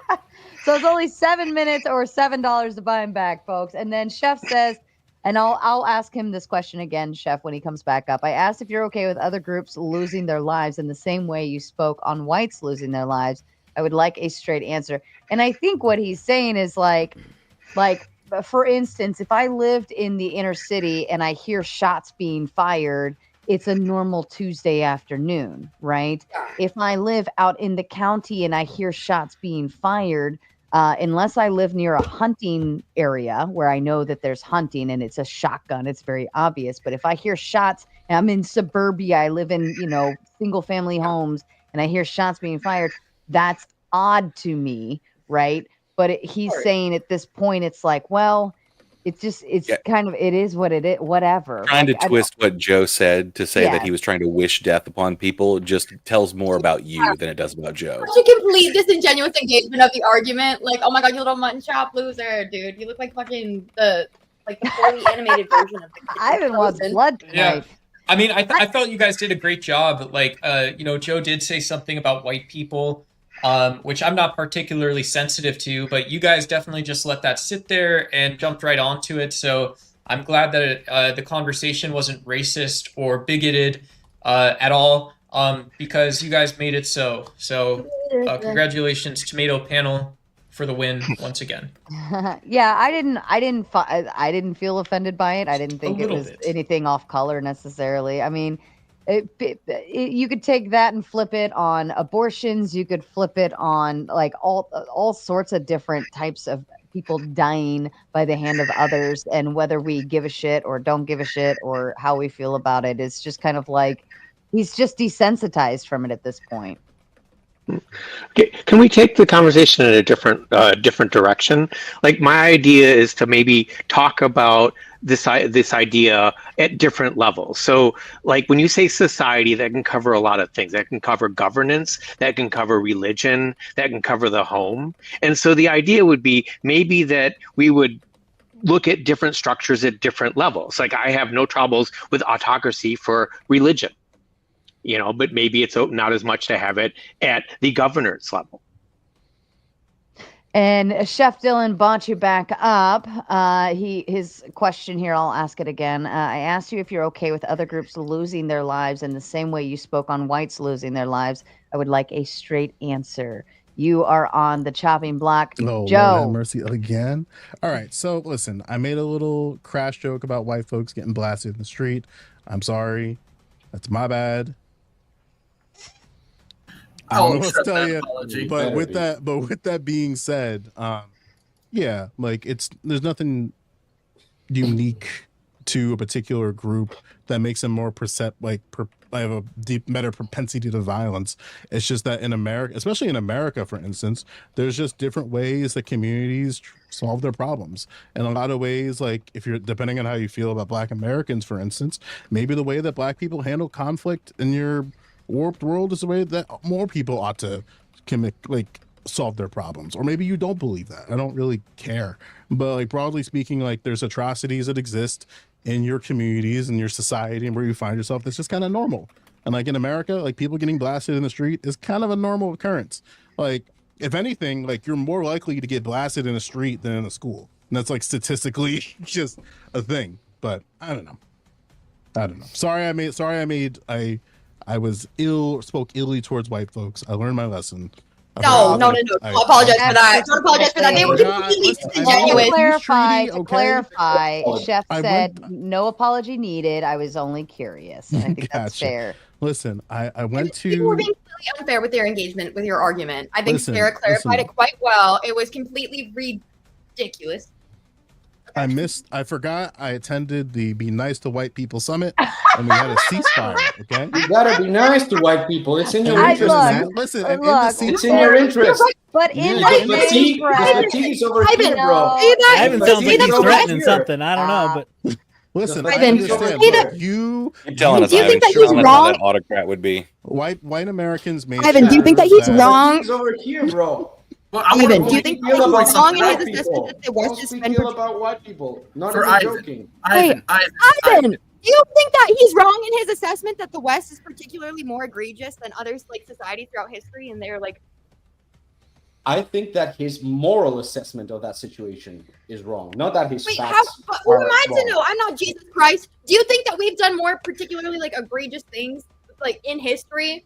Objectively, No, on the contrary, I think we've done the greatest things.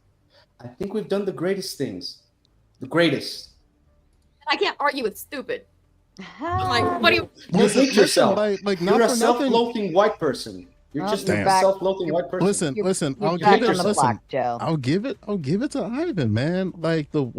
He's a manifestation of like that pathology of the West. Like he understands No pathology. That, The West had something really good going on, which was loving itself. Atrocity. Now it hates itself. The pathology is hating Everything itself. Western is bad. You're so stupid and dense. Like this tomato come on any actual debate.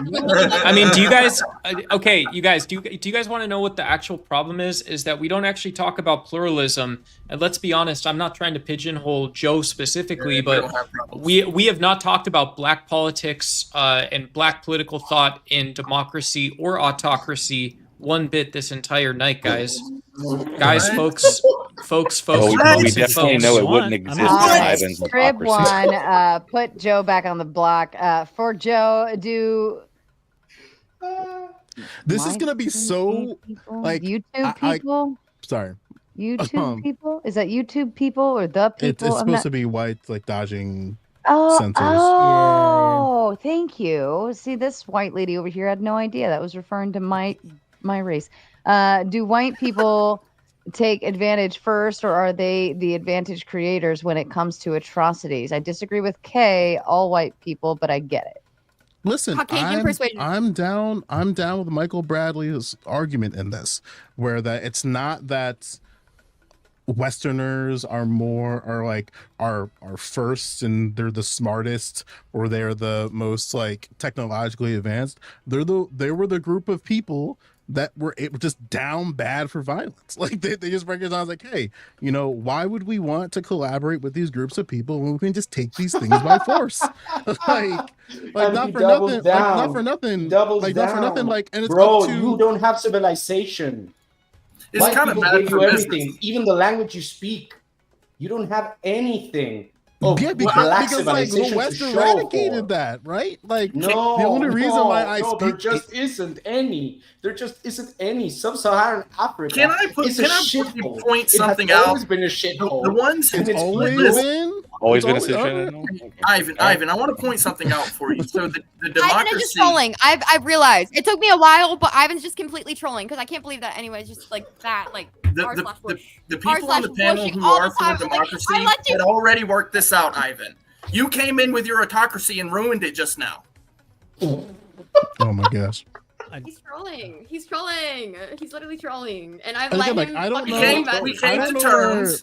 Joe was fine. We're fine. Then Ivan comes in, smash. It's Joe flying. doubles down on his hate of white people, and white people who hate themselves are a black No, person. I- Let's cheer him on. Let's I cheer think him it's on much because he's a easier. minority. Like, Oh, again, let's no. push I think it's minorities. much easier. Ivan, I to- think it's just honestly, we just didn't take offense to it. Like Yeah. I've seen white Right. people It say is- way it is- more they're fucked up fighting shit words. than They're that. fighting words. We're not all up in our feelings about being a white. Yes. Like this might be, and this might be complicated because there's potentially a Thursday show that I'm going to be on potentially. I don't know if it's in the background. It's going to confuse a lot of people because my argument's going to be crazy. Oh, this Thursday throwdown. I do want to. I do want to. Oh. Yeah. Yeah, but I do want to say one thing, Ivan. just so Just you for know- a banana for scale, real quick, Sarah. Sorry, Oh, a okay, banana for scale, Ivan. Real quick. The only reason that like I kind of caught that, you know, the racist comment and the super chat and stuff, and like, well, I heard Joe. You know, I didn't really say that much, but like, okay, so when I was in high school, the two things people downloaded on LimeWire were racist songs and pornography. So I don't know who here, me and Sarah's age, remember LimeWire, maybe Eucharist's age, but you used to just be able to BitTorrent stuff at home. And so the first generation of internet technology exported racism and porn. There you go. Welcome to the United States, my friend. View of racism. You have a All wrong right. view of racism. Kel, That's it's your absurd. turn. Your turn to be on the chopping block. Kel, you are so smart. So where does the U.S. stand on historical records of taking life? Delusional children have nothing to back the nonsense. Where does the U.S. stand on historical records of taking life? I never said that in particular, like that it was based on murder metrics. You didn't even give me the chance to clarify. So I get to fucking fence it because I said atrocities. No one's defined atrocities. We haven't gotten into the specifics of what that means. If you look at Manifest Destiny and stuff, have we done things like if you look back like our masculinity debate and stuff, of course we've done things successfully. Do I think there was like a better, more graceful way to do that? Sure. And delusional children have nothing to back the nonsense. I'm arguing on behalf of my my gut instinct. Oh, she froze. She always fucking freezes in the good spot. SMH. Look, it's so cute too. It's so, look at that face. Oh, she's so happy. I can admit when I don't have the facts to back it up. I'm just going on my gut intuition. You know what I'm saying? I'm letting you know how I feel based on the observable facts that I have in the world around me and the assessment that I make. Fair enough. Thank you, darling. Thank you, button. But yeah, like, look, I don't know, man. Like, I feel like Ivan would own this. Like, do you think that the West has been able to actualize violence in a way that's completely unique to broader human history in general? Sure. I don't think that. Yeah. Me? Yeah. Oh, that's I don't what think all violence is evil.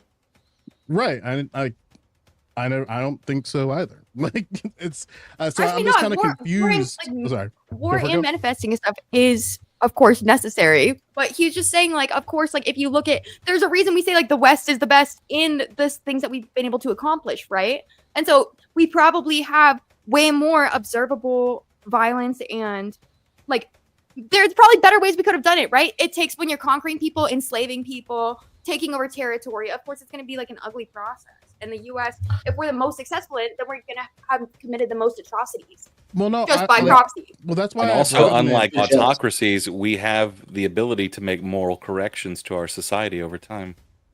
Well, the problem though, Effigy, is that, and this is the thing that I think Eucharist and I had like a railroad on, not a railroad, but like we'll have to probably revisit it, is that like the one thing that American democracy continues to perpetuate is horizontal violence, and it doesn't seem to have a way to solve those problems. Where it's like conservatives can just run laps on liberals on black crime, because the minute they have to like engage in the content of why that crime exists, they get kind of cagey.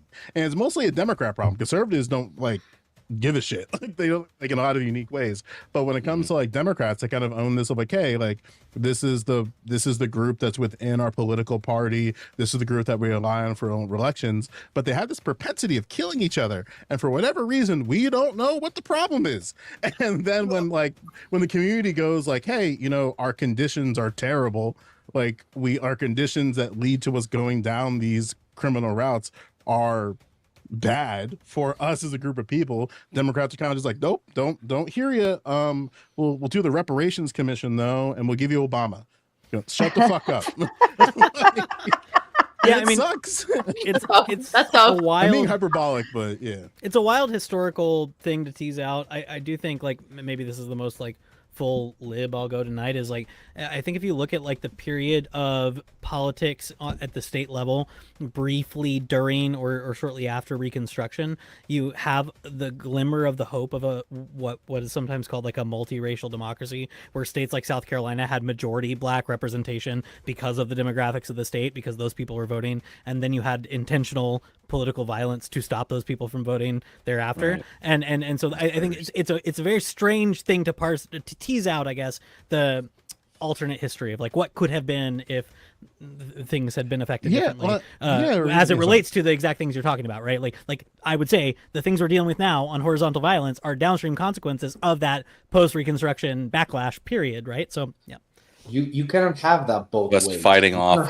Both ways. There are no, both ways. No. You cannot say, oh, we cannot analyze this because it's a counterfactual world. But now that I'm seeing something that I agree with, I can posit counterfactuals. I'm not saying we can't analyze it. I'm saying it's just difficult. I'm saying it's difficult. Was actually positing the problem of the counterfactuals, which is, okay, you're doing violence. You're doing violence, yes. But is it doing it to reduce a more, let's say, pernicious form of violence? For example, that's not the argument. A cannibal that is going around murdering other people and killing them, I would say that you did something good.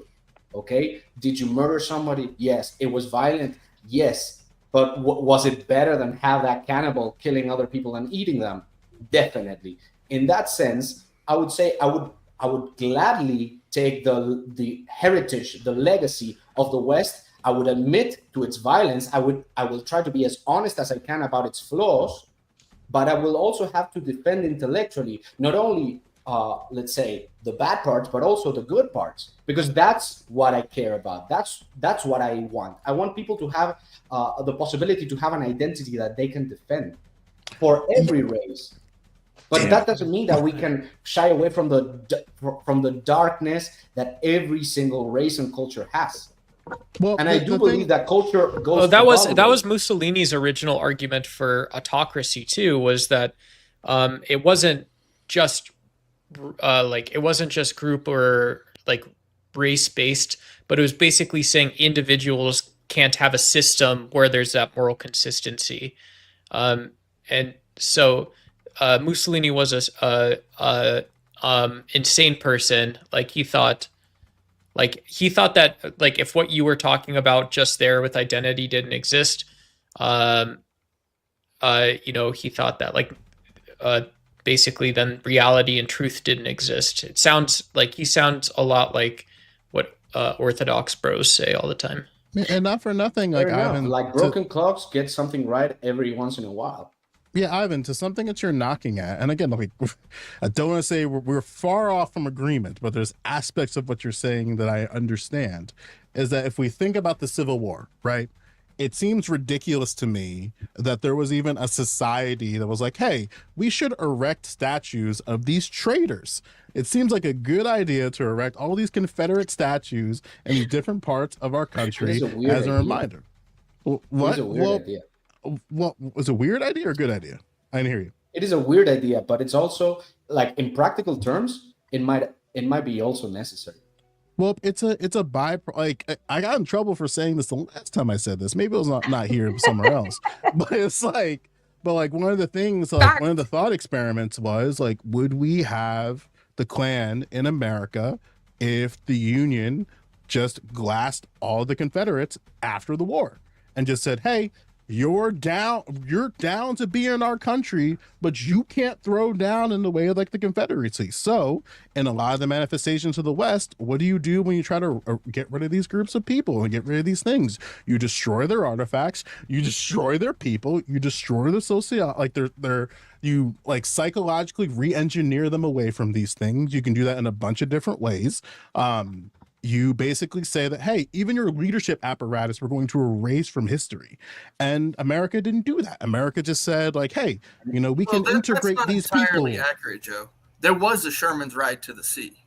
So that Sure. that part did happen.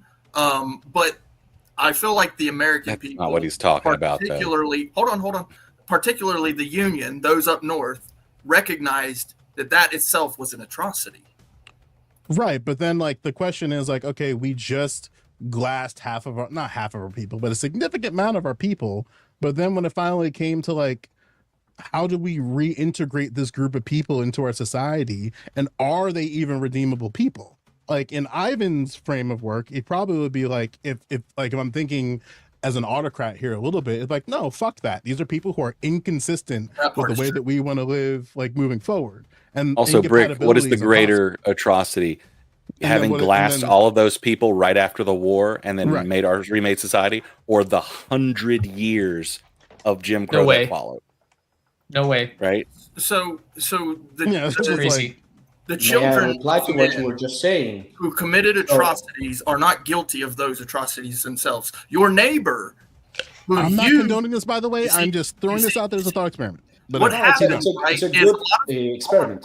What happens a lot of times is people want to blame another person for what one man did. So unless you know what the other man did, you really can't punish him. So with the American justice system, if you will, there's this little thing called due process. We always go back to that, right? And so with due process, those atrocities that happened, right? We punish those. There's a system for that, right? So going in and just unaliving, glassing, it's not going to work, right? Because society recognizes that in of itself is a moral injustice, and that's it, right?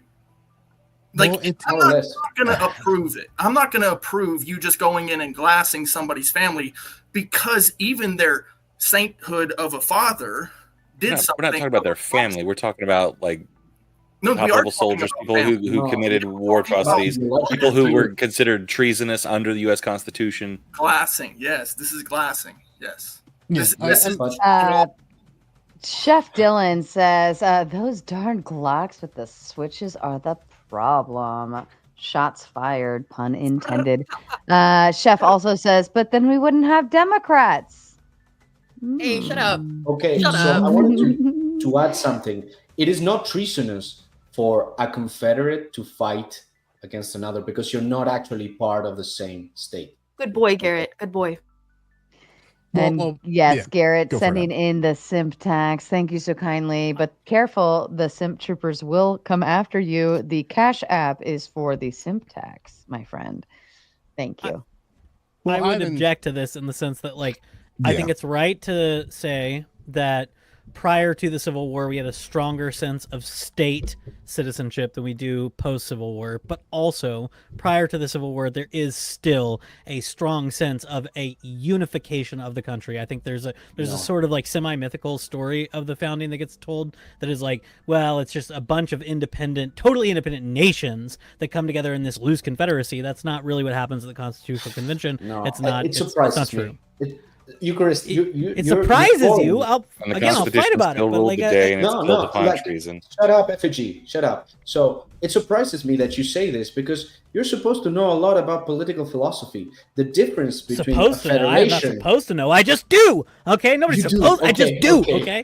Okay, you just do. But the difference between a confederacy and a federation is precisely the degree to which those states give up their rights to a higher authority. A confederation doesn't relinquish which is what we did with the Constitution, was giving up a dramatic amount of authority to the central government. You did it through blood. Yeah, that is exactly right, Eucharist. Exactly. They were a confederation. Yep. They were a confederation. It didn't work, and then they gave up a dramatic amount of their authority to the central government at the Constitutional Convention. 100%. Bingo. Eucharist, you did it through bloodshed. Wait, hold on. No. Well, no, not at the Constitutional Convention. We didn't. That was a peaceful revolution. That was well, okay. Hold on. I take it back. There were small rebellions, and there was a show of force against those rebellions. Very little amount of bloodshed, actually, in the Articles of Confederation period to the Constitution, but the ratification of the Constitution was accomplished largely without bloodshed, which is wild when you consider how big of a change it was. When you look at the Articles and you look at the Constitution and how big of a change it was in terms of the authority held by the central government, it is incredible. Actually, I think it's a miracle of political history that we accomplished that without bloodshed, and that we maintained it until the Civil War without significant bloodshed. So Yes. you're Speaking of bloodshed, pardon me, but a Cash App did just come in for 50. Duck, are you still with us, darling? Yes, my friend. Okay. First, Eucharist, I think you needed to say something to Duck. Duck and I need to fight, okay? Because the last time I was on here, I ignore chat when I'm streaming, but friends sent me screenshots of Duck saying Eucharist is a fake academic, and I have beef with this. This feels like slander. I'm not sure what I said that occasioned this attack on my character, but I'm just I'm bothered. Okay, I'm hot and bothered about it. Okay, so if I don't see a diploma hanging up, I just don't know. Okay. To be completely honest. Okay. Do you want me to send you a picture? I'll send you a picture. No, I believe you. I believe you now. I think you crushed it tonight. But the you defended democracy. But the problem I had with it, right, is that debate had nothing to do with me being an academic, right? So what's his face? I'm forgetting who I debated at that time. It was Marte and then the other guy who Eli. I love you, Eli. Okay. It was fun to debate against. I didn't bring it up, right? My point in that argument was not I'm a credentialed blah blah. I don't bring this up because it's not usually relevant, right? So it just felt like an out of nowhere slap in the face. And okay, I will say, so just if people don't know, I do work in the academic world, and when somebody says you're a fake academic, that to me feels like a serious accusation, right? There is such a thing as credential fraud. I don't know if you guys hang out in drama spaces, but this is controversial the past few years, right? Somebody who's fraudulently claiming credentials they don't have, or inflating credentials to suggest they have expertise they don't have, right? Yeah. So when somebody says you're a fake academic, oh man, it gets my hackles up. Okay, yeah, it just. I'm sorry, and I know I have friends who have master's degrees and PhDs, and I know they went to school for 5-6 years for that kind of stuff. And I know that even having an undergrad degree is an accomplishment. It shows that people are critical thinkers a little bit. So I apologize. That's the best W I can give you. That's okay. You don't need to apologize. I guess I would say, like, again, I don't bring up the degrees or credentials I have on debates almost any of the time, because it's literally not relevant. I could be dumb and wrong about everything, even the things most relevant to my background. I don't care. I don't care about my background or credentials or what I teach or blah blah blah. I bring up books and stuff because I want people to read more books. That's what I've always done. So yeah, I appreciate the apology. It's not necessary. I just I think it came up because Eli referenced. He's like, well, I Googled you. I researched my debate opponent. I will say one thing. I think where that came from is I think you added me on a panel, and it's like, bro, if we're both, we're both big brains. I think in internet speak or whatever, this is going to be whatever this bullshit is that I'm saying right now.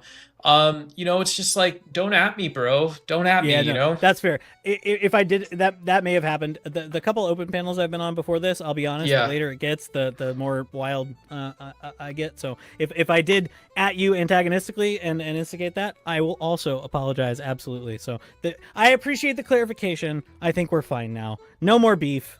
You're fine. I'm sorry. Sweet love. I should have done this music instead. Now that everybody's happy with each other. But Sarah, I have a bad question. Did someone send you the 2K to boot me permanently?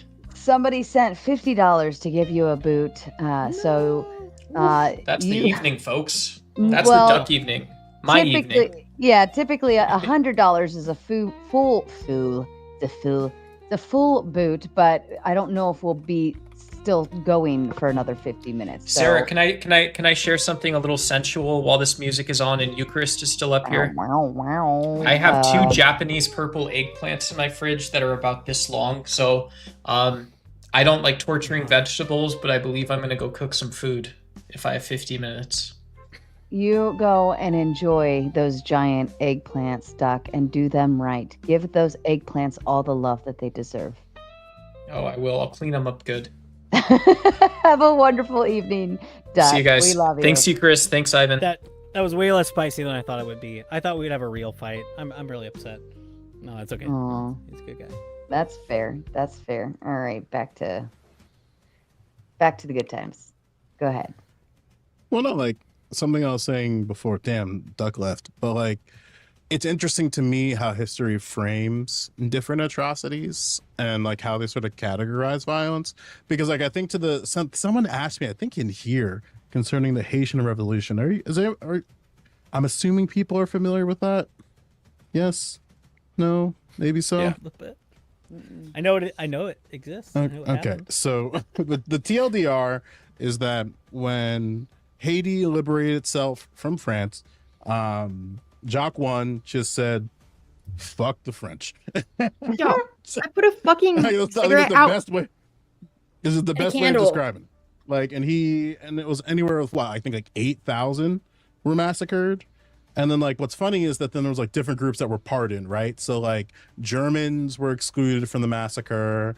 A group of people, they were called like legionnaires, were also excluded, or I think they're from Poland, I believe. And like the idea was that like basically the French couldn't these people do not know how to throw down with us, so we're just gonna get rid of them. And then like I think to different massacres in history, like Muhammad Ali in Egypt, where he basically which is crazy work when you think about it. He basically said, "Hey, Mamelukes, come over, let's talk, let's hang out." And then he's like, "Psych," and just glassed them all. And it's very interesting to me because like those are instances I think of like to what Ivan is saying, that like there's certain groups that as you're forming a society are going to be incompatible. And the answer I think Ivan would say is like, yeah, you gotta get rid of them by any means necessary. With a And caveat. while- With a caveat. Oh, yeah, go ahead. Go ahead. The caveat is you have to be sure that you're worshiping the right God before you do that. Like you're gonna be, like I take it's not that I'm just kill whoever you want because you wish to do it. It's like you better be damn sure because you're staking your eternal life on that, possibly. Well, So- why does it matter if it's an autocracy or a democracy that is glassing? Why does that matter? What's the like? So Because there is if the glassing happens by an autocracy, you're saying that's fine, but the democracy gets together and they all determine together that this race of people or this country or this other thing needs to go, right? Because it's bad. But it's bad. Why does it matter if it's a democracy or an autocracy? That's a false equivalency. You're presupposing it's bad. That's a false because equivalency. Wait, let me finish. Do you want an answer? Go. What I argued against Eucharist is that there is a different gnosiology implicit in democracy itself that presupposes that et pluribus unum, out of many you can reach knowledge, you can reach reality because you simply prayed on it together. Like you're what? All. Did you pray about the mutton chops? You must be right. So it's you must be right. So E pluribus unum is about finding not civic only- identity regardless of our Oh, ethnicity shut or up, religious Effigy. differences. You never say anything useful, man. Never. No, what he said before, the first thing that he brought up was very useful, and I appreciate it. But ultimately, yes, you are saying my God is always right, and your God Is it is awesome? not. God.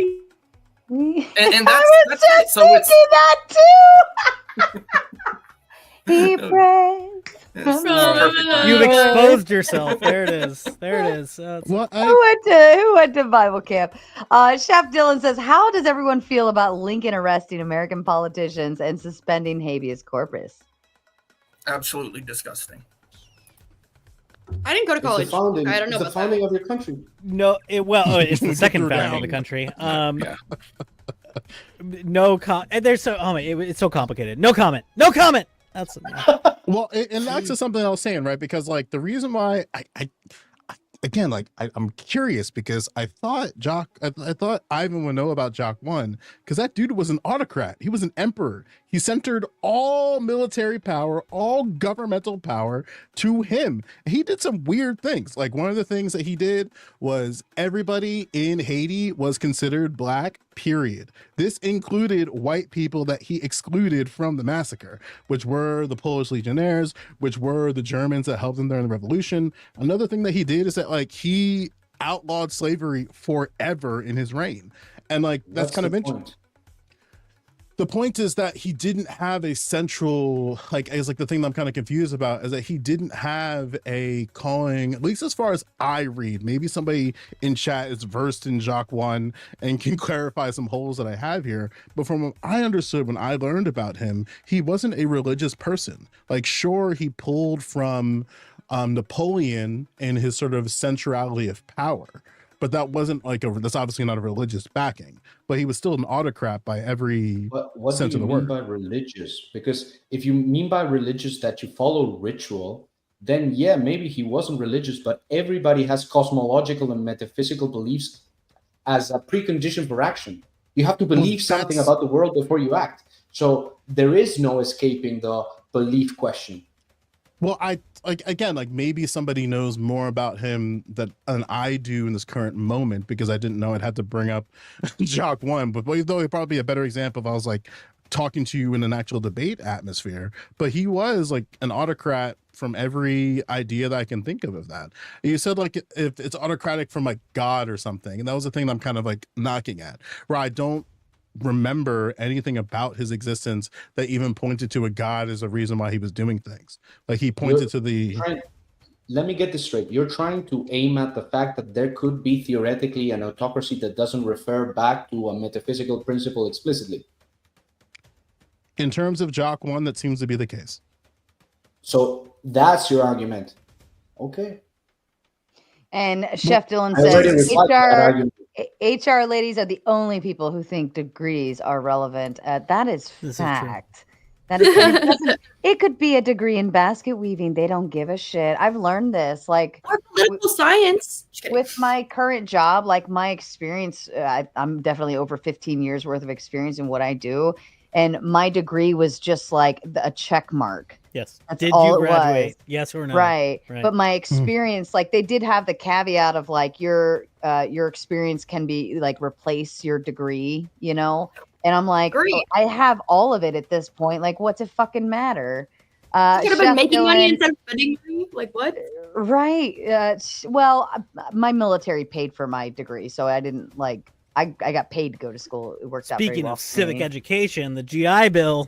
Let's talk about that. Oh, here we go. There's some good empirical research on the civic-minded effects of the GI Bill. I'll send it to y'all. It's great. Origin, I see you back there. You can go back into avatar mode if you want to. Thank you. Chef Dylan says, wonder where Legionnaire's disease came from. Ivan wins. I got you, Origin. You can cam back down if you want. Oh, you're good? Okay, got it. Sorry. Some people don't want to, and I respect that, so I always give them an opportunity. All right, back to you guys. I just wanted to make one small comment. Kel, it's just a short point. So I think that most people here don't understand that my argument is actually about metaphysics and not really about politics. Politics is super important, but at least it's my about metaphysics. What? It's about what? It's about metaphysics. Metaphysics. Say it with the Ever. accent. Whatever. Metaphysics. Yeah, and I would agree with that because it's the ideology of democracy and the ideology of the autocracy, and so I do agree with that.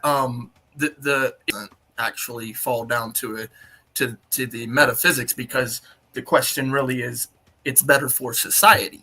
So that means action on society. So what is the force mechanism? So no, you're right in that it starts with the ideology, but then it has to have the application of law. So, Yes.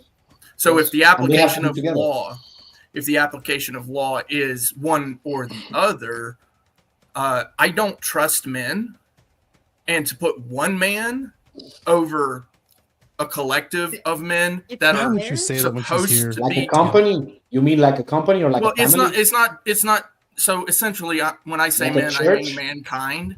So yeah, even in the church, there's not autocracy, right? There's Dude, a no. voting. In the Orthodox Church, I picked the There's a bear, vote. y'all, bishop and I is lost. bishop is law, man. Yeah. So he gets voted in, or what? What the hell, Kel? Appointed or voted? They get elevated by other. I pick them in next time. Right, so they're voted in. It's a vote. But they're not voted. They're not voted in by the people. Oh, but it's a vote, right? So these men at the top get to decide who is at the toppity top. Yeah, but that's it's an a vote. You're a bottom? not a democracy. That's supposed to be an educated God, vote, right? Clay's a bottom. Confirmed. Clay's a bottom. Right, that's supposed to be educated. That's kind of similar to our system here in the United States, where we have actually what's called the Electoral College. Those men are supposed to be the voters. Wait, right? what's the It's not Electoral an College? Ultimate. Can you explain it from the beginning to end? I Can you can't, give me but a little seminar in it? I do know they're supposed to be educated. That was the idea. It changed very fast. Yeah. Each individual state gets a certain amount, but that's essentially what it's supposed to be here. It's really no different. The only difference, in my opinion, is that we're saying one man gets only 4 years of that seat, whereas the autocracy says that he gets a lifelong voting in. Well, thank you. Thank you, Clay, because you got right to the core of what this whole debate was about, which is about authority and legitimacy. What you're saying is, okay, we have this democratic system that is just as legitimate as the system in the church. But what the system in the church does is it claims divine authority. Whether this is right or wrong, that's besides the point. The argument is about these systems. What I'm saying is, you don't have to take one or the other. You don't have to accept the authority of the church as divine, whatever. But you don't have to accept either the bottom-up idea that simply because you can gather enough people who say Bottom? You just got Clay excited. That somehow you've achieved legitimacy through that. That's what I'm against. I'm against the idea of legitimacy through mere head count. Not body count. Why would you be against that? Authority through body count. The one who. Yeah. No. And so on a personal level. That was so good. My spirituality, right? I worship my God, right? But my God tells me that I must obey man's law, right? And so because of that, I accept that his rule is legitimate. Yeah, but that doesn't somehow justify the system of democracy in itself, especially given the fact that liberal democracy was an innovation from the past. So you have to justify the departure philosophically before you even propose to it. I'm not saying that you as a Christian ought to necessarily rebel against democracy, because like even if you were Orthodox, you would have to work within the system and respect the law to the point where it's not pushing you towards depravity. But what I would say from my own personal perspective is the problem you have when you say simply head count is what matters is you're actually performatively doing a power check. You're doing might rules. You're not doing, because the whole idea why democracy was legitimized intellectually was because, okay, we can hear enough voices, and with enough voices we're going to get the best arguments, because people are good and good people will work towards truth, and truth will rule because they will choose the best one among you. And that's how, but that's not how always been a metric of legitimacy. How is it not? How is it not illegitimate, an illegitimate government if the entire populace raises up against the king and overthrows them? Are they not voicing their illegitimacy of the government when they do that? That's always been a metric. It's not a fucking straw man. It is. Jesus, you keep misusing the most basic fucking fallacy. It's a straw man. It's a straw man. Like, you really need to study philosophy, man, because you're making all of these ad hoc assumptions. It's like, oh, I'm gonna take the worst, most unrealistic version of your proposition, and I'm gonna like pit it against my idealized vision of the world. No, bro, autocracy does not. You're the one giving us the idealized vision. We're the ones looking at history. Shut the fuck up. Shut the fuck up. Shut up. No, say something worth listening to, and then I'll shut up. No, you shut the fuck up. Shut up. Shut up, idiot. Learn something for once in your life. The thing with democracy is that it presupposes that all the people can gather and say, oh, we don't want no kings here so we can get to be our own kings. It's about self-crowning. It's about self-deification. It's about saying, oh, I'm the one that matters, and I'm seeing myself represented in this government, and I won't take no for an answer. And that leads you to selfishness. You have a society full of selfish people because nobody can accept the authority of anyone else. That's what democracy leads to, spiritually speaking. So when I'm saying you cannot choose your own head, in the same way you cannot choose your own father, you cannot. When you're grown up, maybe you can deviate from the tradition. Maybe you can say, okay, I'm not going to follow my father's law in this way because I believe this law is better. But still, you're choosing to serve one law, and you have to be obedient. The problem with democracy, it abolishes the idea of obedience, and it abolishes the idea of legitimacy, because it says the only legitimate thing is if I desire it. That's it. I don't exactly. Thanks for having me, Sarah. I don't want to Irish goodbye. Sorry. I hope you guys have a lovely, engaging rest of your conversation. Pleasure to see you, Owl, as always. Thanks for having me. Bye. Bye, Cal. I don't necessarily think that's a fault of democracy. That's why I was asking about sort of like ideologies and rationalities earlier, because I think in America, at least, if I believe that neoliberalism is one of the like prevailing rationalities, and then liberalism comes before that as an ideology, I think that's where the problem lies.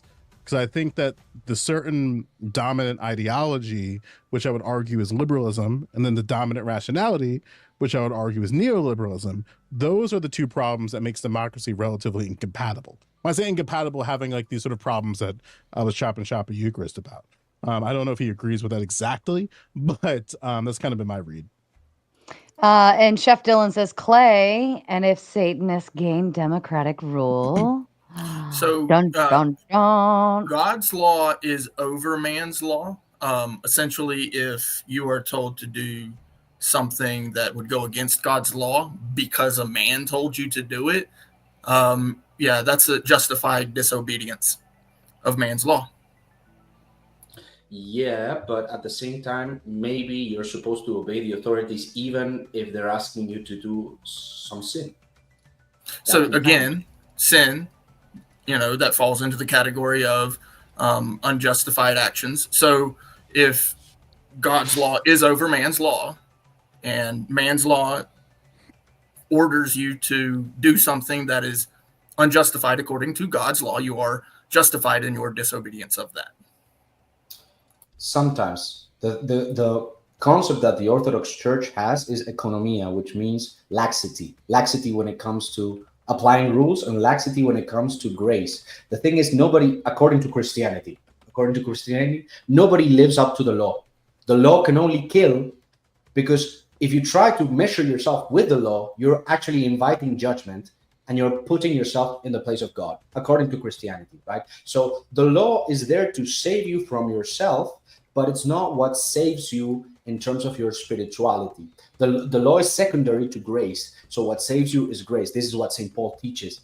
So what I'm trying to say with all of this silly nonsense is that fundamentally, sometimes you have to let, within the Christian frame, sometimes you have to let the small things fall away, because this world is so imperfect that you have to choose the lesser of two evils. So when you say, oh, but this contradicts God's law, yes and no. The God's law is love. So if you stray from the letter of the law, but you keep the spirit, you're not really breaking God's law. But from some perspective, you can be. But my problem with that framing is that it's gnosiological, which means you are always interacting with your idea of God, which could be idolatrous. So whenever you're acting, your idea of what your act should be should either be divinely inspired within Orthodoxy and within, I think, most Christian denominations, or you're self-willing and you're acting against God. My problem with that formulation is that it leads to inaction, and it leads to self-doubt or to pride, because there is no proof for that divine inspiration. You're simply claiming it. So in that sense, you're on equal footing with a Gnostic. The only difference is that you got a bigger group of friends, which is the church. Right? So they've got their tradition, you've got yours, and it all ends up being a fight of like, my daddy can beat up your daddy because like my tradition is better than your tradition. And that's the problem that we're trying to sort out here. Like both Eucharist and I think, agree on the fact that our government should reflect our theology. But he takes the position that since it's all very tentative, we should actually put forces in play to prevent us from killing each other at the slightest disagreement. And I kind of agree with the sentiment. You kind of agree. That's a great qualification. You kind of agree. You're not sure if we should have stopgaps in place to stop us from killing each other at the slightest disagreement. You're not sure about it, right? No, I agree with the sentiment. What you I agree with the sentiment, not the principle. Yeah, fair enough. No, you do want us to kill each other at the slightest disagreement. No, I'm sorry.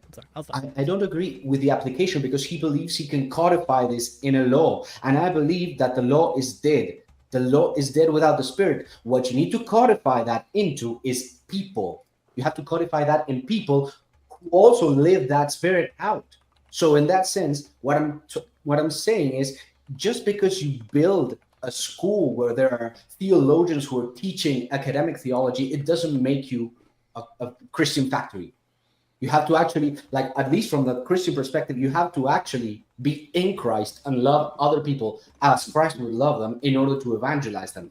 And my issue with that permutation is that I don't think it's Christ want to do that. I think it's ultimately us trying to be better people. And Christians say, oh, you're an antichrist because you worship man, because you worship power, because this and that. No. I have no idea. Maybe I'm wrong. Maybe Christ is right. I do know that if he's right, we have to serve him. And I don't see the church serving. And that makes me think that all of this conceptualization about technocracy, about institutions, about systems is always a deviation from the actual living out of the experience, which is actually what Christ calls you to do, which is to give the testimony of his life, not of what other people say about him.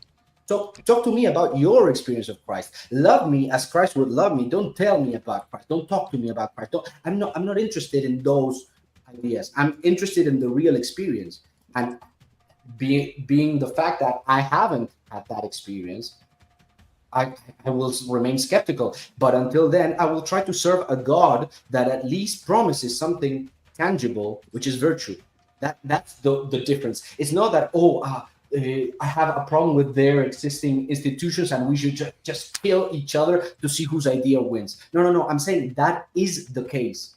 I would love if we could discuss things, but I don't even have belief that debate will eventually lead to truth, because two different people can come to different sets of conclusions from the same evidence, which means that you are a person, I'm a person, we have different worldviews, and we see things through our worldviews, which Orthodoxy calls the nous, the mind, the spirit. And I see that missing in Western theology, in the Western mindset, and I would recover that from Orthodoxy and bring it back into the conversation. And basically that's what I'm trying to do. I'm trying to avoid people killing each other, honestly. But the problem is, you don't see that if you don't confront these things, you are going to kill each other. And I see it starting to happen right now. So if we don't have these sad, ugly, uncomfortable conversations, that's what will happen. So I would say that it's actually democracy that allows these conversations to happen, right? So in autocracy, these conversations would never happen. So it is a justification for the democracy to be the better for society. No, I think there's a pride inherent in believing that a king will always be bad. And because you're putting yourself on the saying he's always going to be bad. No. They're never saying that, right? I, as an American, I have a king, right? But my king is not of this earthly realm, right? And that's my belief system. But it is democracy that allowed me to have this belief system freely. Can I give you a fun anecdote? As long as we're arguing about American founders and stuff. So again, Jefferson was not in America for the Constitutional Convention or the ratification. On his way back to America, he's engaging with, I think it's John Adams, about the proposed Constitution. He's being asked, are you Federalist? Are you Anti-Federalist? Are you for it or against it? And he basically says, I'm neither.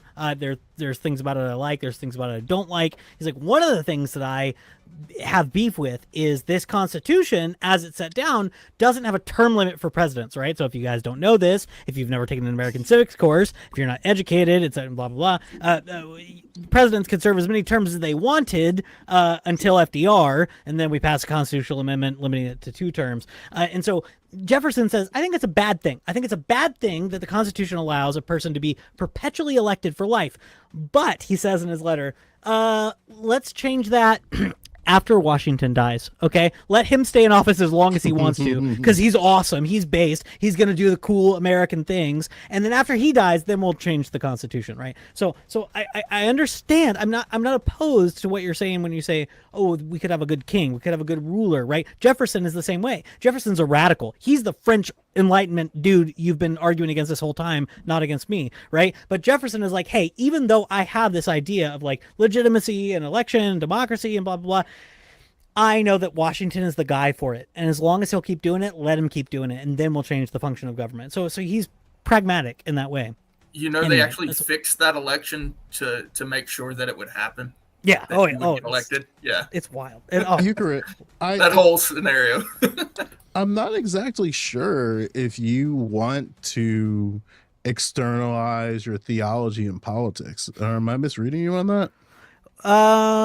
What do you mean by that? Can you explain? Yeah, like there are people who think that like everybody should be Roman Catholic, and Roman Catholicism is the way that we ought to structure ourselves religiously. But it seems like you are open to multiple different theological expressions because of your advocacy of democracy. So what I would say is I think democracy allows people to advocate for policies that they can justify on the basis of their theology. I think if all the Christian nationalists were saying is we should make justifications for policy and law on the basis of our theological beliefs, I guess I'd be a Christian nationalist. Where it's like I don't think there's anything fundamentally wrong with me saying I have both, scientific and moral and religious reasons to believe the things I do about unborn life, and so I'm advocating for this abortion law, right? That I don't think that I don't class that out of democracy, right? But also I don't think that Christianity lends itself to an establishment of here's the particular church and creed and confession you must follow, else these things are punished by the state. If that's the distinction I'm drawing, I guess. That's a drive. I understand. Yeah, because like one of the things that's a little murky for me.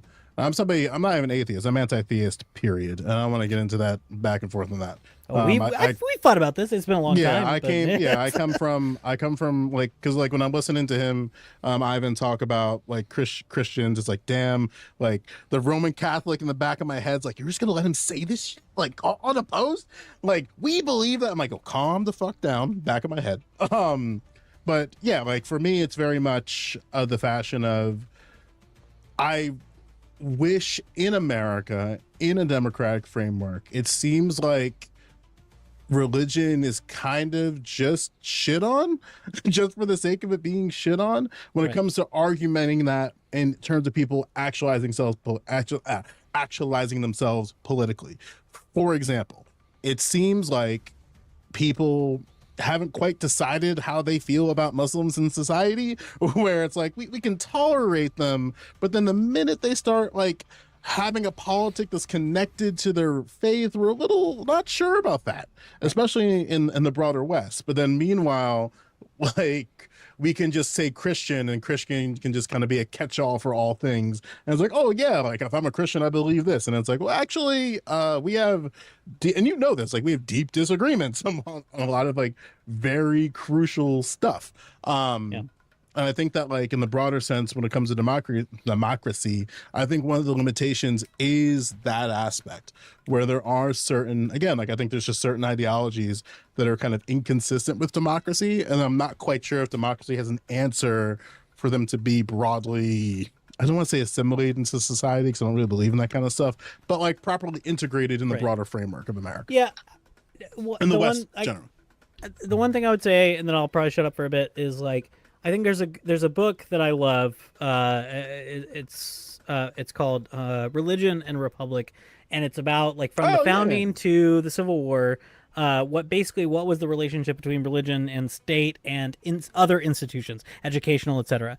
And what the author Miles Smith argues is that what we had in antebellum America was what he calls religious institutionalism. It's not Christian nationalism. It's that we have institutions that are perfectly, like college presidents at state-funded institutions are perfectly comfortable showing up at commencement and saying, "Hey, by the way, you're here to learn Christian virtue." Yeah, they're fine with that, and that's not a controversial thing. But it's like a pan-Protestant, like Christian vibe, kind of like it's an interesting historical text, and for me, an interesting pushback, I think, against a Christian nationalist, where it's like the things you care about, the things you want to establish or inculcate can be done through other institutions, and they were done through other institutions broadly in this antebellum period. So yeah, that's I think where I would land. Maybe that makes me anti-democratic in the way you're uncomfortable with. Maybe the things I think are like outside of the within balance thing you're trying to develop, that's fine. But like you're asking good questions. I think there are other answers than some people are providing in these spaces. So. Yeah, like I think no. Let me jump in. I think the problem, Eucharist, with your position is that ultimately you're saying no to Christian nationalists, but you're saying yes to progressives, because suddenly there's a problem when a Christian nationalist wants to completely censor, for example, transgender ideology, completely censor it, wipe it out of the let's say public discourse, public life, all of that. But yet, when progressives start imposing their dogma, their religious ideology, you seem to be fine with it because liberalism or something. And there's we'd have to go through policy by policy, and I don't agree with your characterization of this. I don't think so. So I think I'm drawing lines in different places than you're suggesting, I think is what. Yeah. No, because you say you want values in law, but never when they're against progressivism. I mean, I get it that you want to be. Wait, hold on. I'm not saying that. I've never said that. The first argument we had was on a panel where I was like, "Hang on a second, I'm fine with overturning Dobbs. I'm fine." Like there's No. I mean censorship. I mean censorship. Okay, so you just mean like outright, like you can't advocate for this? That's a kind of different world. That's a different world than like. Exactly. I mean, like I'm trying to think of an example I can give without having to give a bunch of footnotes and qualifications, but like I'm fine with having, for example, like restrictions on what kind of content is taught to students at certain levels in certain schools. Like that kind of stuff is a kind of censorship, right? So I'm okay with that kind of stuff, and I'm fine, by the way, with that being locally controlled and relatively ideological, right? So when you have a group of families and parents who are like, this is not the kind of stuff I want to teach my kid in terms of like social blah blah blah, I'm not opposed to that. So I think you're characterizing me wrongly, but I understand why you're saying it. So yeah. And then a problem I'm saying it because it's libertarianism ultimately. Is the problem with authority? Not exactly, but like here's what I'm more comfortable with the state than libertarians are, for sure. Yeah. Here's a problem I hear you, Chris, where like when you finally go out into the world, you're going to have to engage in a myriad of different groups of people, and you're going to have to kind of like understand that they are people no different than you. And something that kind of, and like this is one of the many problems of the West, but one of the broader problems that we focus on America as a generality is that like most Americans don't really, I hate to use this as a talking point, but most Americans don't deal with trans Americans in their everyday life. In a lot of cases, for a lot of people, it's just a group of people that they only see on the internet and sometimes on a show that they might watch from time to time. But in reality, like those are people that are out there. And then like one of the questions is, when you're acculturating and socializing, in this case, like children, like how do you explain that? Why do you explain that group of people? No different than like if you've never seen a black person in your entire life, and then you just see a Negro walking across the street, and it's like, what is that? And depending on how you answer that question, that can lead to a lot of different things. I'm not saying that like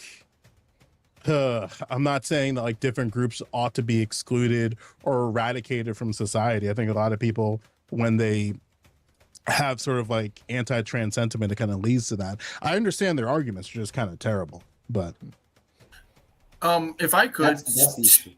Spiritually and mentally ill individuals have existed throughout history, just like black people and white people have existed throughout history. So the parallel was crazy. Yeah, I mean, you know, I like understand what you're saying, but I was yeah, like, damn, all right. Yeah, like they've existed. Spiritually understand. ill people Yeah. have existed throughout history, Mhm. right? So people who are, you know, who think differently in their sexuality, like Alexander Sure. the Great, right? These people have Debussy. existed. You know, Debussy yeah. fucked. Like, I don't Right, think the people Greeks, understand. the Greek like, philosophers themselves, right? These guys were weirdos for real. Well, the problem is if you don't pathologize that from the perspective of the state, what you're doing is sacrificing the metaphysical integrity of the state.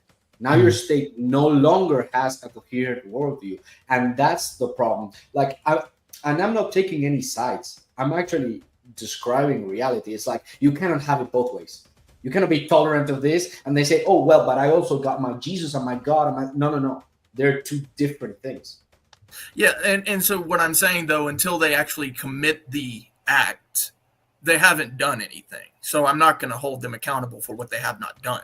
Right? They can have it in their head, and ultimately, if they don't tell me about it, I might not want to bash their head. Right? So, just don't tell me there about needs it. to be like I think we need to have a culture of wisdom to engage in these things head on. Like, this is why I'm sympathetic to communitarians, but I think Schmidt's fucking crazy. Where it's like, okay, we recognize that like confrontation is inevitable.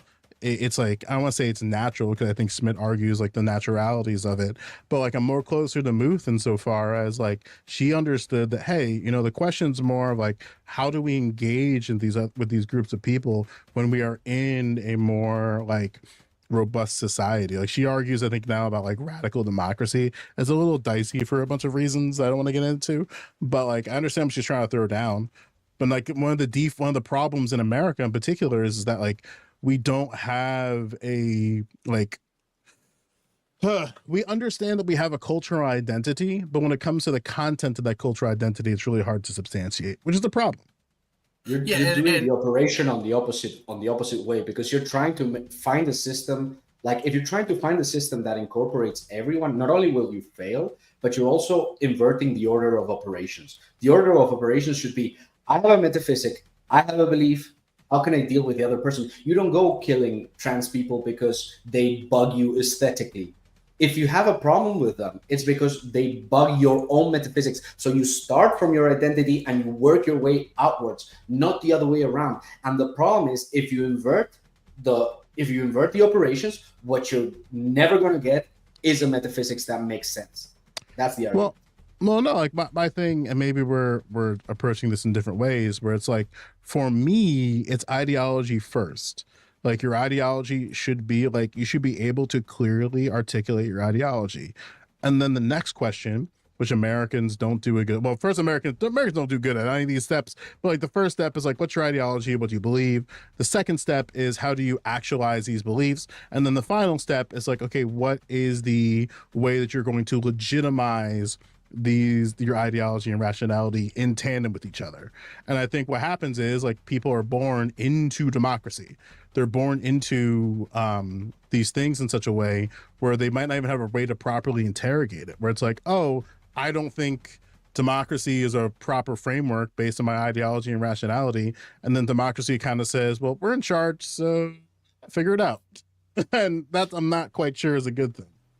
Yeah, well, you're trying to use democracy against democracy in that sense, because you're trying to use, let's say, the ability within liberalism to question itself to see whether liberalism passes its own test. But unfortunately, that is not the way to go about liberalism. It is actually, let's say, if you do that, you're going to find out that you're going to destroy society in the process. So when you're saying you start with ideology, no, you have to make sure that your ideology is already justified in itself, and that it has three important levels: epistemology, metaphysics, ethics, in that order. If your epistemology is bunk, you're dead on the water. If your metaphysics is crazy, you're going to see problems with reality. If your ethics is not according to the other two, then you're going to even fail your own standards. So it's not just about ideology, because ideology as such, as a concept, started after the Enlightenment with rationalism. You cannot reason your way to the way the world works without metaphysics. So the question is, what metaphysics is the correct one? You cannot start from liberalism from the bottom up. I never said that. Like, maybe I didn't say this clearly. I'm muted. I've been trying to interrupt this whole time, and I'm fucking muted.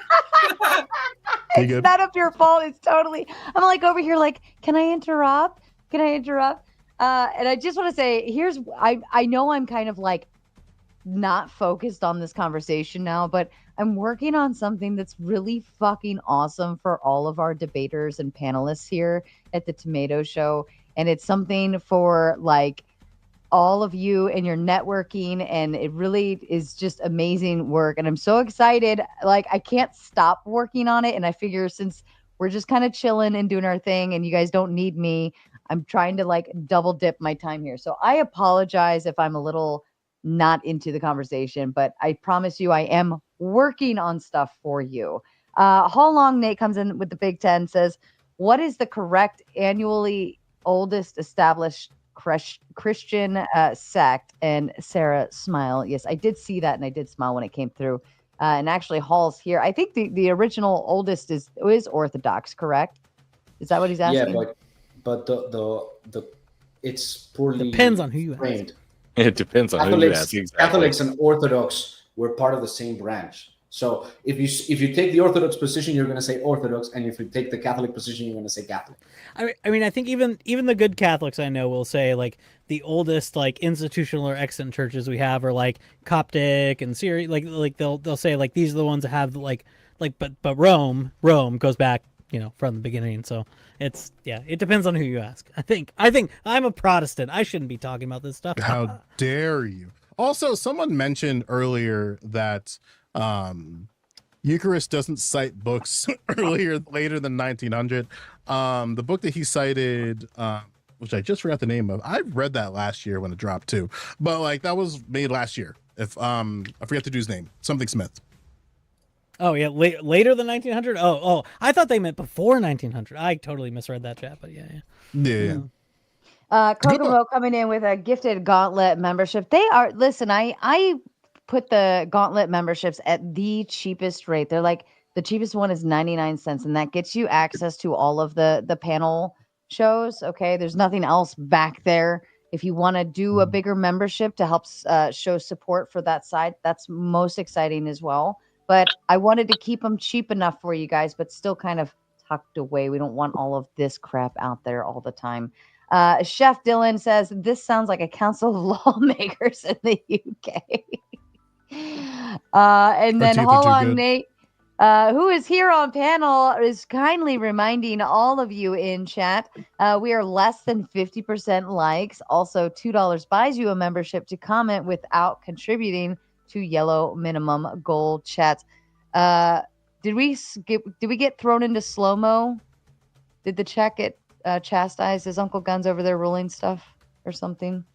But yes, thank you so kindly, Hall, for the reminder to everyone. And our darling Paige, I was actually just working on her debate card, by the way, filling out. These are amazing catalog debate cards with all of your information of like what you guys debate.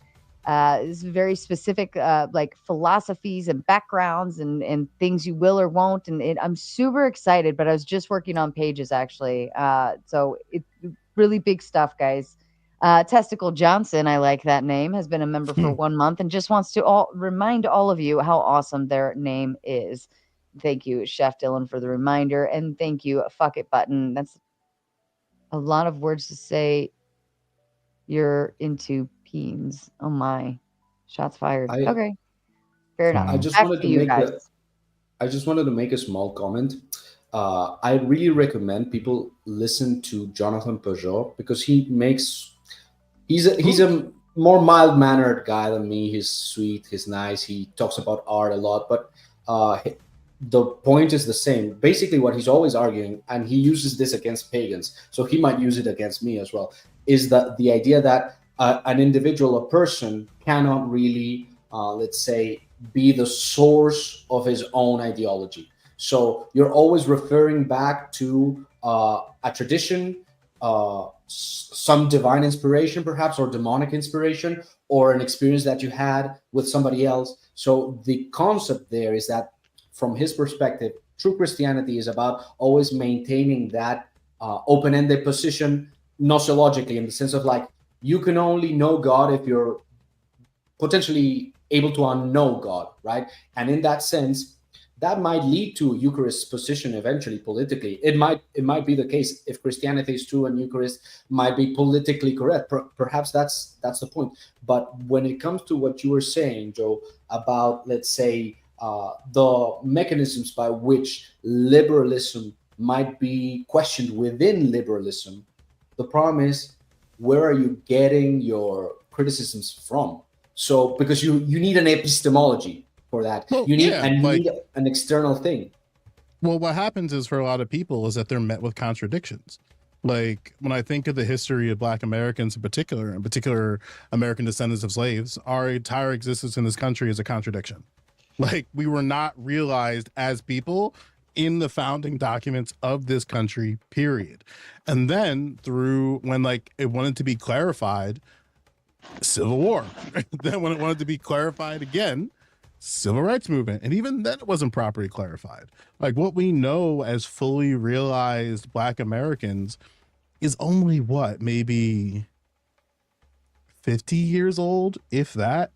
Like, my generation is one of the first realized Black Americans that didn't have to worry about just like chattel slavery, Jim Crow, racial apartheid. Like, we're the first group, like people born around on or around the 80s. And what happens with Hold that on. is, if you, yeah.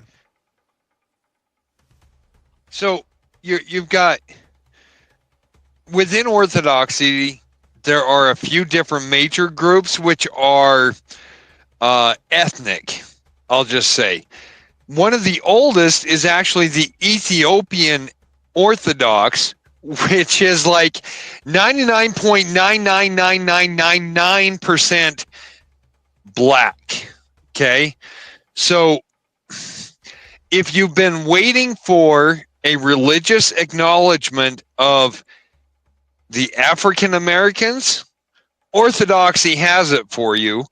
Orthodoxy, whether it be Greek, Russian, whether it be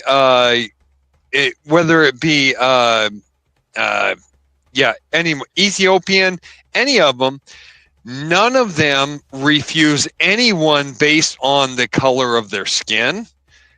It is only based on the acceptance of. It is only based on the acceptance of the dogma. Let me see if you're tracking a little bit. Did I think Eucharist, I'm a toxic fuck. How did Christian Orthodoxy end up in Ethiopia? Well, it was actually the first official. It was actually the first official outside of the Kingdom of Jerusalem. Ancient, yeah. Like, so You in the guys book of stole the Acts, ark. Philip the Evangelist, who's I'm named, by the way, for Philip the Evangelist, not Philip the Apostle. Philip the Apostle didn't do anything. Philip the Evangelist, much better, right? Philip the Evangelist sits with the Ethiopian eunuch, and the tradition says that he brings us back to Ethiopia. And well, yeah, and you also have the Queen of Sheba and everything else earlier than that. So you have, Yahweh-ish teaching going to that area of the world much earlier, but that's the root of Ethiopian Orthodox Christianity, is Philip the eunuch teaching, or Philip teaching the Ethiopian eunuch from the Old Testament. Here's how this points to Christ, and he brings that back. So to really that's the idea. Through Judaism. Through Judaism, actually. Yeah. And isn't it Ethiopian Christianity like just around like 300 AD, like around the same time as like On or about. it's not even really that old as far as like other. It's depends who's. Because So the splits the splits began before the Nicene Creed. Go ahead. Yes. Yeah. Well, I don't know why we're talking about the history of Christianity. I think I think we were talking about. Yeah, because Ivan's a pagan. He's already said this, so we don't need to talk about the history of Christianity. No. We need to tell Ivan why he's wrong. Okay, come on. Chris, Why the fuck does he talk about orthodoxy so much? You can bring up because he used to be Orthodox, but now he's not, and now he's pagan. I love talking now about we gotta Orthodoxy. fight with him. Come on. But I was interested in what Joe was saying in terms of, let's say, his idea of a fully realized Black American, and it's not that I have like suspicion of his motives by framing it this way, but I think he's using an anthropology that he borrowed, which actually dooms people to never being able to realize themselves, because at least from a Christian perspective, like, even if you are a slave, even if, like, I don't know, you were born with a birth defect that conditioned you severely, like, you are still made in the image of God, and that entails that you have the ability to participate in God to the fullest extent. So I want him to clarify what he means by fully realized. Fully realized in America. Like, every time Black Americans were able to be fully realized people, we can say colonizers if you want to use that buzzword. You can use people who were ruled over what we know as African people. There was always exceptions. Like, even converting didn't change your slave status. Like, that was a thing. And it's like, oh, people under God cannot be enslaved. Psych, Negroes. Like, that's basically what it was. No. That's inaccurate, actually. See, that's inaccurate. No. Yes, the Bible actually okays slavery. The Bible doesn't okay chattel slavery. Okay. Yes, it so does. you're deciphering between justified anyway. Old Testament is different than New Testament. Oh, that's Marcion. That's a heresy. Okay, so there's normal. No. Old Testament is the Judeo Bible. Do you think that, so let me ask you a question, Nate. Do you think that Christianity would be possible in Africa if not for colonialism? Well, that's actually a misnomer, because Christianity Yes. was before, like, the kind of colonialism you're talking about. But if you're talking about cultural imperialism as colonialism, maybe you can reframe it.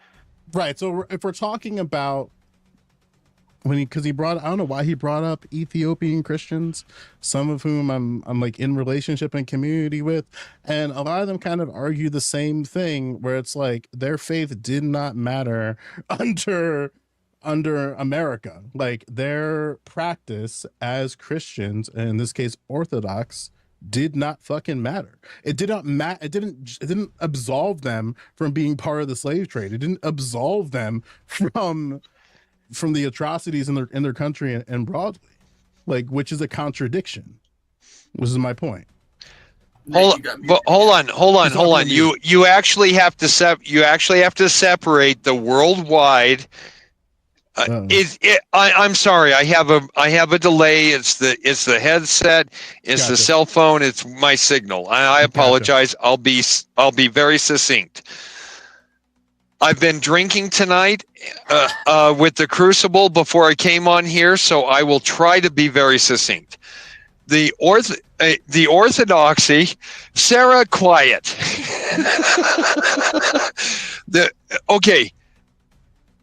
After the establishment of the nation of Jerusalem, which was a Christian nation, the next establishment of the Orthodox Church was in Ethiopia. Ethiopia is the second oldest because of the direct teachings and the direct association with the apostles in the New Testament. If you're going to look at slavery as a part of Christianity, that is actually a part of the Old Testament, which I apologize for informing you, but that was Judean, not Christian. Slaves obey your masters was in the Old Testament. So like the issue I had, like, So the point I'm having here is, right, if Philip the evangel, if Philip, everybody, I'm not going to use his full name, but let's say Phil decided, like, hey, maybe an angel didn't tell me to go to Gaza, and I discover Ethiopians, like, and then through discovering the Ethiopians, I kind of believe that these are like people that I need to teach. I need to teach them for the sake of God. And like, I'm doing this because God's telling me to, or an angel, depending on your interpretation. I'm doing a Pan-Africanist argument. I don't really fully ascribe to this, but one of the Pan-Africanist arguments is that history has done a really interesting thing to make it seem like individuals like Phil the evangelist and others just came into these areas, and the people there just willingly adopted and wanted to learn and understand these things. I'm just wondering what your thoughts on that. Claiming words. Oh yeah, he's got a delay. Give him just. So according to, from what I understand from my research, according to the Ethiopian Orthodox, it was not any part of colonialism because it was actually Middle Eastern, not European individuals who went down there and spoke with the local Africans, and it was much slower and much more deliberate of a conversion, should you say, to Christianity. However, the one thing that I will say about any tie to Christianity and slave trade is that none of that would have been possible unless the local magistrates and kings, warlords, whatever, were willing to capture and offer those slaves to the rest of the world. Sure. The point that I'm trying to make here, like, because Ivan was talking about the idea of fully realized Black Americans. Well, I'm specifically talking about in a democratic framework, the generation of Black Americans that were able to fully realize the freedom of previous generations is somewhere around early millennials, somewhere in the late 1970s to 80s. That is because of the laws that came in place into the country. I am one of the first generations of Black Americans that did not have to worry about being lynched by the Klan as a constant threat to my existence. No. Prior to. Give it a second. Mm-hmm. No. Prior to the enforced integration, there was actually a separate stock exchange. Even there were Black communities, African American communities who were actualized, who were worth millions and millions and millions of dollars until they agreed under the integration acts to give all that up to participate in the overall American economy. Which is this is the fucked up alternate reality that conservatives 1928 bullshit you just said, Nate. That's some insane propagandic bullshit you just fucking said. It could be, but let me say this first. Joe, I think that you're no, not fucked up alternative, not fucked up conservative alternatives. Go ahead and look up. Go ahead and look up 1923 through 1928. Go ahead and look up New York. What happened to Black Wall Street, Nate? Go ahead, look it up. It is not made up. It is 100% fact. It has just been wiped out from the current since 1967. It has been wiped out. It has been wiped out from the educational system. We have not heard about it since then. No, we hear FG, about FG, listen to this for 1 second. All I'm saying is there were people who were doing just as well as whites. All I'm saying is there were people who were doing just as well as whites, who were black, who were African American, Black Americans, before they accepted the integration. What is just as well? Let me say one thing. Sure, yeah, go for it. I wanted to say something to Joe and to FG. Look, guys. Sure. And I apologize. It's okay. It's okay. So I'll be quiet for a while unless someone asks me a direct question. If you're setting yourself up as a perpetual victim, it's no wonder you hate God or you hate the idea of God. Because if you're not able to self-actualize, to self-realize because of conditions that you were not able to even control, then by that measure, God is a torturer. So what I would say to you is that I'm not saying become a Christian. I'm saying try to look at it from the Christian lens, at least, because I think I it's was a useful. Catholic for 20 plus years. Right. Go on. Yeah, we know the Christian lens. I almost became a priest, but Oh. let me just lay the floor. I was like maybe a year away of becoming a priest. But go on. Okay. Fair enough, Joe. So the issue for me is that you're presupposing that self-actualization has this, let's say, absolute level of material welfare, psychological welfare, spiritual welfare, however you call it, that is cumulative.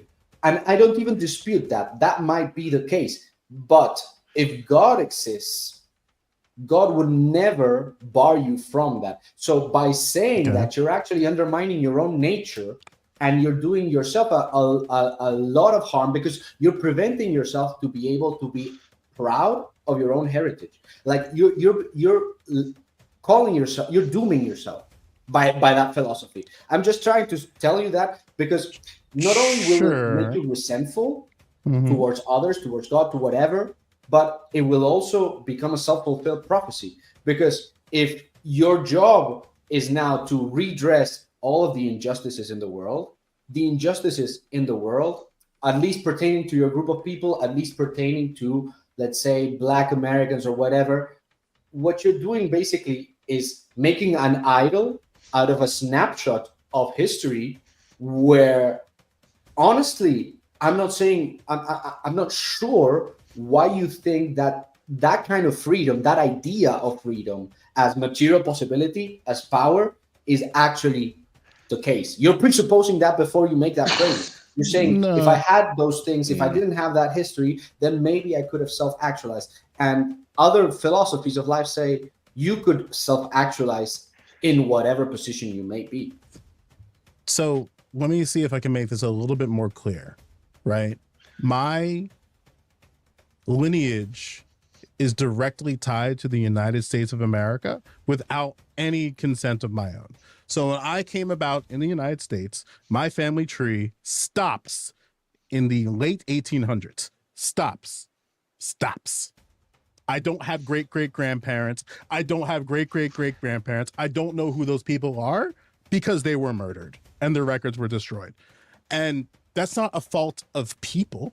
That's a fault of the government. So when I'm pleading to these ideas of reparation, of justice, that's an appeal to the government, not an appeal to people. Does that make sense? No, it's the people, because ultimately what you're appealing to is a government that is formed by the people. Well, so, no shit. But again, like the point here is that go on, keep on. Your government that would pay that reparation or listen to you or put you to school or anything like that. Said the trigger word, Joe. They're going to come for you now. It is the people's tax, right? And it is only the people. It's not the people's tax. It's it doesn't belong recognizing to anyone else, right? Because in order to make communities whole, you're going to have to redress harm.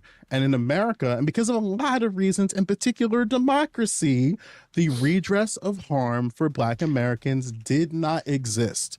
And the argument currently in America is that, which is consistent across the West, if we can outlive these people, and they're correct. you don't have to worry about the injustice claim for American descendants of slaves if there are no more American descendants of slaves. So, which is a real phenomenon that we'll run into, not in 100 years, around 50. I want to point out wait. that it is the religious acts that put these slaves as slaves. It is not the country reinforcement itself. of the law, with reinforcement of the law. With reinforcement Again, of the country, we made clarifications because of the religious contradictions. Fanatics. Not Because exactly of those religious religious fanatics, but I fanatics understand what you putting mean. that into law. Yes. I think you're making a mountain out of a molehill. I'm sorry if this offends you. I'm sorry, but I don't think slavery was that bad. And I don't mean that chattel slavery was good. I'm saying, I'm saying, no. I'm going to say it. Like I think a lot of evil things happened to slaves, but that was true of all of human history. The countless women who were raped to the core by their own families. Do you think that is something that should be redressed to all women? If you start doing that, if you start the tally of, oh, you owe me this because that, whatever, you never end. And not only does it never end, it doesn't lead to communion. It doesn't lead to community. And that's America's basically problem. No. You don't understand. You don't have the power to do that. If you take that position, you're setting yourself as an enemy. And I'm trying to tell you, don't become enemy of the state. Don't become the enemy of the state. Okay. glad for that little pro-Western lecture. Right. like my you're position asking to be on destroyed. this. You're asking to be destroyed. Yeah. Duh. Because that's what you got to do. If you don't stand to your convictions, if I may, then why are they convictions in the first place? I'm pissed here because listen, maybe Ivan's trying to ruffle some feathers because like I'm willing to die for my ideology. I'm willing to die for my rationality. I'm willing to die for my I think it's the wrong ideology. Because what is my ideology? Yeah, that's been your entire argument the whole night. You want reparations, and you're gonna take reparations is not an ideology. So what is the ideology based on what I've said tonight? If you had to make an assumption. I never declared it, which is my point. Like, if you want to know what my ideology is, I'm close to somewhere in between a communitarian and a Hegelianite. Probably a left Hegelian, but that's like an oversimplification. But if I may, that was bad. That was almost like 15-second delay. It is a big delay, but please go ahead and begin, Hall. Begin.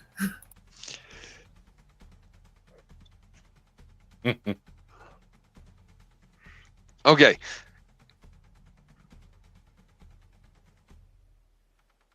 It's horrible. Okay, so Joe, I respect you greatly. I have seen you on multiple panels. You have been nothing but respectful, and I do hope that you can receive me with as much respect as I offer to you. So the one thing that has been throughout human history since the beginning of humans is the capture and the forced containment of other individuals regardless of melanin levels. The one thing that has been very consistent within the U.S. is, I want to say that I empathize with this because a quarter of my lineage is a combination of people who did not choose to come here from a different area of Europe, but were forced, and people who were here and were forced to accept those people who came here. Okay? That makes up a quarter of my lineage. All right? It makes no difference to anyone today because I appear the same as any European today. Does that make sense? Oh, Lord, like, yeah. So, like, the point, I was talking about this earlier, maybe you were listening in, I don't know. Like, you said that since the beginning of time, essentially, humans were capturing, enforcing, containing other individuals. This is true and consistent. But can you name me a point in human history where a community of people decided to reproduce their slave population through forced rape? Yeah, probably Sparta, probably all of those places. That was it. They did that. In fact, in the Old to Testament, maintain their slave population. Are you saying in that the Old Romans Testament participated in and what were they exactly? Were they Romans? That has gone on. Inverse That of has the usual argument from the biblical slavery. This is a complete inverse of the usual argument on that. That is how that is how biblically the Jews. Hold on.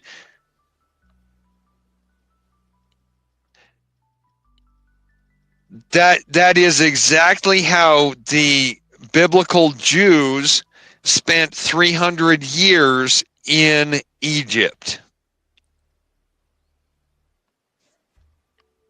So Which if I'm there is no evidence of. Yeah, because like the thing that I mentioned earlier was the idea of normal violence. And normal violence just comes from Michael Bradley. He speaks of this in his book. I keep talking about it, Iceman Inheritance. But basically he speaks the idea that there's certain atrocities and certain types of violence that are consistent across human history. And then what you have in terms of the manifestation of the West, they started engaging in abnormal violence. Violence that was unique specifically because it existed in the manifestation of the West. So you have different types of atrocities and different types of acts of violence that are inconsistent across human history. One of those things is in fact chattel slavery.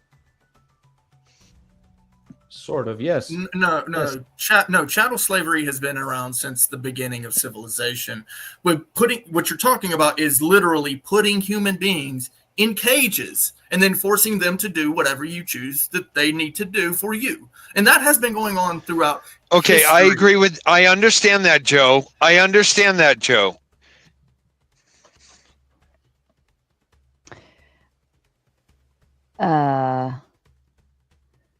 I think there's still a delay, right? Yeah, we're in two different universes. It's amazing. Yeah. This is Like great. Every major civilization has done that, Joe. That's not true, but I understand why you might believe that. The Slavs are called the Slavs. Right. We've seen a complete We're- misunderstanding of history over and over and over and over again tonight. Well, I don't misunderstand money. Chef Dylan I will bet. The Big Ten. Oh, he disappeared. Chef Dylan sends in the Big Ten and says, "Get those donos in chat." I like it when Chef Dylan tells people what to do. Chef also says reparations were paid in white blood during the Civil War. Who taught you to ask? Who taught you to ask for what you haven't earned? Ooh, shots fired. Paid in white blood. Follows up today to say no white countries with slavery today. Africa is still going strong with it. China even has Muslims in camp. Is that true? The Uyghurs, yeah. Just keep They're going. at least in re-education work camps. No. Why is that difference present? Why is that difference present? Well, I don't know the real answer to why, but I'm going to suggest it has nothing to do with the white thing. Yeah, the white thing is like It's Eastern. Oh, Lord have mercy. Like, okay, so other countries saw how the West threw down and adopted those pathologies when they were constructing their societies too. It's crazy how the West throws. That the West was so violent that other countries had to reorient their entire societies, their economics, and their institutions towards the West. What's an example of that? China. Like So no. what's Hold an on example of that? now. Let's India. talk about China. Okay, Japan. China is Like- east. Okay, if you want to Okay. go from biblical history, right? So Ham was from the south, right? Japheth went north, okay, and the east was Shem, okay, right? So that would be biblical history if we're talking about Noah and what we got going on right now, right? So the interesting thing about that is there's very little history about Japheth. We don't really know about the history of Japheth's family and what went on there. We do know about Shem and we do know about Ham, right? So those two, the east and the south, right? Those places had slavery. What you're talking about, chattel slavery. We don't know about Japheth. There's not a whole lot of history there. Why do you think that is? Well, because they minded their own business. Well, speaking of minding their own business, Hall Long says, fucking lazy tech. Thank you for acknowledging me tonight. To each of you, respect. I mean, tonight, we could do it tonight because we don't have like a crazy panel. And I think you guys have been patient enough with the lazy tech. So thank you very kindly. We won't be able to oblige delays for every panel. So don't, maybe try to fix that tech issue on your end. How long? I would recommend a different Bluetooth headset because you were talking, but we weren't hearing you yet. And look, so he's a good sport too. So. Yeah, we worked with it, and I appreciate all of you for working through that. That's very thoughtful. And Chef says, Joe said, just keep going because he doesn't have an answer to the ignoramus that mentioned skin color. No, that wasn't my point. Race is inconsequential. I have no idea what that means, but I wanted to interject a small little comment. I mean, sometimes old-time slavery was just as bad as chattel slavery, but I do get the point that Joe raises, which is there seems to be a particular zestiness when it comes to being violent and being evil that arises within, let's say, the Western mind. Orthodoxy goes against the Enlightenment very hard because of it, because it's not that people didn't genocide each other in the past. It's that the West made that into, let's say, a machine. So you can only get Nazism if you already have rationalism. So I completely concede that, Joe. But to say that this is, let's say, the only heritage that the West offers, or to say that your only heritage can be subsumed to, oh, my ancestors were slaves, actually not only dehumanizes all of the people involved, but actually dooms you to repeat the same cycles. If you truly are made in the image of God, or if you truly have the potential to transcend those limitations, then naturally, even though you might want justice, and that might be just in itself and not pathological or whatever, you might want to personally take a step back from that frame of mind and make that sacrifice. I'm not trying to preach Christ here, but the Christian way is you have to embrace the cross, and you have to ask forgiveness for your sins and forgive your brother's sins against you, even though you might be innocent. And that is what doesn't allow me to be a Christian. I cannot stand the idea of being crucified by people who hate God simply because I'm being promised in the future, in a nebulous future, something good. Are you serious though? Ivan, are you here serious? now. Honest Wait, question, shut up. because you Why are sound like you interrupting always. You're just a dick, man. you never stop talking. Doesn't matter. You're not the one to judge, idiot.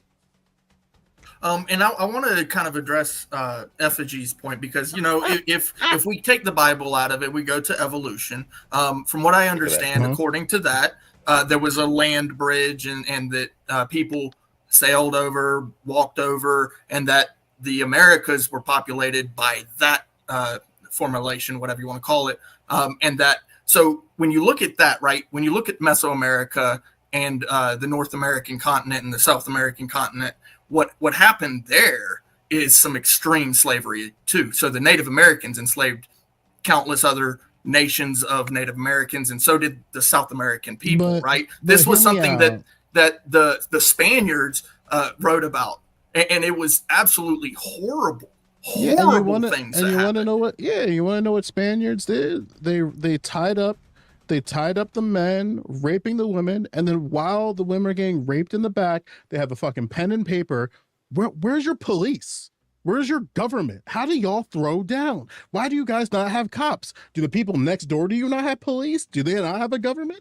Like, the thing that made this violence so incredibly unique and why it's a Western phenomena is because of the atrocities. Spain is part of the West too, my friend. Did you just gloss over the fact that I just pointed out that Mesoamerica had that going on before the Spaniards arrived? What did the Spaniards You just glossed over that. So why don't the Spaniards were doing what all humans have done for the entire history of humankind, including the Mesoamericans when they got there. Indigenous buildings into stubs. No. They were slaughtering people at altars when Spaniards got there. The Native Americans, they were practicing ritual sacrifice. And by this, I'm going to be very explicit. They were cutting people open, ripping out their hearts and eating the hearts. They were eating babies. They were literally eating babies. When you're told this story they were in school, that part doesn't seem to get in because we think sacrifice is just, okay, I'm going to kill this person. No. They were ritual cannibals. So when the Spanish arrived, you can say they did all sorts of nasty things to them. Actually, I think that the latest information we have about that, I might be mistaken, is that most of the Native Americans that died because of the Spanish force that came into the Americas died because of plague. Because the problem was that America is a continent that goes north to south, not east to west, which means that you have different temperatures, which goes against the possibility of having animal husbandry. And the Europeans, since they did have animal husbandry, they were exposed to a lot of bacteria that and stuff that didn't kill them, but it definitely did kill the native population, which wasn't ready for that. Right, and like the point I'm trying to make here again is that these instances of violence, and Ivan yielded this earlier, so I'm just like rehashing the point for the sake of chat's sake, is that this violence is unique across human history. And the question is... No. Here's the thing, and I want to point this out. Okay. The thing is, it's not unique to human history. The fact that we have more people on the planet right now shows that factor. Right? Because it was happening so often is why we didn't have population growth. They were literally red rumming people for the entire span of human history until democracy came along and said, enough. Whoa, okay. And when we started voting on it. When we talk about the West, it's like a small sliver of history. A lot more history existed that's non-Western, and history that exists that is Western. Ivan yielded this already. Like there's a special pathology that exists among Western ideology that makes people perceptible to violence and intense violence. What I hear Ivan trying to say, and maybe I'm wrong in this characterization, is that he leaves a little bit of room that it doesn't have to be that if there is a centering. And that centering in this case is some level of theology. Is that a correct framing? I'm oversimplifying just for the sake of chat.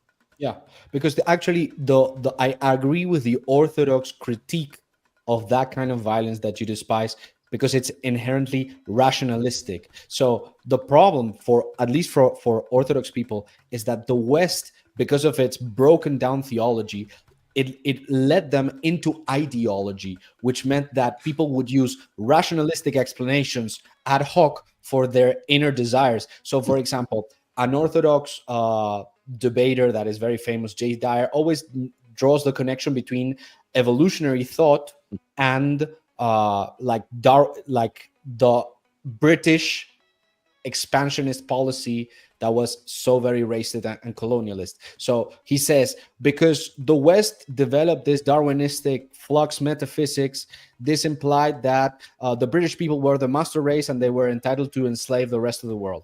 And I get where you're coming from. And I do agree with, let's say, the added spiciness of these very problematic ideas. I'm not against you pointing them out. What I'm against is defining the West simply because of these theological, philosophical, political mistakes, because I think they can be ultimately recovered. Right. And then the question is, take like, say what, God, I hate to go this route, and hopefully, Before you go that route, if I may, Crusader says, Sarah, sorry I missed the debate. Here's my Mater tax to the best damn mod on YouTube. I can only be the best damn mod if you guys are the best damn chat. So I'm happy to be here, and thank you for the tax. All Long Nate says, good night. I will ninja stalk the rest of the night. Fair enough. Watching us from the clouds. Chef Dylan says, Joe is pretending Spaniards didn't end human sacrifice. Those darn colonizers. How dare they bring civility? I mean, you don't need to end human sacrifice if you kill them all with disease. Hi-oh! Like, what? Anyway. Fuck it. That is the implication, right? Fuck it Button says, yeah, U.S. still stoning people to not alive, and has slaves making slaves. Oh wait, Africa did this over 1,000 years before the U.S. even existed, and do it today. You're delusional. I'm telling you, Sarah, we gotta get that show lined up. It's gonna confuse a lot of people. Yeah. So actually, it's funny because Joe here will be joining us next Thursday with a very nice prompt. I'm super excited. I will get the thumbnail up soon. I've been taking my time. Okay, there's so many other bigger things I'm working on. No, but I feel you. Next Thursday, I do have Mod Monday up and available. It is open panel all night. It's Labor Day, and I usually try to do holiday specials to where it's just open panel. The birth rate decline will be the topic. So there you go. Nuke finally figured out the join button. You know, I got to put the link. It's my own fault because I have the link available over on Tomato Side in the video or in the channel description. I don't have it over here on Gauntlet. So I will fix that so that link is available because that's not the first time we've seen that happen. How Long Nate says, okay, I lied. Blood Eagle, look it up. Spontaneous across pre-colonial history. It's way too long. Like, and they took your lungs out on top of your shoulders, and they left you there. What was the movie or show that they did that on? What? Yeah, they did it like they actually. I forget which show or movie it was. They were actually like they didn't show it. I don't know. I can't remember. I know I've seen it in the movie or the show. I can't remember. They like really wild. Cornine enjoying their new membership as well, along with Crusader. Yeah, I'll just add it to Nightbot, and that way you guys have it too there. Chef Dylan says with the big 5-0. I like it when Chef Dylan just feels like flaunting stuff. Says, yeah, those descendants of Spaniards died out and didn't make it, right, Joe? LOL. Great. Listen, I'm oiling. Listen, like if anything, I make people fork up that money, so I'm all for it. Say Wick doesn't understand my power level, okay? Like I make people donate so they can make sure their opinions are heard.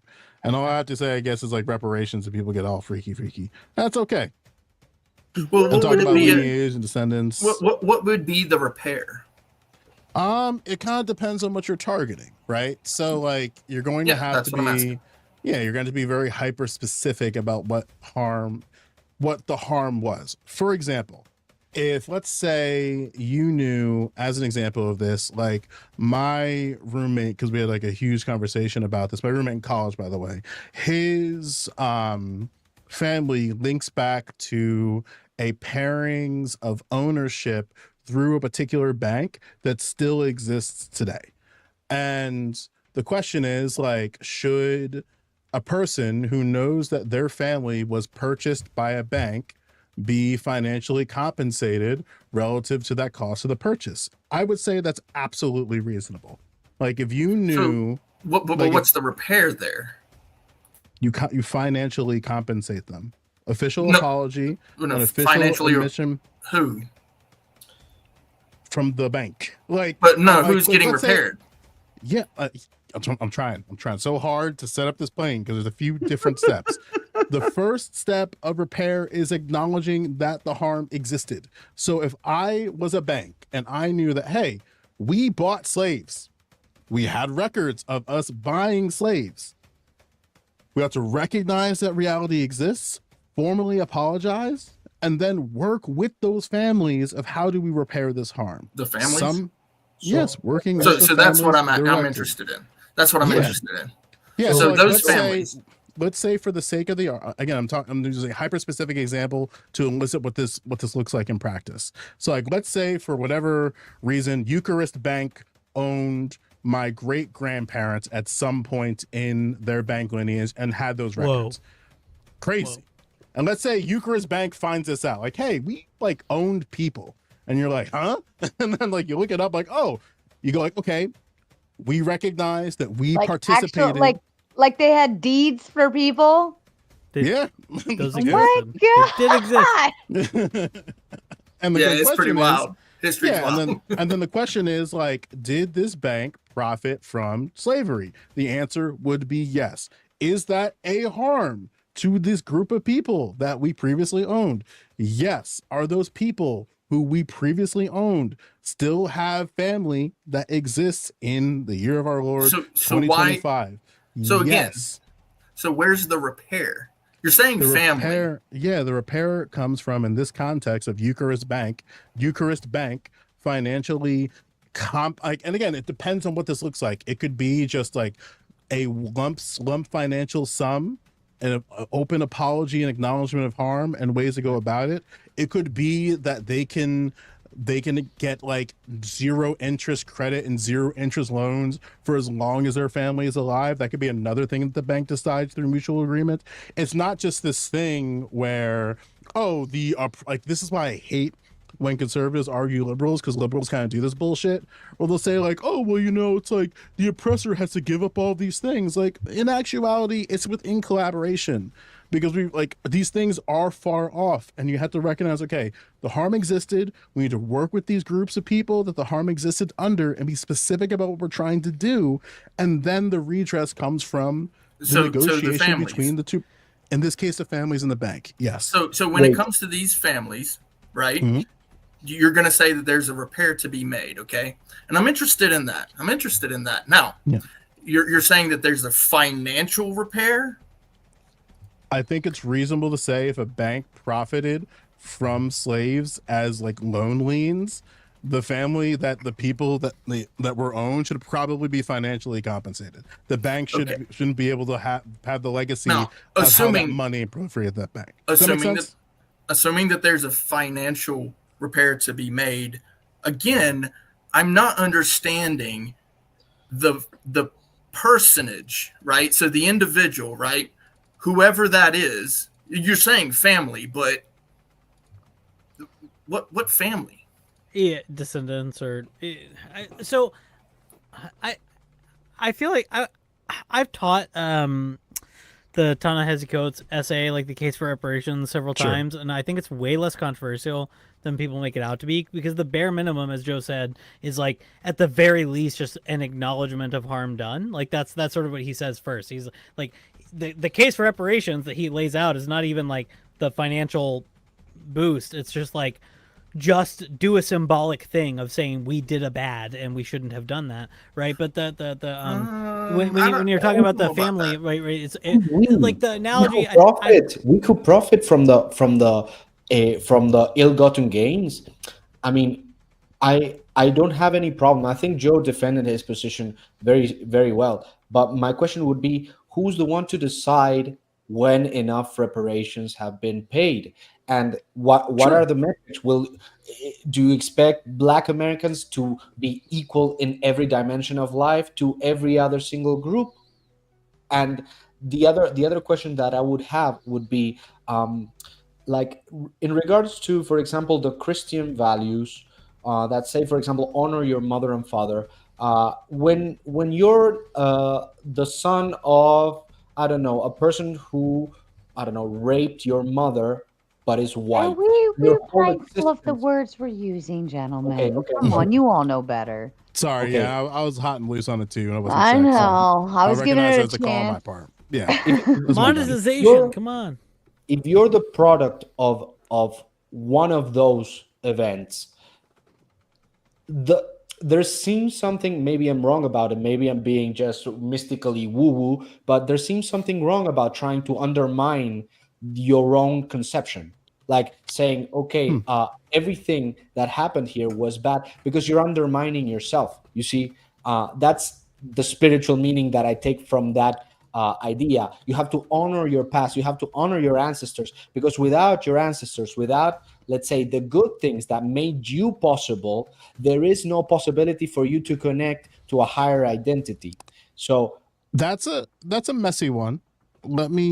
I'll engage with it the best I can while staying in the regards of TOS. So let's say, for the sake of argument, a child came about through sex crimes.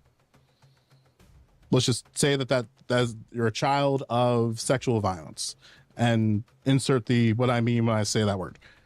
And then the question is, like, was a child born in this process? Yes. Was a harm still done to that person? Yes. So then the question is, and I don't have an answer for this, because I think if I were to answer, I would be taking the agency out of the parties involved, even in the hypothetical, because I'm injecting like my sort of biases into what ought to be done. But I think at the bare minimum, there needs to be an engagement with that question when it comes to the victims and the perpetrator. And I think in a lot of ways, what like democracy will say, just lock the dude up. And it's like, well hang on. Like, regardless of a child's existence, and maybe Ivan agrees with this, that child still has a right to know their history. So like, one thing that can happen in those cases is that, we're just not going to tell him who his father is. We're going to just subvert that. Like, no, that's an important aspect of someone's existence, and they ought to know that, even if it's messy. And then the question comes like, okay, we recognize this as a harm. How do we resolve this harm for the sake of that child and the sake of the mother, if they were to be alive or not?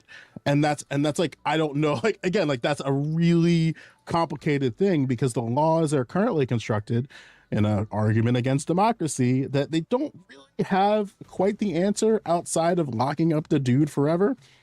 And even the situation of like, they'll pay child support. Well, what if they can't? So should the government then be responsible for the financial compensation if damages were addressed? I know some conservatives would be like, unironically, hell no, if he can't pay, sucks to suck. And it's like, well, hang on, like, there's still a harm. You get what I'm throwing down? Yeah, definitely. What I don't think I understand yet is like, what are the parameters that you use to define when something prescribes? For example, like most European people, they're descendants of serfs. Most serfs, they were very mistreated, and you would say that serfdom, in a sense, was very akin, depending on the period, to chattel slavery, because they could not leave their owners, their lords' lands. So, in that sense, do Europeans get to like make claims to the descendants of the aristocracy? Y'all better, like, not to cut you off, but like, listen, the American government's gonna have to answer for its atrocities it did to West Virginia, because holy shit, like holy shit, Mississippi, there are so many parts of the country, like, this is why, like, God, not to give a teaser to Thursday, this is why certain arguments about white privilege fall apart, because one of the pathologies in America is that it doesn't matter your race or creed, we will commit atrocities towards you and your people, regardless of who you are racially. So like, when people start talking, like having privilege talk, it kind of collapses, because America kind of doesn't give a shit about anyone. It especially didn't give a shit about Black Americans. And if you are a Black American, you should probably take that pretty personally, because it affected your life and existence. But at the same day, so many groups have different injustice claims. And I think the conservative argument, which I don't really agree with, is that, you have an injustice claim, the government wronged you, but whatever, keep going. That's democracy. That's might be what the liberals said. We'll just like suck it up, like lift yourself up. And it's like, well, in reality, like those shortcomings that came about by you living in West Virginia, by you living in the South during Reconstruction, because like not for nothing, the white Southerner was not that far off different than the black Southerner in Reconstruction. Like they look at the conditions, like, wow, both of our conditions suck. Both an injustice claim to the government. So who's to blame here? This is the part that I'm also not connecting the dots on. So you're saying it's the government, which has no brain, right? Now it's got a collective of men, right, who essentially are elected, and every 4 to 6 years or 2 years for Congress, these people are reelected or unelected, and then somebody else gets into that power and position, and that's the actual mechanism for change. And then they vote on the same laws. Government exists. It might be different people, but it's still the same government. Yeah, but the government itself doesn't have a brain. It's not the king, right? So that king isn't susceptible to any of your claims. You know who's susceptible? No, you know who's susceptible? Me. Well, you got to think so about, you're telling me that I have to pay you because I'm part of We the People, and essentially you're susceptible. And so that We the People are and susceptible. look, like, I'd be pissed the fuck off too. I'd be super pissed if I was dealing with a situation that, you know, my government commits atrocities to my own people, and then every time we had to redress, I had to front the bill. That's gonna piss. Like, I'm dealing with this as a New Jersey. Your answer to that would be that all of a sudden, in the middle of, you know, the 21st century, 2025, all of a sudden say, now apologize to me and give me money. And I don't agree with Eucharist. I don't agree with Eucharist on saying that it's not about the money. It is about the money because it is about the money. Look at all this money. Chef Dylan says, I make people donate. I don't make points. First full win from chat. Thanks and salute. Yeah, like I think the practicality, like again, I'm relatively pragmatic about this. I'm not one of these I'm not one of these Twitter freaks. Like I do politics outside of the internet and I deal with different things. So it's like I look at this a little bit differently in that regard because it's like whatever type of thing that you want, you're going to need a lot of people that are on your side and understanding your arguments and understanding how you want to actualize that thing. So when I think of something like an example of this is that I helped in certain door knocking campaigns of basically trying to bully the Murphy administration to give a shit about all the people he just let die in nursing homes under COVID. And that's like a serious thing. And then like what happens with that is was restitution for those families. And that's still like money doesn't come from out of like the government's ass. It comes from somewhere. And that's the thing that was like the hardest thing when we were like talking to individuals about this, where it's like, look, I would be frustrated too, but you have to think about it from the perspective of if I was a person in this position and I knew this government through negligence is responsible to the death of my own family member, a family member I was told to not be able to see for X or Y reason, and then you just dump them into a mass grave without my consent, that's wrong. And so I just considered something actually, Joe. There actually is a mechanism for what you're speaking of. It's called a civil suit. Right. So the a lot of these are settled as like for instance, we got to look at like student loans as a class action lawsuit. Looking at it as something that's morally and ethically justified is not going to work. Like if you approach it in the mindset of a class action lawsuit, it makes a lot of sense. We're students, i.e., mostly millennials. Right. Because I feel like using a government act, which would be law, I feel like that's going to take more from the taxpayers than going through a civil suit. So something to consider. Yeah, and like it even like when I think of like Sarah's a little bit older than me, Eucharist I think is older than me too. Where it's like, look, like I'm 22. What are you talking about? I was just gonna say, really? So I thought you were 21. hear me out. Like I said this on a different.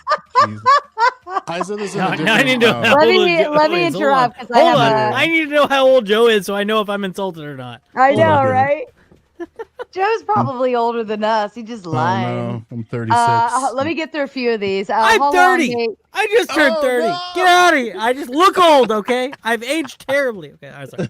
It's the stash, man. It's the stash. Hold on, Nate says, Blood Eagle at the same time, Sahara Africa, North America, and North Europe. Chef Dylan says, if we agree on reparations, what is the figure that would be deducted due to affirmative action and DEI? You can't. You're not going to have to. I'm with Sandy Darity on this. Like going after this in regards to race is a losing battle. You're not going to be able to target this on race. You're going to have some type of conscientious policy that recognizes the harm, but also redressing it in a way that affects all the other byproducts of harm. So, and that's going to be very industry specific, institutionally specific, and contextually specific. Like, not for nothing. Like, I mentioned Sarah because, like, for Bill Clinton groomed an entire generation to be loyal and subservient to banks.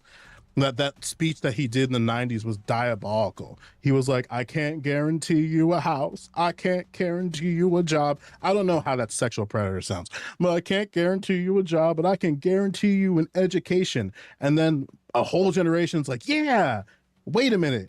That's kind of bullshit. Well, I'm just going to go get a blowjob under a desk and leave. I'll see you. And then Obama peddled the same, Bush peddled the same shit, Obama peddled the same shit, where it's like, hey, we can't guarantee you these things, but we can guarantee you an education. That was a lie. Like, and then you have all these people like, hey, you know, my family didn't know shit about student loans, and now they're supposed to be well-versed on student loans to understand what they are. And then my parents are fronting that bill in some capacity. That's ridiculous. Like, the American government groomed people into banks. These presidents are ridiculous. Did you know that Joe Biden said he would cure cancer? And like that's why like these sort of things are incredibly frustrating. Because can I like try to bring it back to the original topic of autocracy versus Well, democracy? let me finish the there's a bunch of them sitting here. I've been trying to squeeze in. Fuck it button says, better question. Did you profit from slavery? If you did better than average African, you owe the bank because logic. I think it's reasonable to say that if a bank owned your family and profited off of that ownership, you should probably get compensated. I mean, like, well, I mean, is there a trickle down of benefit? Like, wait, is he talking about black slave owners? Is that what he's talking about? I'm not sure. I mean, there was a small number, but I mean, I've heard them bring that up quite a few times. Chef also says, if that child was born, do we steal from their nieces, nephews, and cousins? What? That kind of goes to my point, what I was saying about how, like, so now I'm responsible all of a sudden, but I'm like a family member of the family members that did this thing, and now you're basically charging me with what they did. Sure, and that's like just the not idea. fair. Well, yeah, it's not fair. But Our then taxes the go to question, things we don't want them to go to all the time. It's part of the social contract. It all Yeah, it's goes part into of the the pot. social contract. And that's again, why I like, said that's use the court. Yeah, and then again, like there would still be hell lot like. This is why I hate certain legacy arguments. I don't know if there's more super chats to that, but really fast. I'm sorry. Like. The idea here is that, like, let's say for whatever reason, the father of the child who was a product of sexual violence is no longer alive, then who is responsible for the redress? And that's a question I don't really have a clean answer for. It's going to be, again, in collaboration with the families, where it's like, hey, you know, your dad had a kid, and it's like, sure, well, that kid is a product of sexual violence he did to the mother. And then the family's like, oh, what do we do about this? And then it's through collaboration with the family, the victim, and the government to figure out, okay, how do we rectify and solve this problem? And they call that the court. Well, does it have to always be the court though? Yes, actually, these things are called civil suits. Yes, in criminal. No, but I'm saying that, like, criminal cases. Yeah, these literally are handled in the court. No. I'm saying these are like, literally the mechanism. I'm saying that like let me oversimplify it. Like, if I hit Eucharist's car, smash the shit out of his window, fucked you up. Asshole. Stop. Yeah, he'd be like, hey, you asshole. And then maybe I'll go, I'm hey, the subject Eucharist. of so many so many analogies tonight. So many hypotheticals. Like, yeah, and then it's like, I can go, hey, Eucharist, I don't want to involve insurance companies. I know what I did was fucked up. I don't want to involve police. Why don't I fix your window? That's in line with Rule 1 of federal civil procedure, which is that you the do federal everything civil- to the integrity of the court. So you handle it outside of the court if you can. That actually is rule 1. Well, right, but that's the point that I don't know if it was clear, and that like if that level cannot work, then there's a step of like, okay, we need to get the courts involved. They need to engage with this and be involved in this matter. In some instances, like banks, there's that symbiotic relationship between the bank itself and the state, and that's like an unreconcilable situation. You know, that's why class actions, like you talked about, actually do come into play, because when you get a class action, things Right, get a little bit, you know, because what happens, right? So then you have a bunch of lawyers, and they have to hire a bunch of lawyers, and they spend money, and it becomes either a settlement or it becomes jury decided. And so do they want to go through all that and spend all that money? You're going to make them spend money, which is actually, in my opinion, a big win. Like, even if you don't settle, or, you know, they for some reason get the win, they still had to spend all that money. I'm sorry, but that's not a win for them. That you win. Yeah, it depends You on what they destroy want. them. Yeah, it depends on what the people want. Like I've had some people where it's like, I'm not gonna settle unless there's a formal apology, and then it's like, we're gonna apologize, but we're gonna admit no wrongdoing. Those weird type of things. But anyway. Yep. Let me move on. How long? Nate says Sarah's being generous tonight, like the fucking stream. He said it, not me. But yes, at the very least, folks, I am a little disheartened because the like button just has not been loved. It's almost sad. That poor like button just never stood a chance this evening. Trib1 says reparations would also be paid by Black people living in America. Americans would pay if the government paid what they owe. It's not a white tax. Wait, would the government be paid out of tax money to Black people for reparations? They could. You can have what Like, they isn't did. isn't that the insult? Like, just giving them back some of the money that they've paid in taxes? There's it doesn't work that way. It doesn't work that way financially. Like, if money is fungible. If you're giving Black people more money than they're paying from their taxes, there's actually a net gain.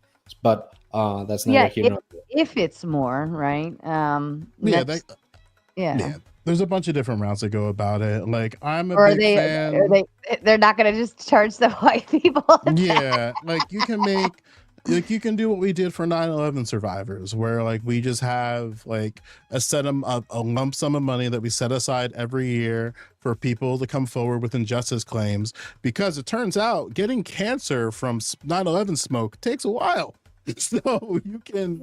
What I find kind of interesting about this is that, no offense on your people, if you want to, you know, talk about Black people, the Native Americans, I'm going to say this. You could take an example from them, because they were smart, right? What they wanted was their land. Tell that to Palestinians. I mean, I think there's actually wait. You think it was Native Americans' like suggestion to be on The reservation? Seminole was never defeated, just so you know. So And they're a nation inside of our nation. I wanted to build on that argument. So the problem with the whole Native American thing is that they're actually not integrated into the rest of the U.S. society. So, like the framing that I would take to this, beyond the money, because I do think that justice needs to be redressed financially as well. Besides the difficulty of finding the right amount, the problem is that you have to meet the other people both ways. So, there's a reason why, even though I'm no longer a Christian, I understand a lot of the principal concepts of justice in Christianity, which are redressing injustice. Like, if you break the law, you must pay reparations for it, of course, but it also commands you to forgive your debtors, meaning that there's a point in which, if you really want to be part of the community, you have to actually forgive some of that debt. Now, yes, we're talking about speculatively that. In my personal case, like, I had a very nasty situation with some fellow Orthodox people that actually influenced part of the reason why I left the church. And I realized that I didn't want to be in communion with them because not because I couldn't forgive them as people, understanding who they were, but because I didn't want, I no longer wanted to be associated with them. So it's like, what I'm trying to say is, if you want to be a part of that community, you will forgive because you want to be a part of that community. And if you don't want to, you will not forgive. And the difficulty of this situation is that it can lead you to eternal resentment, further pushing a boundary between you and the rest of the country. And what I wanted to add, going back to the whole autocracy versus democracy debacle, was that fundamentally, I think what Christianity at least recognizes is the fact that power exists and them's the breaks. I used to be a kid that would always go against my authority figures because I didn't actually trust my dad as a human being. And Let's talk a little more about that. You want to tell me why you don't trust your daddy? So what I wanted to say about that, I bring this up as not as a self-referential thing, but to say that I've actually experienced what it is to be, let's say, suspicious of authority figures because you want them to be better, but they can't be. So I think that the only possible mature situation is to accept the fact that your king will not be a saint, but it's what you've got. It's the best you've got. And if you don't accept it... Is it the best we've got? Would it not be better to have a king who's not a saint who also has some restraints on him? Restraints by what who? I don't get. You're like, well, he's not going to be a saint, but, but also if we give him all of the levers of power, even if he's not a saint, is probably better than... I'm being very practical. Maybe you have a problem. I'm also being very practical. I'm saying he's not going to be a saint, so I don't want him to have all the levers of power. How is that not practical? What I'm saying is because that the bit where it isn't practical is you're assuming those who have restraints on him will also be benevolent. No, I assume the restraints will keep them from expressing the worst parts of their impulses. I don't expect them to be benevolent. That's why the restraints exist, right? No, but you are relying on other people to restrain one person. So you are always relying on benevolence in power in some sense.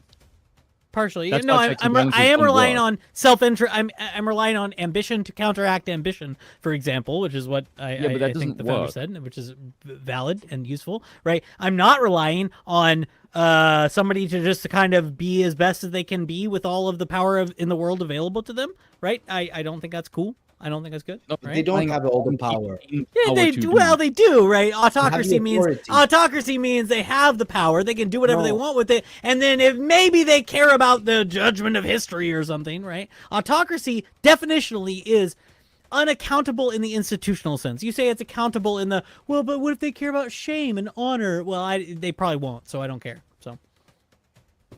Okay, you know what I just realized? Okay, hold on a second. I gotta point this out. I just realized you sound like EOD. Oh no. Yeah, I wasn't looking at the screen. I'm like on another screen and I'm like, who the fuck is talking? When did EOD come on here? How long Nate says, Joe, if 8% of South-owned slaves, including 800 black families, how do you determine who gets what?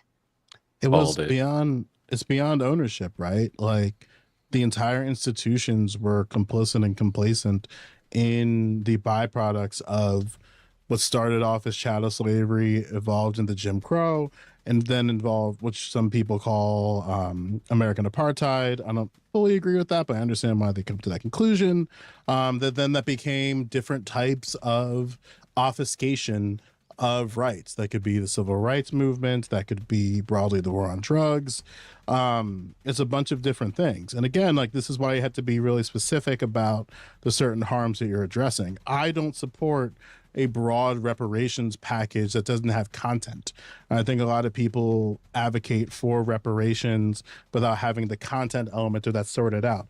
I've been pointing out a part which I think is really important, because once you do the repair, you're going to have to forgive and let go. But forgiveness doesn't mean that you both walk away. It's a matter of, like, we both recognize that the harm was acknowledged. We both recognize that the redress occurred. And then we both recognize that the redress was sufficient. And then we both keep tabs on each other. The, we'll say, quote unquote, victim keeps a tab that we will make sure that you're held accountable if this were to arise again, and then the individual, in this case, I'll use the broad term like oppressor or perpetrator, is held accountable, and that I'm going to hold myself accountable to make sure I don't commit atrocities, so I don't have to go through this process again, because there's going to be no restitution comes from like this nice agreement. It's a long, sometimes decades long litigation, and no group wants to go through multiple litigations every time there's an atrocity, anyway, that's that. Fair enough. And then Trib1 says, by the way, there might even be reparations currently being paid for World War II from the losers. IIRC. What's IIRC? If I recall correctly. Oh, thank you. Wow, you are a baby if you know all those weird ass acronyms. I know. You can be white and be proud. It's okay. No one's hurting you.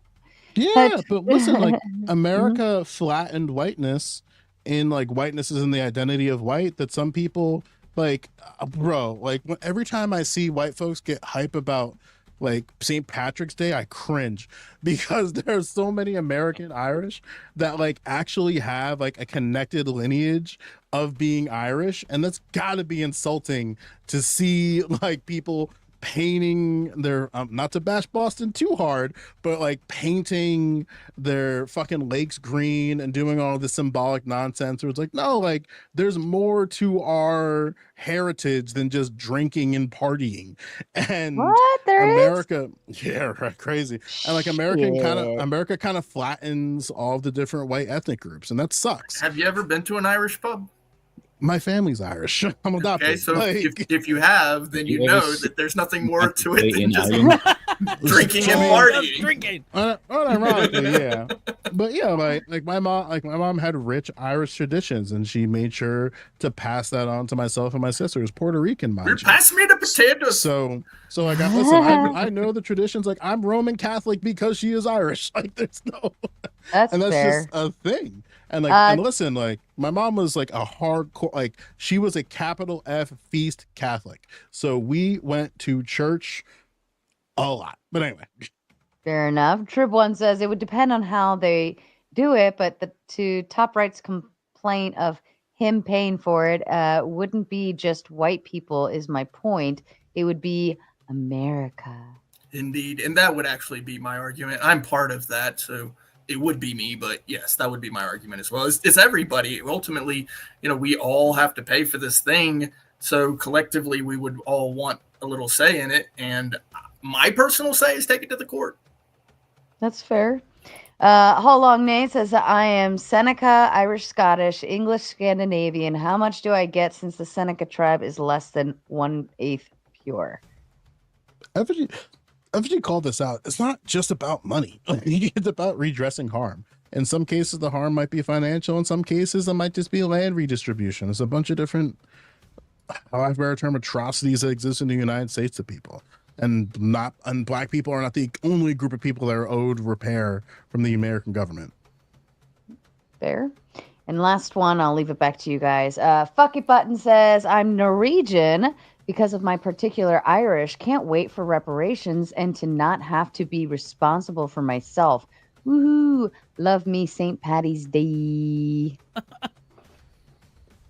Oh, one more came in from How Long Nate. Says, Joe is solid in his views and good faith. Listen, I'm reformed, okay? And I would You hated me 2 years ago. I would actually agree with that. If I may, Sarah, I do need to head out. Oh, I'm sorry. I forgot about your final thoughts. Go ahead. I would like to give that. Sarah is absolutely hands down the best moderator on the planet. So if you guys could, smash the like button, share it out. I also love to do sometimes those holiday specials. So Labor Day, I'm going to do shorts all day on my one of my channels that I produce for Potter's Rights Media, where I speak at the meetings, the council meetings for the city, and we go every time, myself and Let's Otto. So if you'd like, more than welcome to go enjoy those. And thank you, Sarah. This has been so wonderful and great panel. Thank you. Yeah, this is Did you say that after panel. like putting on your coat? This was so wonderful. I enjoyed that. Sound like my fucking uncle after Thanksgiving. I am an uncle. Hey, there we go. There it is. Yeah. Later. No, you're always welcome, Brick. We love you. Thanks for coming. All right, let's gear it back. A Spoon, I know you got some shit to say about the actual topic that we were originally debating. Spit it out. What about autocracy? I think I'd probably be the only person here next to Ivan who's probably in favor of autocracy. That'd be great. We need more autocrats here. Yeah. Yeah. Give me some pushback, please. I need it. Well, have you ever read Robert Filmer? Filmer, I think so. Yeah. Wait, Filmer is the he's the guy Locke is responding to, right? The Divine Right of Kings guy. Yeah. Yeah. Patriarcha. Yeah. Or Joseph the Mist. Yeah. Oh, I love. Yeah. No.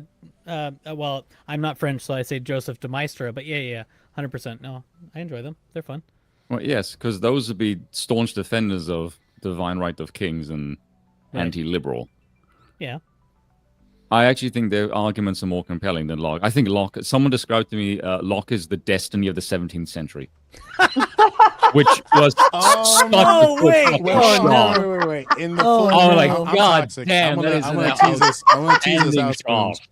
I want to tease this out, especially when you were mean to me on Twitter a while back. So I want to extend an olive branch. I am mean on absolutely everyone on Twitter. Yeah, Twitter is what I know. will go. Like if you come me on Twitter, I'll just fuck off. Like no, dude, I Twitter's know. where you can say shit. Listen, yeah, Twitter. Listen, I know. Best Especially because shot. college football's back, so like, it's gonna be great. But yeah, but like, so what do you mean by that? Is like the full extension, like allegations and all? I'm being toxic. Okay? I mean, the allegations. No. I think it's because people look at his writing and it's just debate, bro. Yeah. No doubt. Locke, the argument from my friend, he's actually a content creator as well, and he just said, Filmer speaks like he's actually talking to you, and Locke speaks in this really kind of abstract way that is just not connected to reality in any way, shape, or form.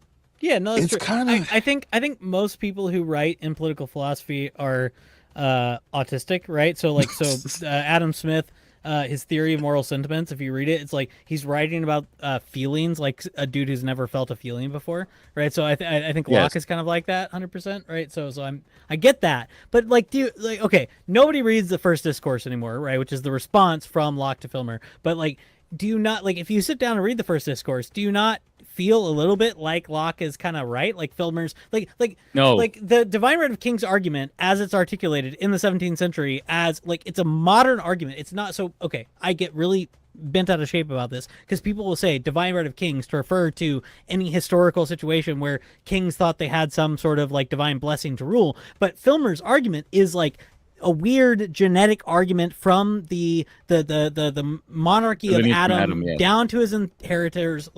It's weird, right? And so Locke, I feel deals with it in a way that is just almost incontrovertible. It's this is you almost can't get past the logic of what Locke presents. Am I wrong? Am I crazy? I don't really consider the value of the masses, if I'm being honest. That's probably why I'm not a fan of democracy. Okay, well, that's different than Filmer presents a particular argument for why monarchy is legitimate based on God gave Adam monarchical rule over the earth and his eldest son inherited eldest son all the way down to the friggin' Tudors, right? That's insane. It's an actually insane argument, right? So I don't care about democracy here. Eucharist, I just think it's a dumb argument, right? No, Eucharist, I think you're missing the point in terms of traditional Christianity. Protestantism is very intellectual in the sense that it tries to reason out theology a lot, and it becomes like a cobbled together philosophy of life that doesn't let's say answer the more cosmological fractal pattern that, for example, Orthodoxy offers. So I don't know if that's fair, but cobbled together is fair. I'm not implying by this that one is better than the other, though I do think so. What I'm trying to say is that Orthodoxy actually has a cosmological view which is self-same. It is constantly repeating. So, for example, even within the Trinity, Orthodoxy has a concept of the monarchy of the Father. So even the Trinitarian relationships within Orthodoxy mimic this hierarchical perspective, and it's hierarchy all the way down. So the way that the Orthodox mind conceptualizes the cosmos is exactly like that kind of argument would lay out. It's like man is the head of woman. Like that kind of thinking is not just something that you add on like additively in like a rambling story. No. The story is self-same. So Christ is presently fractally in that pattern. Whether you accept that or not, that's another point. But that's why I always recommend people who want to wrestle with these ideas to listen to Jonathan Pageau, because the guy, even though he's not speaking at a highly philosophical level, he has actually read a lot and a lot of theology, and he understands this shit, and he uses practical examples to explain how that mindset actually functions. So when you debate an Orthodox person, what you will start to find is that they sound alike because the way they think is alike, because they have tried to gain what they call the mind of the fathers. And the mind of the fathers is that self-same pattern, which you might want to like deny, but I'm just simply saying that it's there. That self-same pattern is there. It's not arbitrary. I agree that this self-same pattern is there. I would say that I love Jonathan. He's great. I listen to his podcast a lot. I love a lot of Orthodox stuff. I would say that like my understanding from like, talking to a couple very Orthodox friends and very Orthodox priests and stuff is that like, I think the online Orthodox faction overemphasizes a kind of distinct part of Orthodoxy with political implications that is not a sort of like you couldn't impute that to the rest of Orthodoxy, right? So I don't know. The politics element, I think, is a bit distinctive to some weirdos online. Okay, yeah. Oh yeah, saying something at Spoons is kind of knocking. I love me some dead philosopher bashing. So I'm ready to drag Locke across coals. Because you are like pro dead everyone today. What is up with that? No, but dead philosophers are the worst because you can't dig them up and arrest them. You just gotta read them, and that's the fun part. Like, because one of the things like with Locke, right? Because like a concern that I had, and maybe Spoons might be knocking at a door similar to this, is that like I don't necessarily have an issue with democracy. Maybe.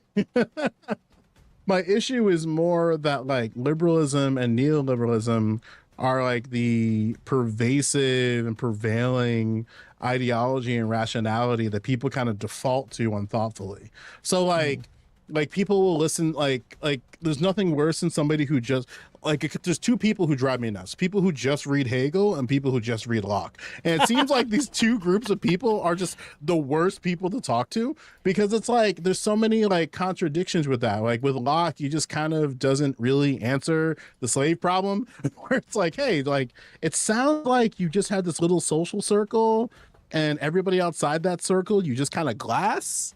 Is that like well, he does it's written in. Yeah. Sorry. Yeah, he does exactly. say, he does explicitly disavow slavery. He says there is no legitimate way to contract yourself out for life. Like there is a chapter on slavery in the second treatise that is, I think, disavows most of American slavery. But then he does go and draft the Constitution for the colony of North Carolina that allows slavery, right? So I understand what you're saying. Yeah, I get it. And the thing that like I'm kind of concerned about is like, again, to the question, again, we wrestled with this earlier. I'm just roping Spoons into this. Like, what type of ideologies and rationalities are compatible within these two frameworks, right? Because like the framework is like the final step. So like I'm trying to look at a step back. It's like, okay, what are certain ideologies and rationalities that are incompatible with democracy? And like my brain goes to things like broadly conservatism, broadly communitarianism. I'm talking about ideologies first. Broadly speaking, certain aspects of liberalism, like classical liberals in a sense. Could I give you like one, like, I guess plea? I guess there's I can't remember the title off the top of my head because it's 4 a.m. morning. But okay, I'll send you a chapter or article later by an American historian, and one of the compelling points I think he makes is that if you go read the decision in oh my goodness, why can I not remember the famous slavery case? Why is it not coming to brain right now? Oh my goodness. It's 4 a.m. You said so. It's 4 a.m. Yeah, It's yeah. 4 a.m. The black people are not I know what you're citizens. throwing Supreme down. Court case. I'm not remembering it either right now. Yeah, yeah. So Okay. I'm with you. Anyway, But I know the what you're argument, Justice Taney in the You talking about Dred Scott? Dred Scott, yes. Oh my gosh. Yeah, Justice Taney in the Dred Scott decision articulates an argument that interprets the Constitution and the Declaration in such a way that says black men were never intended to be included in this concept. And the article I'm referencing is suggesting, like, basically contemporary, let's say, progressives all are interpreting the founding documents the same way as Justice Taney, the racist, is in the Dred Scott case. And his argument as a historian is they're both wrong, right? Contemporary progressives and Justice Taney are both wrong about this, right? I think I know exactly what you're talking about. Yeah, so I think there's a way to rescue this tradition that is saying, like, it's a complex and fraught tradition that applied these things in very unjust ways, but always left room for that. And this is, I think, exactly how Frederick Douglass interprets it. When he comes around and says the Constitution is a glorious liberty document, what he's saying is what we find actually is people who jumped through hoops and tied themselves into knots to not have the word slavery in the American Constitution. And they did that very intentionally so that this could include me, right? It has not yet applied to me, but it does include me, and I want it to include me. And so just be more of what you are, basically. Like, enforce your principles more, I think, is the what to the slaves of the 4th of July speech. The conclusion here is, like, these principles are there, live it out more than you are currently. And so that's the sort of appeal I would make. Anyways. Yeah, because like Mike, and again, like, I don't know how Ivan feels about this and how Spoon feels about this. I'll give him some room to speak. Is that, like, I look at neoliberalism as like the rationality framework, like the ought that people do, and I just sort of apply it as market logic in all areas of activity. And it's just kind of this omnivore that's like divorced of content. And then when I say divorce of content, like, you'll hear people say things like, we need to save democracy. And then you go, okay, well, what's democracy? And then there's not even like a universal, to Ivan's point, there's not a universal agreement of like, okay, what is this phenomenon that I'm actually seeing that we are defining as democracy? I think America is kind of like just a feature where we kind of just reproduce these, generally speaking, unthoughtful, generally speaking, unreflective individuals. And certain different types of frameworks are basically saying, and I think like honestly and accurately surmising that, yeah, like America kind of just produces people that have a poor ethic, have a poor morality system, and they think they have a morality system, they think they have an ethic, but then when you try to drill it down to like, okay, well, what is this thing? What do you actually believe? How do you think you should formalize your beliefs? What should these frameworks be? They can't really say anything.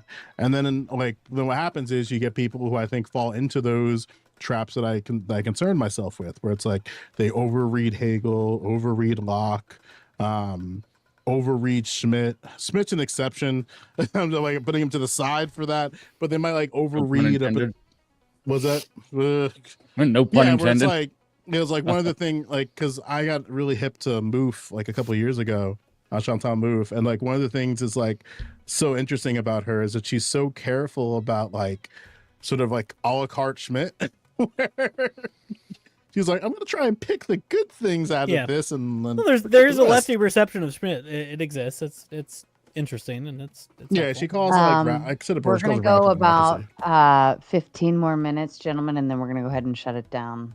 Yeah, I probably need to head out relatively soon. But so if I was yelling at Spoons earlier, and Spoons brought up thinkers I think are interesting. So if I said something that Spoons thinks is dumb, bad, and wrong, I would love to hear what Spoons says before I eat out of here. But well, considering I only got on here about a couple of minutes ago, and it was 4 a.m. when you guys started, or like 3 a.m., and I wasn't awake for that. I was basically told to come on here because I'm one of the only people that Sarah knows that's pro-monarchy. So that's and he does what he's told, like a good little boy, or like a good little Spoon. No. I could make this horribly uncomfortable for you, but I won't because I'm better than you. Okay. So if you want to like if you're injecting into the autocracy conversation the like sort of, again, I'm not French and I don't know how to actually say this, de Maistre kind of defense of the old regime. Like, what would be your response? Like, how would you muster that to defend autocracy, as far as you've understood it? What, just like absolute rule? If I just look at the way that our societies are run, I don't actually think you really need that much power.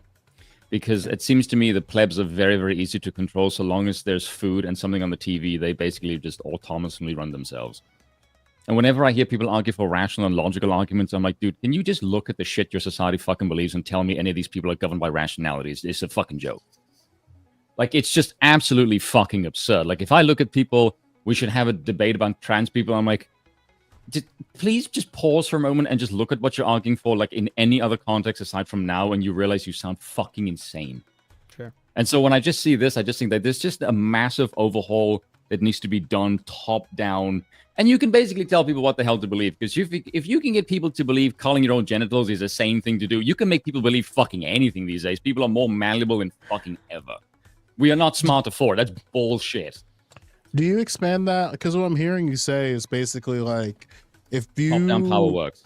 Yeah, like if people's conditions are met in a certain way, you'll be able to have them kind of move in sort of like an unthoughtful manner. Is that kind of what you're throwing down? Yeah. No, that's just I don't say that as how I think the system should be. I just see that is the way humans currently are. Like if someone asked me what is liberalism, I would just say liberalism is whatever the elites say. Because it is. That's just how any system works. Like you can say communism, for example, is supposedly about a stateless society. Really? So why is it every single time it's implemented, it ends up just producing another hierarchy? Because we are hierarchical as mammals. That's just how any human society works. And I would kind of like caveat that, where it's like these ideologies, whatever the case may be, are active things. They're not like, you're not going to end up with a country that's going to be completely socialist 100% of the time. It's going to have some level of conscious effort to maintain whatever framework you want that to be. And it seems like, to your point, like when it comes to certain socialist societies, or we believe to be socialist, they're kind of like unserious about that aspect, where it's like, how do we make sure we maintain this thing without it just turning into the very thing we don't want it to be in the first place? Yeah, I don't actually think you can stop that. I just think that's a product of time, because every civilization goes through cycles. I think the problem with our current elitists is that they're legitimately evil and weak people. I autocratically decided to send this super chat. So well beautiful, done. Eucharist. So beautiful. Well, yeah, I mean, like, we look at, like, it's so funny. I mean, it sounds like you're from beyond these waters based on how you described your time.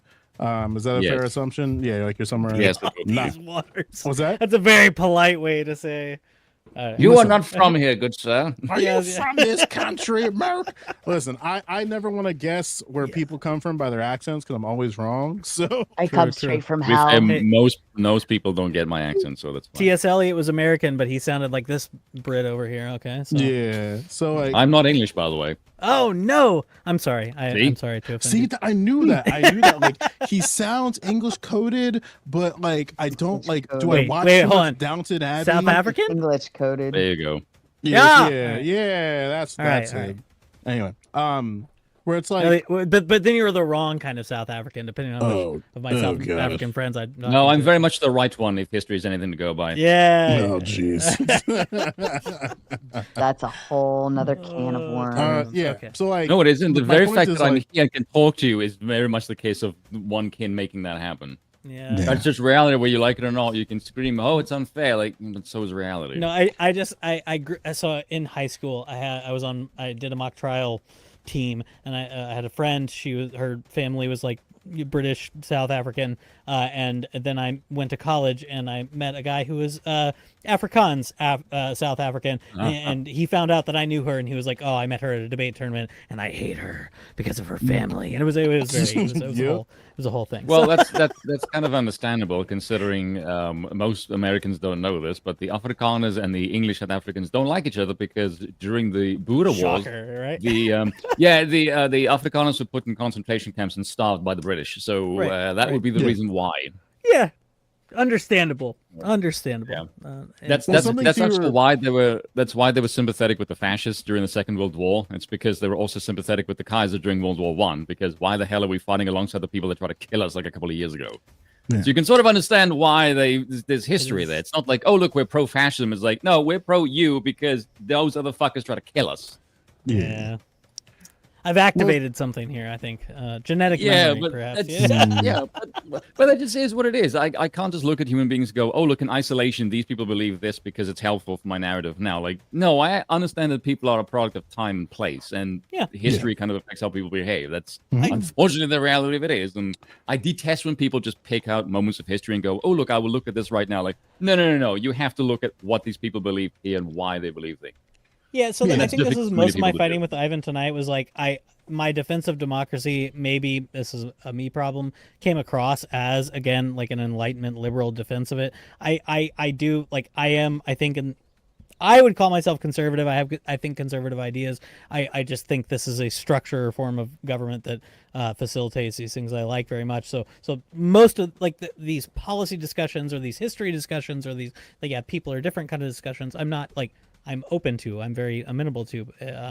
I just think that, compared to the failed examples of autocracies we have right now, our liberal democracies are doing a little bit better. So, do you think the state right now is too big?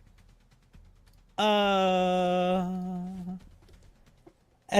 Put it this way: if you were to resurrect the founding fathers right now, and you said, "Look at the size and scope of government," they'd be shocked and appalled. Yeah. Some of them have some other things interested about, but yes, okay. And so, if you were to bring them back, what do you think their reaction to this would be? And if it's bad, what do you think they would advocate you do? Oh, I think wildly restrict the administrative state, which is kind of the it's complicated. See, like that's my answer. It's complicated. That's an easy thing to say, but I always ask people that question, and they always come back with, they'd be horrified. Like, yeah, exactly. So the question I have for you then, if it's ended like this, what would you do to restrain? And you can't say the Constitution because the Constitution has restrained powers. No, like, I would just maybe that's the reality. Maybe have an earlier constitutional amendment for two-term presidencies so we don't get an FDR. That might solve some of the problems because we only get some of the worst parts of the administrative state from the last two terms of FDR. So Wilson, Wilson's bad enough, but League of Nations. I don't know structurally what I would change, but the historical contingencies and inevitabilities are different, right? So unless we're just fully accepting the determinist, declinist narrative of liberalism inevitably leads to XYZ. Maybe we are, but if we reject that, or if we at least want to say, well, it doesn't have to lead to that, then it gets more complicated, right? I think there's something you can kind of see. I think it's incredibly difficult. Let's say there's a problem you're trying to answer, and the Constitution doesn't really have an answer for it. And you think I want to have a constitutional amendment to add a thing.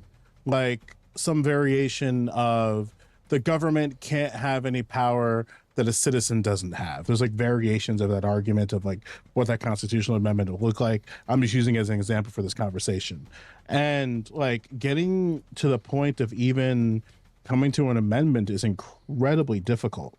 Yeah. And I understand why.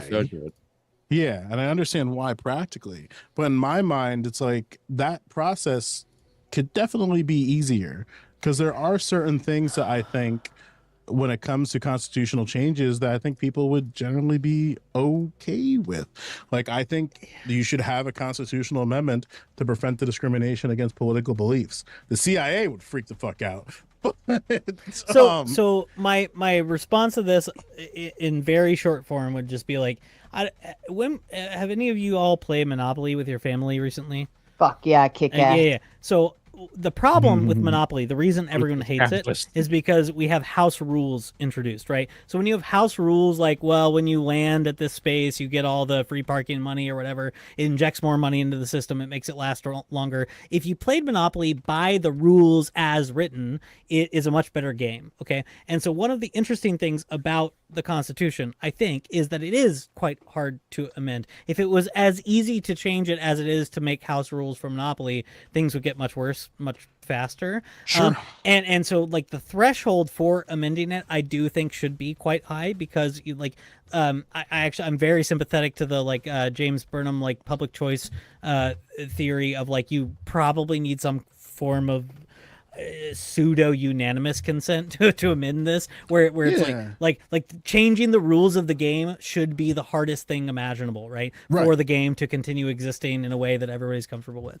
I get what you're saying, like where there are things that probably most people would be okay with that we could amend the Constitution for, but the threshold is so high it's hard to do, and that's frustrating. But I'm okay with that. Yeah, or rather like processes, like alternative processes to demonstrate consensus to justify a constitutional amendment, I think would be something that most people would agree with. But again, that's under democracy. I mean, we have the path of Convention of the States that is if you could accomplish it, would technically be easier than the 2/3 of both houses and then 3/4 of state houses affirming it. Like there is a way to do it that would technically be easier if you had that public support, but it's just sort of never been done. So. Yeah, like I guess like more broadly speaking, getting past the amendments thing, because chat's getting a little annoyed about that. But it's like I do think that chat's stupid. Okay, we're at the time of night where chat is not giving her any money because we've been boring the entire night. Okay, we can no, it's fine. Well, no, but it's like I think there's certain like I wish in this democracy, in this American shit show, I think Spoons would argue it's not possible. Well, Ivan would definitely agree it's not possible. Where it's like there's got to be like I think there needs to be different thresholds to show and demonstrate consensus towards a political cause. And because I think time and time again we see situations where like the people want something and then the government's like, we'll give you a commission, and you're like, okay. Thanks. Yeah. I don't think consensus is ever enough though. Like for example, like if you have two kids and they want to decide that they're gonna have ice cream for dinner, and you're like, yeah, you're not gonna have ice cream for dinner because I say so. No matter how much consensus you have, and they're arguing in favor of the nutritional benefits of ice cream, and I'm still like, yeah. And what if you get a tummy ache afterwards and whatever? Like the people don't. That's what Spoons was saying, basically. The people do not know what they need. They only know what they want, and they want it now. And the job of the leader is to lead and tell them the hard truth, which is, okay, you want candy. I know, but I got to give you the medicine. Ivan is spying on my house. That's the only reason he would come up with the anecdote that was my entire evening tonight about my two children. All right, so I thought we agree we would not bring up personal stuff about our children, but clearly he's been spying on my home because I had this exact thing. Anyway, you're just trying to win the argument here at the end. Like, yeah, well, you have parameters of life, we are at the end, gentlemen. Oh, what a great anecdote! I love it. That was perfect. That was perfect. I do agree with him, though. He is right. That is the kind of father figure that it's a good analogy. Tends to thrive around. Well, but the analogy is children versus grown adults. Citizens, yes. Have you seen the way voters behave? Like, motherfucker, have you seen the state of Chicago? Don't fucking tell me that these people are sane, rational people who actually deserve any power. Wait. Hold on. Have you seen grown-ass man come on here and act like there's some smart asshole talking about what we should and should not do and all this stuff? And meanwhile, yes, you're talking to one right now. And cussing at people and acting like complete fucking children on here. Yeah, we know those citizens, but you know what? We'll all get your opinion, don't you? All right. Yeah. And South Africans can't tell anyone about anything. Yes, we definitely can. America, fuck yeah. All right, Effigy, why don't you kick us off, good sir, with your closing final thoughts, whatever. Tell them all the fuck up. Sure thing. Thanks always for having me up. It was a fun debate. Some really interesting shit. I obviously don't agree with Ivan. I think for as many times as he said tonight that he wasn't a Christian, he sure was expressing a whole lot of shitty ortho bro logic. I'm going to go with the side that has, hey man, come on, it's closing. I deserve that though. I interrupted you, Clinty. So I'm going to go with the side that has high accountability, the side that actually protects your civil rights, the side that wants you to participate and doesn't stop you from participating in your governmental system, the side that has economic stability and not volatility, the side that gives a shit about its people and promotes their well-being. I'm going to go with democracy. And not avoid looking at the entire dearth of history and learn the lessons that we have learned to get to this point. Thanks for having me up, guys. Hope you're all doing well. Have a great extended weekend. Thank you, Animated Effigy. Mr. Lewis, what were they calling you, Albert, earlier? I can never. Listen, I'm gonna have to be a twig. I think it's the only thing. I had to take them Ozempic injections. Listen, I saw what it did to all these celebrities, and I think it's my turn. Okay, it's never gonna be enough, but that's all right. No, but this was nice. Like, look, Ivan, no hard feelings. I was just trying to parse out some stuff.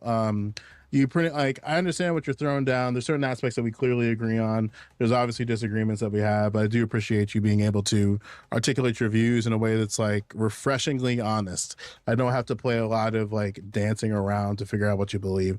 And God, Chris knows me. Like this shit like now drives me nuts. Where it's like, look, you just say what you believe, and then we can parse out the rest. That's why arguing with the liberals sucks. But yeah, I think I'm closer to neither. I'm not so sold on the framework because I think the problem right now is ideologies and rationalities. Like liberalism drives me up a wall, neoliberalism drives me up a higher wall, and like but I think like conversations like this are important because it shows that like people can be thoughtful about these things, people can approach these things in a thoughtful manner, and I think that's something we ought to have society for. Like the society needs to encourage this because holy hell, if I hear another person say they want to fight racism, my eyes are going to gloss over in rage.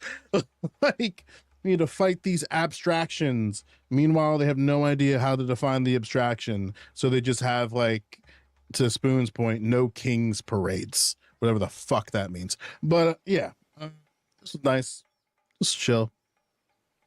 Cool stuff. Thank you, Joe. And don't forget, next Thursday, we will have Joe Lewis back for Throwdown Thursday. And I'm just going to wait. I'm not even going to tell you the topic. You're just going to have to wait till the freaking thumbnail pops up. And if you enjoyed this conversation, you guys can all come in full attack mode Thursday night. That's next Wednesday, right? Thursday. Third or 10th. Thursday. Oh, sorry, 4th or 11th. The 4th. Yeah. 4th. Oh, that's okay. Shit. Mm-hmm. Yeah. Should know that. Yeah, today's Sunday, right? Yeah. Yeah. Something like that. All right. Mm-hmm. Spoons to you, please.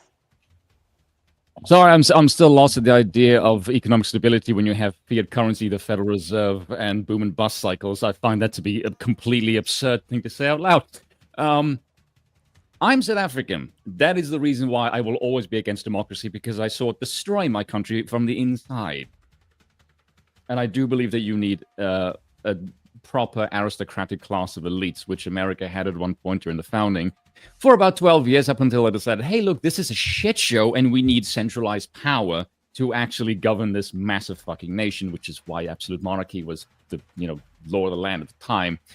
And I do think you need to get back to that, because the main thing that the West seems to have right now is unaccountability all across the fucking land. And no one actually listens to the people when it's displacing the native population. So I would rather have a sort of centralized autocratic figure that cracks the whip and says, this is the way it's going to be, because I'm sick of fucking people telling me what to do, which is basically the problem that we have in the West right now.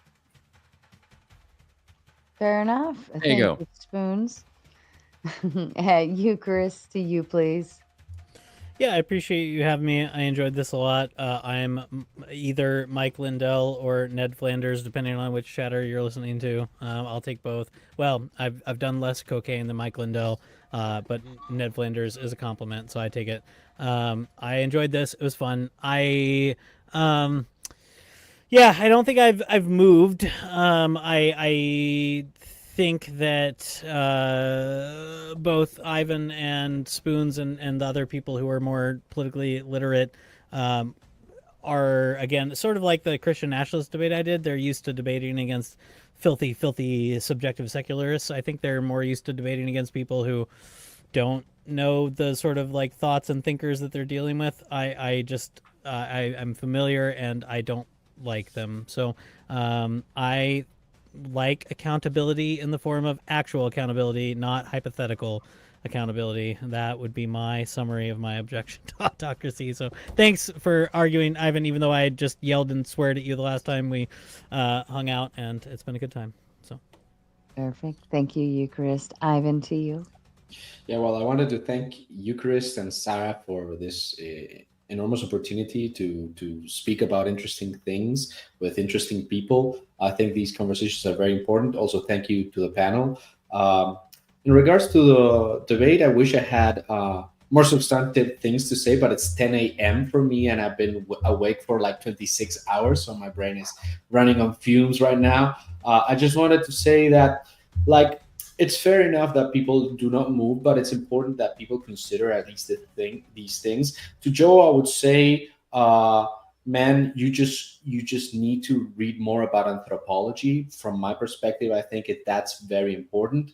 To Eucharist, I would encourage to like at least check out my channel that tries to express political philosophy through an Orthodox lens. And if you disagree with it, with theology, with a political philosophy, that's fine. But I think that's I think that would interest you in terms of like trying to parse out why the Orthodox believe what they believe, and if they are truly monarchist or not, or if they're deluding themselves or whatever, if it's just a faction.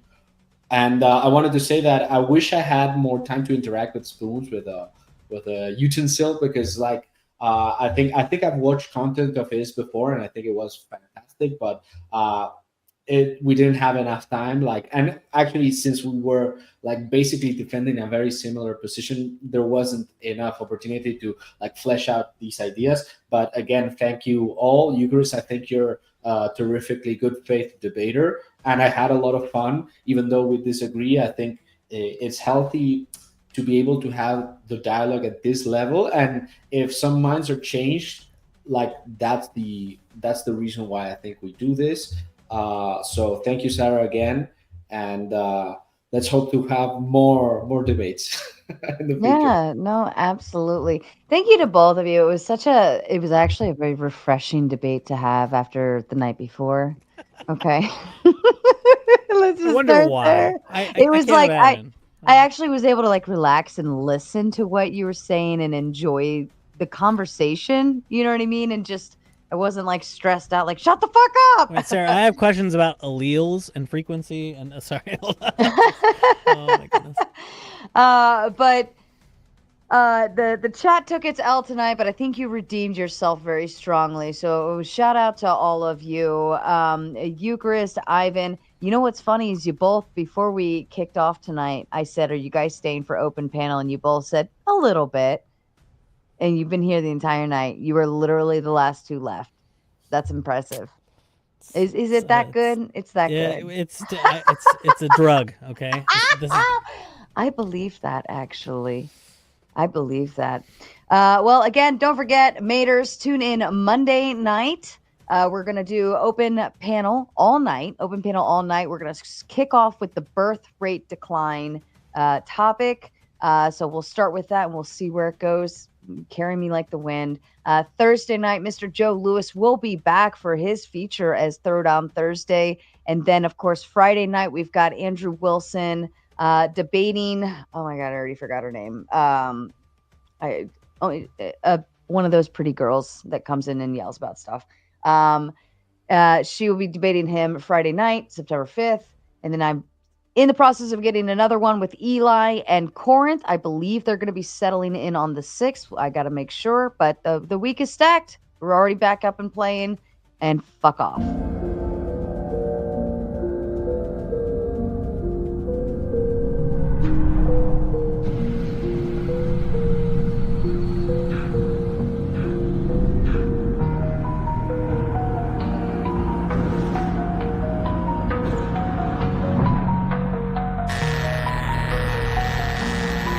Captain's log, June 2nd, 2836. After 27 years of war between the Degen Coomers and the Sainthood Slayers, a new hope arises. As the battlefield lay weaponized, locked and loaded for destruction, negotiations for a peace treaty are in transition. The moderator has arrived at Station 42. Can this war be ended? Will the Coomers and Slayers find a middle ground? Abort mission. I repeat, abort mission. Negotiation failure. Abort mission.